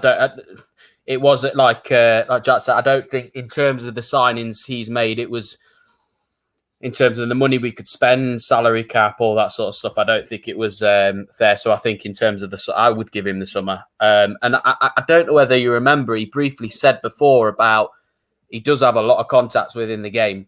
Yeah. Knows a lot of people, knows a lot of contact, and I think he would bring in the right type of player. But I think there's a lot of players that we do have now that just have the shittest attitude within that squad in terms of motivation, everything. I think you like Luke 09, keep all these, but I think there's some in there that I think there's just got totally wrong attitude. But I'd keep him. I'd keep him for another window. I get what you're saying, Sean. It's difficult when you're looking at points per game. You look at it and you think, well, he's no better than Parkinson. Yeah. But I just think he hasn't had the windows Parkinson had. I don't think he had that time, did he? That's fair, yeah. That's fair. Ben, and obviously Aaron, let's bring you in. What's your feelings on Lee Johnson? I mean, for me, he doesn't get a free pass. Definitely not at all. I think he's had 30+ games. I think if we don't go up, he's got to take half the blame, and I think the players will obviously take half the blame as well. What would you do? I'll start with you, Ben. Would you give him another summer and let him clear there? Because there's a lot of players out there who are just not fit to wear the shirt. So would you give him another summer, Ben, or would you look at start afresh and bring somebody in there, somebody new? I mean, I said before, I'd give him the summer. Let him bring in who he wants, and the type of players that he wants, the team, the system that he wants to play. But I don't think Johnson's helped himself with the amount of times that he's changed the team and different formations and everything. I still don't think he knows his best team now, and even still the formation, because we still end up, how many different formations have we played in the last 8-9 games? Must be about 3 or 4 different ones. So, he needs to make his mind up of how he wants Sunderland to play, But I think he'll have to take a bit of responsibility, if we don't go up. He's had, like you say, he's had 30-odd games, and it all started so well. Winning that unbeaten run that we went on, but yeah, it's just a little bit worrying what's happening now. But playoffs. Hopefully, it will be a new, shake off the season and say, right, our season starts now. We've got 3 games to prove ourselves and get into the championship, and let's hope we can do that. But yeah, coming back to what you say, Sean, I think I'd give him the summer, Right. and then just see how it goes from there. Yeah, fair enough, mate. Aaron, what's your obviously view on Lee Johnson? Would you give him the summer, or would you start afresh and new look, or would you, like say at KLD, he'll have no salary cap now. It'll probably be money there to spend. He'd probably better bring a lot better players in. Have you got faith in Lee Johnson if it doesn't go according to plan this season? I mean, it's a tricky one because just touching on what Ben said, we had that run, that unbeaten run, and I don't see what changed or how the mentality changed within the team to end that run. See, when Johnson first came in, I literally thought he was the best manager we've had since Allardyce, man management wise. Yeah, but the last few weeks it's just it hasn't seemed that way. It's something that, don't know what's gone on, but something has changed drastically, and it's not good. But I mean, he did have January and didn't have much backing and such, but I mean, you could give him a chance in at the start of the season, to start fresh. But then, if that doesn't go to plan, what happens next? Do we get somebody come in and this all happens again with the next manager? I think there's something like 12 to 14 players what's out of contract in the summer. So I think a lot of them, well, the majority of them will be gone anyway. So I think it's going to be a massive job for whoever's got to do that, get rid of them or, give them a new contract. But, I mean, Tom, his win ratio, he has got this sort of, in his locker where he goes in on bad runs, Tom. He's done it at Bristol City, he's done it at Barnsley where he'll go on, but then he goes on bad runs and he can't seem to get up with a bad run. What was it, Streaky Lee? They call him Streaky Lee, yeah.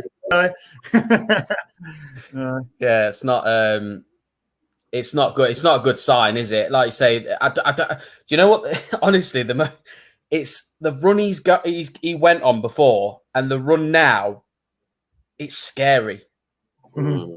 Honestly, it is, because I can't understand. When we were winning, I was thinking, even when we looked back to the wards and there's teams coming, I thought we're not going to concede. I thought the back four would look great. Going forward, we looked like White was scoring.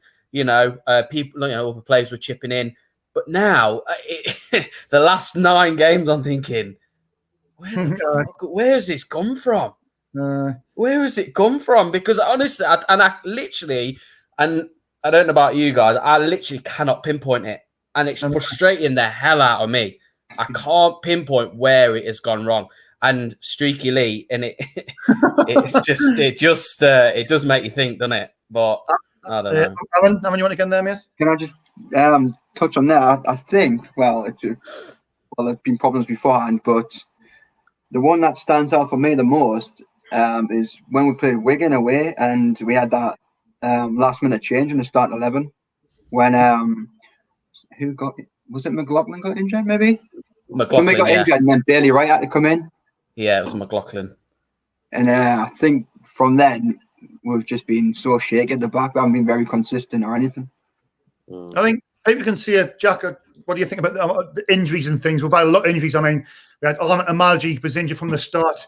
Jordan Willis, Dion Sanderson, the list goes on. Injuries at the back. I'm not one for making excuses, but do you think that could have been, it's unsettling he's had to put players there what's not really used to playing there. Do you think that could have unsettled the apple cart a little bit? Yeah, I don't think it's helped. I mean, you think about we've had injuries to probably our first 3 choice centre halves, haven't we? We've missed Jordan Willis for a lot of the season. Dion Sanderson's got injured recently, and probably Tom Flanagan. You would say, he's not a great player, but puts in a shift and does a job. all three of those have been missing, and we're having to put like Bailey Wright with a centre midfielder. Max Powers played there, Luke O'Nine's played there. I don't think that's helped, certainly. And I think he's still struggling to pick his best 11. He doesn't help himself at times, Lee Johnson. I think he has so much ideas and creativity, so many different ideas. I think that sometimes confuses himself as to how to approach a game, and I think that doesn't help. But I think overall, looking at our season, the bigger picture, I get what people are saying. You know, we've gone on a great run. We've gone from a great run to a bad run. But I think really our season's kind of bottomed out, and we're about where I expected us to be. Don't get us wrong. I wanted to finish top 2, and I wanted to get automatic promotion. But I said to you, Sean, when we used to do the interviews outside of, outside of Sunderland in October, I think this is about a 4th or a 5th place team. And I'm sorry, I've said it all season. I think that good run we went on inflated our fans' sense of how good the team actually is. And I think really we've bottomed out now and gone on a worse run than was expected. But really, we've finished about where I thought this squad is. It's probably the 4th, 5th, maybe 6th, around that area in terms of the squad, how good it is. So I think really it's just kind of leveled out. Jack, you've knocked it out. It's a really good point you made there. You're probably right. That 14-game unbeaten run, it had all the fans, all optimistic. We were like, oh, this is going to be the season. Lee Johnson's coming and getting the best out of the players, and then bump, something just happened. Like the guys, Tom and Aaron's just said there, something just happened, and it's not happening anymore. And look, if you're getting the playoffs, for me, it's not just getting in the playoffs. You've got to win the playoffs. Michael Bowser said this quite often, and he's right. When you get in the playoffs, you haven't got to be there to making up the numbers. You've got to be there to win them. And looking at our performances in the last 9 games, 10 games, and looking at today, not the Plymouth game, because I think Plymouth, they've conceded a lot of goals. But the game today against Northampton, I mean, I don't think this squad has got that oomph about them where you can see, although we're going to finish in them, we're going to win these playoffs. I mean, I says before the game, we'll probably still beat Lincoln over the 2 legs. I'm thinking now after that, I know he's rested McGeady, bottom on the second half, and Ledbetter will come back in this, that, and the other. But I mean, he is optimistic about winning the 2 leg against Lincoln now. Any guys, Tom? I think we'll get to the final. I think, but it's the final I worry about. Yeah, it's a pressure thing. It's the pressure thing again, where we always get excited and you think, oh yeah, we played really well against Lincoln, 2 leg, beat them. I don't think it'd be comfortable, but I think we'll do it. I think we'll get to the final, but I don't think whoever we play in the final, I'll be worried. It doesn't matter who we play. I mean, again, look at Tranmere. Tranmere in the play. I was thinking, we'll wipe the floor with them. The League 2, I know they're doing well, but they could have won the game. I know they were the better side. They were. So I just think in a final, it's a Sunderland thing, isn't it? But it'd be interesting. But I think we'll get to the final. Jack, do you think over the 2 legs we can beat Lincoln over the 2 legs? And obviously in the final, that'll be one of Blackpool or Oxford. I think it'll be Blackpool. I think Blackpool are a good side, and I think they showed that in the 2 games against us. I think if we get the final, I can't see us beating Blackpool anyway. But you never know. As Tom said, finals are different. We've won there. We've for the first time in 53 years. So we'll do it again. But can we beat Lincoln, Jack, over the 2 legs? Oh yeah, I definitely think we can beat Lincoln over 2 legs. I think their form's been a bit iffy recently. If you look at it, I think they've drawn 0-0 today.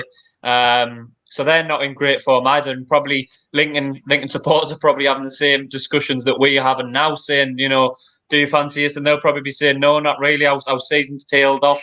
Not quite as dramatically as our form's tailed off, but they were flying high. And I think they were, when Lee Johnson came in, were they not top or second? So they've not had a great season from that point on either. But what worries me, Sean, is that someone's going to have to get past Blackpool to win these playoffs. We want to go up, and they didn't particularly play well against us in those 2 games recently, but they got the wins. And I think they've done it again today. I didn't watch the game because obviously I was watching Sunderland, but by all accounts, it looks like they've done it again today. They've ground out another 1-0 win, and I think that's always a good sign of a team that's not really playing hugely well and not dominating games and scoring lots of goals, but finding a way to win the game. And my worry is, the way that we played today, as lethargic as we were today, we get the final at Wembley, and it's going to be another one that Blackpool are going to just do enough to get over the line. And looking at us today, are we going to cause them enough trouble? And if we get the final, and you'd have to say no, not really. As I'm saying, in the Blackpool game as well, Jack was like, you know, they didn't get out of second gear. They didn't even get out of second gear. They were just relaxed and just set a system up, and they just comfortably beat us without even trying. Do you know what I mean? That's the worry. I mean, it's not, Sean, when they played us, it's not like they won 3-0 and 4-0 and they didn't dominate the game and have lots of chances and lots of the ball. It was fairly close games, but the difference was they got over the line, they edged both of them 1-0. And, you know, I think it's a sign of a strong team when they're not playing particularly well and they're still getting results regularly. Just in the live chat there, Steve Flounces has said Blackpool rested 5 players, the best players of the year. Now, for me, that's what I would have done. I would have rested your 5 key players, whether that is on your team.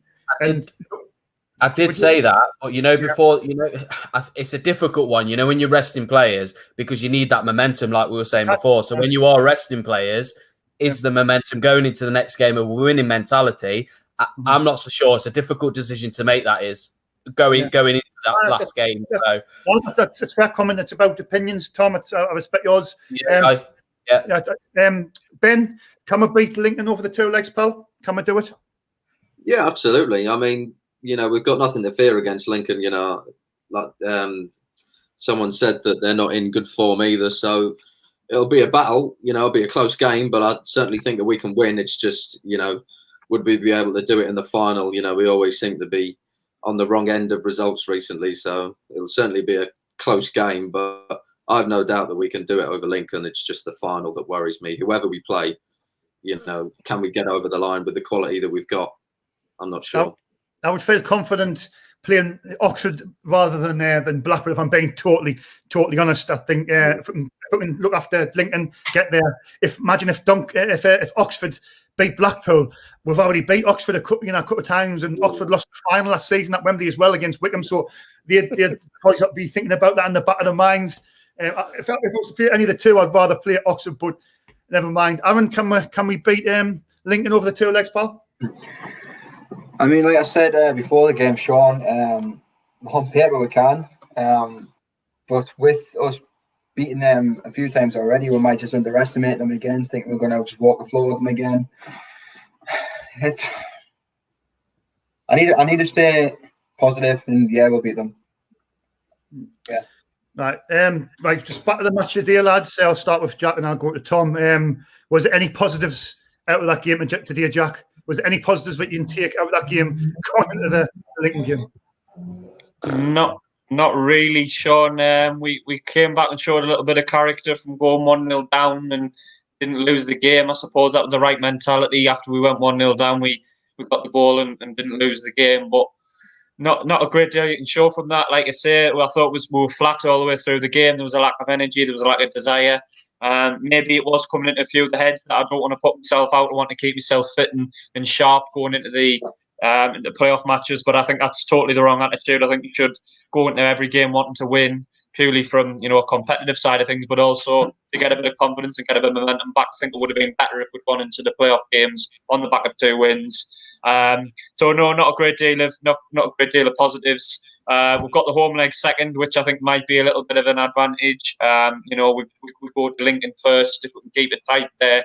Come away from a draw there, and then we know our fate's in our hands at our own ground. Yeah, there might be some fans allowed back in and win the game and get ourselves through to Wembley. So that I suppose you could say that's a positive. We finished with the home leg second. I know it's not going to be a full stadium of light, but it might be a slight advantage. But no, there's not a great deal you can say other than that really from today's game.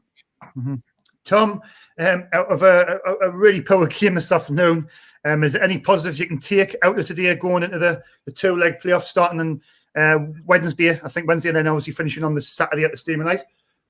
No, I can't take any. There's one, like I said before, when with Gooch playing right wing back, I think he offers. I think honestly, genuinely, I think he offers more, and he's strong. He's a strong lad. So I think in terms of tracking back, he's fast. Going forward, he's quicker. If McLaughlin's injured, I would start Gooch at right wing back. I think he offers more going forward with Jones on that right and joining up with Jones. But other than that, from today's game, Sean, I can't see any positives whatsoever. But I'm just hoping and praying that it was just like the last 9 games a blip. It's not really a blip, is it? But I just hope over the next week, clear our head, go into these games now, and just do whatever we can. It's frustrating. Yeah, you're hoping that's just a case of the lads they weren't even bothered about the day. They're more focused on the 2 legs of the playoffs. Possibly, but like Jack said, it's the wrong attitude to have, isn't it? Because you want to go into these games winning the games. But I kind of get it. I get it. You don't want to be injured. You don't want to, overexert yourself. But you're playing Northampton. I'm not being funny. Yeah. You're playing Northampton at home. It should be 2-3-0. Like you said before, Peterborough 3-0 up at half time. I'm thinking, when we played Peterborough, I thought we could have possibly won that game anyway. Yeah. If we overly exerted ourselves, but we don't. We haven't done in a while. Yeah. There's players in our squad. I personally think that can do better, a lot better. Just a quick one, short. Would you start Maguire? For me, do you know what? Yeah, I would, because he's got that quality. He's got that quality, and I divides the fans' opinions. I mean, a lot of people want him back in, and then some people say he's not match fit. He can't last 90 minutes. But what Maguire's got, he has got a bit quality. But there's obviously something not right somewhere. Over who though? Who would you start Maguire over? If we're going to play 4-2-3-1, obviously McGeady on the left, Jones on the right. I'll just play Maguire through the middle. I'll play Maguire through the middle. Yeah, that's what I'll do. But he's not going to do that. Let's be honest, lads. Lee Johnson just doesn't fancy Maguire. Maguire's just played today because he's. We find that with every manager, though. We find that with every manager. When your fans pick a team, we think, we would do that. We would do that, but they never do it. They never do it, do they? It's frustrating. It's frustrating, but we don't. We're not a manager, are we? Any positives from today, lads? I'll start with you, Aaron, and I'll go to you, Ben. Any positives from today to taking into the 2-leg Lincoln game, mate? The only positive is that we've finished the highest place we have in League One since we've been in there.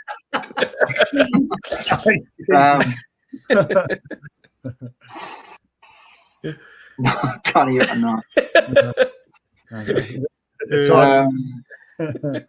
That's scraping the barrel, like, isn't it? That is scraping the barrel beyond scraping the barrel, like, isn't it? Like, if ever I've seen it. Absolutely speechless today. It was a trophy. I mean, the only positive is McGeady didn't get whacked down with a bad tackle or anything like that. There was no injuries. A few people got a few minutes under the belt who were coming back. But other than that, I'm speechless about today's performance. It's hard to even put into words. But Ben, is there any positives you can take out of the day? Sorry, it's a difficult question, really. But we're going to try and find a way of them somehow. Not really. The positive was that it's over. I think it might be in the bottom left somewhere. You can see that. I don't even want to try and say anything because really there wasn't. I mean, we kept the ball well. 60-odd% possession, but did we do anything with it? No, we didn't. So I wouldn't even say that was a positive. So no, nothing really. Not the type of momentum that we would have wanted going into the playoffs. That's a certain. It's like, I don't think our style of player can beat it like a Blackpool. I think if we were to beat Lincoln over the 2 legs, I mean, thinking in the final, I'm thinking Oxford, we've beat them at home, we've beaten 3-1, didn't we? They probably could say they were unlucky, but our style of player, I think, is more suited to Oxford than obviously a Blackpool. But I think Blackpool, will beat Oxford over the 2 legs. But Blackpool, Oxford have come back into form a little bit, and they've snuck in the back door, and that's always the risk. I mean, they could be, they could go on and run now. If they beat Blackpool in the 2 legs, they'll fancy us at Wembley. Like. There's always one, isn't there? There's always one comes up from nowhere and sneaks in this year at Oxford, isn't it? There's always one. But Burton aren't no mugs though, and they've battered them. Burton aren't no mugs. They've had a good run. They have, and to beat them convincingly, I just think over 2 legs. I'm not so sure. With Oxford, I'd dark horses. They'll be saying the exact opposite of us, won't they? We're like down and saying we've missed out on automatics and we're out of form. They'll be saying, great, we expected to be mid-table a couple of months ago. We've gone on a decent run, snuck into playoffs, and they'll be really fancying it. So I'd still make Blackpool favourites because I think they're a better team than Oxford. But the strange one, isn't it? The playoffs are unique. They're a funny situation. It is. That's if we're linking over the two legs, but there's rumours as well about the Champions League final, obviously not being played in Turkey because their company's in full lockdown. So if that's the case, and I use probably think when I'm going to ask you about if it gets switched, if the Champions League final gets switched to Wembley, then the potentially the players could be moved to another ground. Do you think that's a possibility, Jack, or do you think the Champions League final play that at Spurs? They've got a nice ground, play at Spurs, and let the playoffs get played at Wembley. I wouldn't. I'm not too concerned with Wembley. I get my fans. We want to win at Wembley. We want to be actually there while we're winning. I get that. But in terms of where it's played, I wouldn't really be too concerned. I think if fans are permitted to go, which it looks like there will be some fans there, it does seem more logistically wise, Sean. It seems to make more sense if us and Blackpool, for example, get to the final. It would make more sense to play it in a northern venue, I think. Perhaps Old Trafford would be the first one. Doesn't seem right. It seems a bit silly to make Sunderland and Blackpool, two northern teams, come all the way down to London for the final at Wembley. When I don't know, you might look at Old Trafford for that. It's closer for both. It's nice and easy for Blackpool, and it's probably easier for us to get to as well. So that might come into it as well. I'm not too concerned with where it's actually played at, to be honest. It wouldn't really bother me too much, just as long as Sunderland get there. That's what I want. Yeah, and I was just speak because obviously rumored last couple of days about the Champions League final. It mightn't get played in Turkey, so they've obviously got to search every avenue. And I think Wembley's a stadium where you wait for Nordic and rely on Wembley. Alan, you want to be in there, mate? I just read something the other day that it could potentially be played at Villa Park or something like that because it's sort of Chelsea and Man City. So it's sort of Midlands, in between. Yeah. Or even then, it could be played at Cardiff again from Millennium Stadium. Yeah, but I think like to see the two legs. I think if Boris Johnson's going to release a statement next few days, I think we're allowed 12,000. I think it's a quarter of your full capacity, 49,000. So I think we'll get 12,000. And when I'm coming on to next is which this has been a lot of talk on Twitter, social media. I'm not on Facebook, Instagram, but I'm also on Twitter. What would be the fairest way of giving the tickets out? There's a lot of rumours of what might happen. But Tom, what do you think the fairest way of who should be allowed the 12,000 tickets? Who do you think which way should be worked out? Whether I don't know, maybe loyalty points, or do you think it should be people who renewed this season when it was in a pandemic? Yeah. See, from last year or this year, I think it's loyalty points and season ticket holders. As simple as that. And I don't think anyone would begrudge that. To be honest with you, it's loyalty at the end of the day. Well, yeah, and I've obviously I live in Nottingham, so I had a season ticket 4 years ago. I've just renewed. I've just got one for next season. So for me to get a ticket over someone that's, it doesn't make sense. It doesn't make sense. So, I think the season ticket holders and loyalty points and all that sort of stuff. And what do you mean? You'd be surprised? Why? Who's on Twitter? There's just be no matter what the club announce, which it'll probably be Monday, won't it? You'll get you'll always get that. You always get that. Like, that's not fair. This is not fair. But what do you reckon, Jack? What do you think's the fairest way of doing this with a 10,000 or 12,000, whatever it is?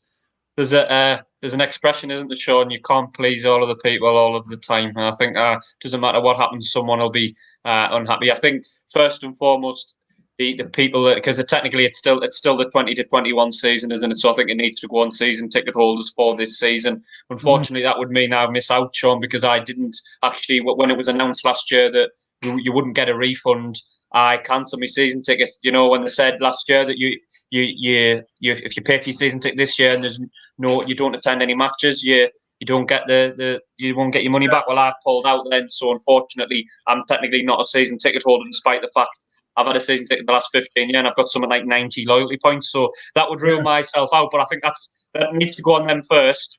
And then after that, it will be people like myself, if there's any left. So loyalty points will be the second kind of parameter. And then I think that'll cover it. But if there is any left, then a ballot you apply and your name gets drawn out at random if there is anybody left after that. But I think season ticket holders from this year will probably cover it, I think, Sean. Yeah. Aaron, what do you think should be done the fairest way to give the tickets for the second leg against Lincoln? Yeah, just to touch on Jack there, you can't please everybody. But it's always been sort of loyalty points based, so I don't know why they would change it. I mean, if I'd managed to get a ticket myself, personally, I wouldn't even go. I would give it away because I'd rather be in a full capacity Wembley than just having sort of 10,000 fans there. It probably wouldn't feel the same to me, but I just think I would just stick on loyalty points myself. Yeah. Ben, what's your view on that, mate? Yeah, I think all the lads are spot on. I think it'll be on season points or whatever, but which is a shame for us Southerners, that can't have season tickets and all of that. We won't be able to go to the game, but we'll be able to watch from home and cheer on. But yeah, I think it'll be the fairest way to do it. Like they all said, you can't please everyone all the time. It's just, it's just one of them things. You have to be fair with them. Yeah. I think if we get to Wembley as well, speaking hypothetically here, if we get to Wembley, then they're going to have another situation there. Is it going to be? Will it be the same? Will it be the season ticket holders of this season get the chance to get the tickets for Wembley, or will it change it for that? I think they'll probably keep it the same. Do you think, Jack? If we get to Wembley, I think they'll just pick the way to go, and then they'll just have to put the tin hats on and say that's what we're going. We're going with it. Give us a stick, but yeah, I think that'll go on. The first thing will be the season ticket holders for this year. I think because it is still the 20 to 21 season, isn't it? So they'll say those first, and then if there's any left, it'll go to people like me that have 90 loyalty points. But technically, I'm not a season ticket holder. I bought mine for next year, but unfortunately, I would miss out on that. But I think that's going to be the only way that they're going to have to do it. There's no other way that's fairer than that, I think. Yeah, I mean, like you see, I'm news during the obviously when it was played behind closed doors all this season, but I didn't access the streaming pass. Obviously, if you access that one game, then you void your refund. But I didn't access that, and I did get a refund. And I just paid off from my season card for next season. You know what I mean? So I hope I can get a ticket for the Stephen Knight game. If we get to Wembley, I'd love to get one as well. But if I can't, then I can't. I'll still probably travel down anyway. I think there'll be a lot of fans who still want to go down and have a good weekend. But anyway, back to the football. The season's it's ended now. Who do you think? I'm going to ask you all. Who do you think's been the player of the season? I'll start with you, Jack. I mean, there's obviously a couple who stand out, but I'll come to you first. Give us your reason for the player who you think should be player of the season and why he's the player of the season. Well, I'm gonna have to answer. So I think signing of the season I would give to Deion Sanderson. I think he's been excellent, particularly second half of the season, and a major part in why we kept all those clean sheets that the lads touched on earlier and went on that good run was, I think, down to him. But I think the overall play, I think you've got to give it to Charlie White. I appreciate some people say that he doesn't do a lot in games, but I think any time a striker gets 30 goals, I think you've got to give it to him. Helped by Aidan McGeady, no doubt, who's put a lot of them on a plate on his head. Practically some of them. Some of the assists he's got, all he had to do was get his head on them. So helped by McGeady, but anytime you've got a striker that scores 30 goals in a season, I think you've got to give it to him. So I'd go Charlie White. Cheers, Jack. Tom, obviously signing of the season and your player of the season as well. Yeah, sign of the season, Deion Sanderson. Absolutely unreal. And I think we have missed him massively. I think Bailey Wright coming in, I think it was too early for him in terms of injuries and all that. So I don't think he still even now looks fit, sharp. I think player of the season for me, I'm going to go Luke O'Nien. And the reason I'm going Luke O'Nien is the fact that he's dropped in again at a different position. Yeah. And they were saying before, I know Danny Collins was saying before about he's made a few mistakes, but I think defenders do. But I think in terms of linking up with Deion Sanderson before Deion Sanderson got injured, I thought they were both phenomenal. So I'm going to give it to Luke O'Nien. Yeah, good shout, mate. I wouldn't say it's surprising because obviously, as we know, Luke O'Nien was in the League One team of the season. Luke O'Nien, Lee Burge, Aidan McGeady, and Charlie Wyke. So good choice, Tom. Ben, how would you say the signing of the season and also your player of the season and your reasons why? Probably signing of the season. I'll have to agree with Tom and Jack and say Dion. The way he came in when we needed him and the performances he pulled out the bag. I think he had about 3 or 4 man of the matches on the trot at one point when we were on that great run. So it'd have to be, credit to him as well as a young lad as well. Not really played that much football, coming into a league like League One, it's a bit nitty gritty and he did really well. Mm-hmm. My player of the season, I don't know. I mean, I think O'Nien's a good shout. I think Sanderson's a good shout. But I think if it wasn't for Aidan McGeady, I don't know if we'd have made the playoffs. So purely for that reason, I think I'd probably have to give it to him. The way he came in and impacted the team, the way he did under Johnson, after being froze out, I'd probably have to give it to him. Yeah, you've just said mine because I was going to come to mine after Aaron's, and you've just said everything what I was going to say. That's mine. Sign of the season. And McGeady. I mean, can you imagine if McGeady never come in when he come in? I honestly believe that, that little phase where he was getting the assist, was the crosses he was putting in. If he never come in at that time, I didn't think we would have finished in the playoffs. So I'll just quickly say that's my Deion Sanderson. Jack's wanting to be at that. I was just going to say, our previous manager that we started the season with not only didn't play him, he had him playing at one of our playoff rivals. So that tells you, it's an absolutely bizarre decision that, wasn't it? Let's be honest. Putting off your notes to spite your face, that. Aaron, obviously your player of the season, and obviously the sign of the season as well, please, mate. I reckon the signer would be McFadden. Joking. They spat my drink out. Well, I agree with everyone else about Sanderson, but and O'Nien being amazing this season because he has actually filled in when we needed someone. But mine's it's sort of like a new season. I was going to say McGeady as well. It feels like he is a new signing. Yeah, Parkinson's left. Yeah. It just beggars belief why Parkinson never really gave him a chance to stay, and even sent him out on loan, like Jack said. It's just he's got too much quality for this league. It's just beggars belief to leave him out of the team. And even when he's not in the team, it's his dressing room as well. He's experienced with other players. But I would say McGeady for player of the season, and if it was a proper signing, then Sanderson. Mm-hmm. I was going to go to the last topic, and then if you guys want to bring something up. But the last topic was pointing out about the goalkeeper Lee Burge. He got in the League One team of the season. Me and Matthew and I think Dan, we've been very critical of Lee Burge this season. And I think Matthew's dad said, I don't know, I'm not sure if this is exactly true, but AJ might be able to tell us because AJ is the stat man in the live chat. Lee Burge has cost us 24 points this season in his individual errors, his mistakes. Now, that said, Jack, and there's a lot of people who said Lee Burge has been unbelievable this season.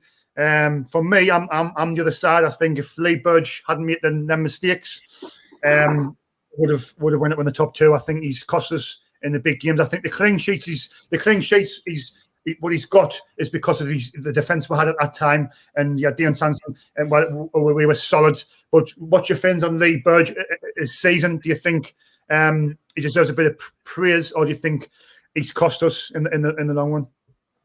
I was absolutely staggered, Sean, that he got in the League One team of the year. I mean, I'm not hugely ultimately with all the League One goalkeepers, and I appreciate it might go on clean sheets, but in terms of his individual performances, he certainly comes into the category of you're worried rather than safe. I always think with a goalkeeper, what you're looking for is, are you safe with him in goal? Do you know what I mean? Do you feel? And when we had John McLaughlin, I felt, well, he was safe. Yeah, now and again he might drop the odd clanger. But with Lee Burge, I'm always a bit nervous with him. I don't know what the other lads think, but I'm always nervous when there's a shot goes across the goal, and I'm nervous when he's kicking out. And I'm not a huge fan of him at all. And I think I'm not sure with the points thing, whether you can directly attribute 24 points to him. But I certainly feel like if we had a better goalkeeper, would have had a better chance. And regardless of what league we're in, definitely if we're in the Championship next year, get a new keeper. But even if we're in League One again this year, Lee Burge should only ever be a backup option for me in goalkeeper. I don't think he should be your first team goalkeeper. And I think that would be one of the first things, if not the first thing I would look at, getting a proper, a more established goalkeeper at this level. Well, you've summed my thing up there now in one go. So I don't even have to think about that. Tom, Lee Burge, he kept 16 to 17 clean sheets. It might be more, could be wrong, but apparently he's cost us 24 points in individual errors this season. So are you of the opinion has he cost us the top two, or do you think he's had a decent season, deserves a bit of praise? I didn't know that stat for one. And that is a mad stat, to be fair. But I think when you've had a goalkeeper like John McLaughlin, I think it's hard to. It's a difficult one because he was, and you did feel safe with him. The back four, you got John McLaughlin. He's a safe keeper, isn't he? But I think I get it with Burge. He's very erratic, or especially with corners. And I don't know what in terms of corners, when we've conceded the last, 4 or 5 games when we've conceded from corner, and they're daft. I don't know whether it's him coming out confusing the defenders. Mm-hmm. I don't know whether, when he comes out, he's flappy. Yeah. And I don't know whether that is because, and again, it goes back to do the defenders trust him? The defenders trust him. Who knows? But I think he's okay. I think he's a standard, average League One goalkeeper, to be honest. If you went up, he's a substitute goalkeeper. We need a new goalkeeper. But that stat, I didn't know that stat. It's madness. And I like to see it at Matthew, who's obviously on the show, and fans react. His dad said he's cost us 24 points in individual errors. Which is, exactly. You think of that. I mean, would have won the league, wouldn't we? If that was the case. If we had John McLaughlin, I think we would probably would have won the league if you looked in that respect. But anyway, but then you've got Matthews though as well. So what do you do? Exactly. It's we're not blessed with great keepers this season. I think, as Jax has pointed out, I think next season, irrespective of what division we're in, I think that's going to have to be a priority. I think next season.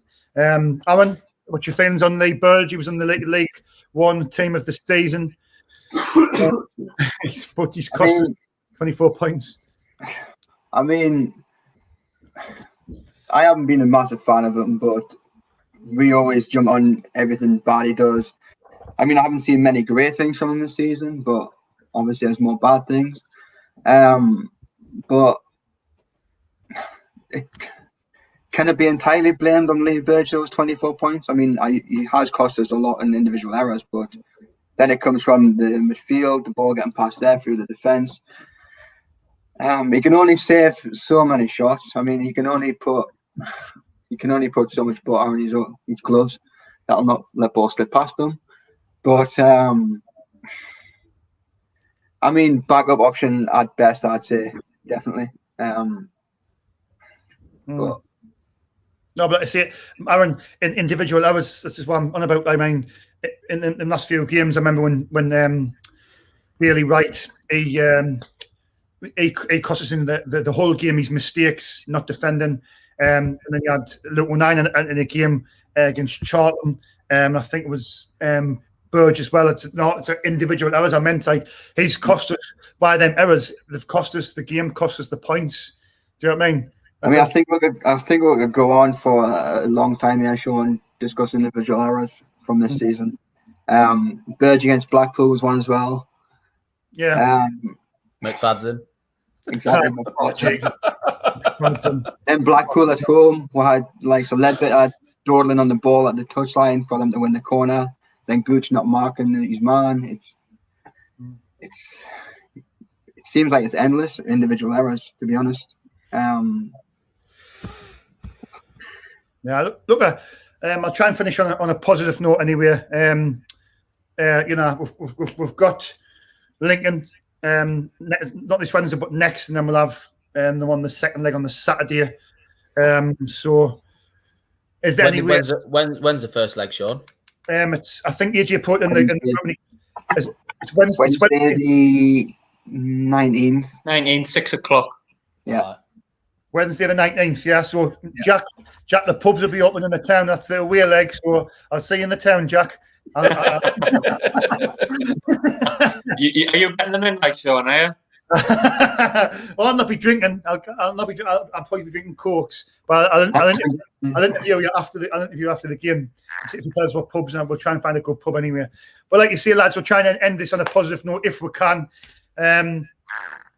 2 legs, Lincoln. We'll beat Lincoln, and then we've got. I'll just say Oxford because I don't think we'll beat Blackpool. So we've got Oxford in the final, Jack. Can we beat Oxford in the final and get to the championship? Get out of this league. Yes, we can. Yeah, I think first leg draw against Lincoln away, beat them at the stadium right to get through to the final, and then a narrow, scrappy 1-0 win over Oxford in the final. Hopefully. Tom, I'll go the other way with you because I think you fancy Blackpool. Sorry, you fancy. Who do you fancy again? Was it Blackpool or Oxford? I can't remember what you said. Oxford, yeah. I fancy Oxford to beat Blackpool. Don't know why. I think we'll do a Huddersfield anyway. When they went up to the Premier League and they scored no goals throughout the whole thing. I think we'll do it. I think we'll do them. But no, I think the first and second. I think we've got it over the 2 legs going into the final. I think we're facing Oxford in the final. Mm-hmm. Yeah. That's it. Ben's back now. Ben, do you think? And I was saying, technical hitch. we'll beat Lincoln over the 2 legs, get to Wembley, and I'm just going to say Oxford because I think that'll be Blackpool. But I'm just going to try and because we'll beat Oxford this season. If we get to Wembley and we're playing Oxford, can we beat Oxford in the final at Wembley? Yeah, Ben.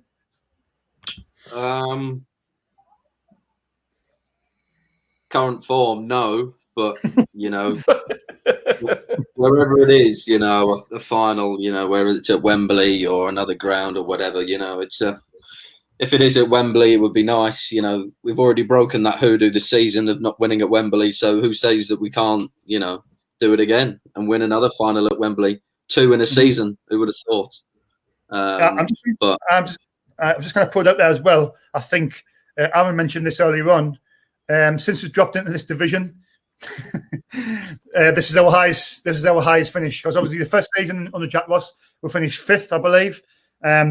The second season we finished 8th on the points per game system. So this season we've finished 4th on 77 points. I'm not sure what our points thing is compared to the other 2.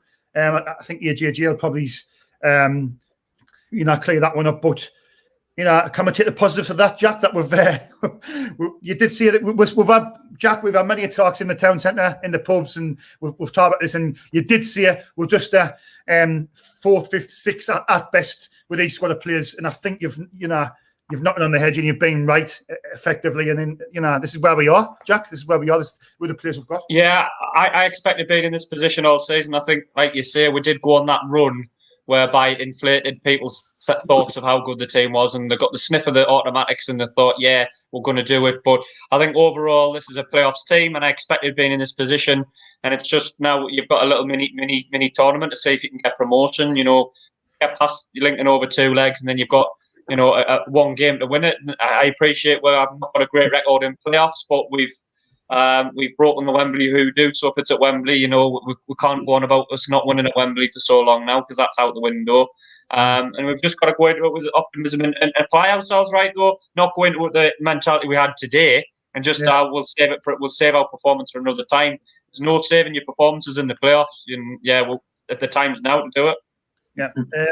Tom, do you think, obviously, as I was saying to to Jack there and the rest of the lads. This is our highest finish, and obviously our third season in the third tier of English football. Can we take positive from that going into the playoffs and end the season on a high and get the objective of just getting out of this division? Because I think all Sunderland fans we're sick of it now. We just want to get out of this league now. Yeah, it's getting to the point, like I say, where it's getting it's just sick of it. Sick of League One, sick of the standard of football, all that, and but just play the final at St James's Park, and then at least we'll win. We've won there the last 7 games, so it doesn't really matter then. Let's play it there. I like that. I like it. It wouldn't be a good chat. It wouldn't be a bad chat, to be fair. But no, I think, like I say, going in, it would have been great to have the momentum, but it's a fresh start in it, and you go into them games and hoping for the best. So, optimists as ever, I think we'll go up. But I like the optimism, Jack. So Jack and Tom's been optimistic there. I'll come to Ben. Ben, this is our highest finish in this. The worst league of English football that we've been in, and we're finding ourselves in for our 3rd year. But we've finished 4th. Can we take that as an incentive and go on to beat Lincoln and then go on to beat Blackpool or Oxford in the final? I guess you can in a way, but I mean, at the start of the season, we think, promotion automatic is what we wanted, and then, when Parky got sacked, you look at our position and you thought, we'd be lucky to make the playoffs here, and then we went on that fantastic run with Johnson, and we thought, we could get second here.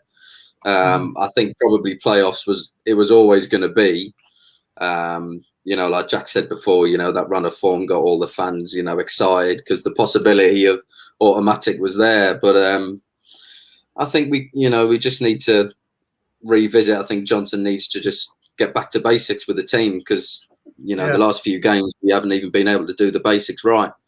And, how can you expect to do any more than that if you can't do the basics, So it'll be an interesting week for Johnson. It'll be a defining time probably for him at Sunderland, to see how he approaches the games.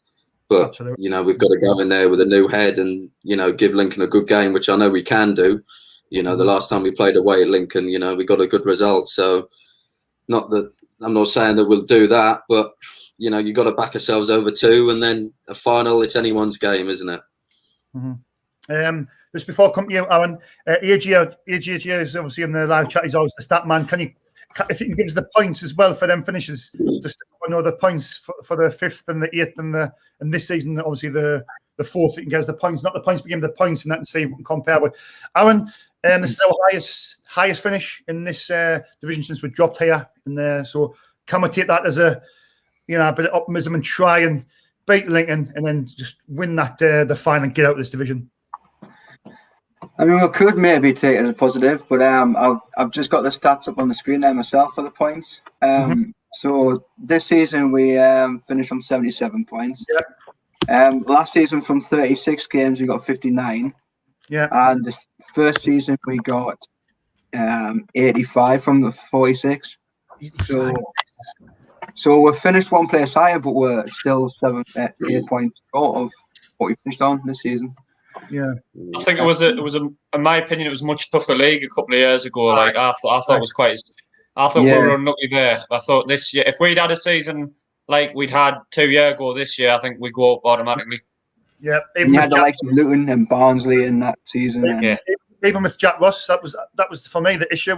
If we had a better manager in that first season, I think we would have walked that league. The squad we had, I think that was our.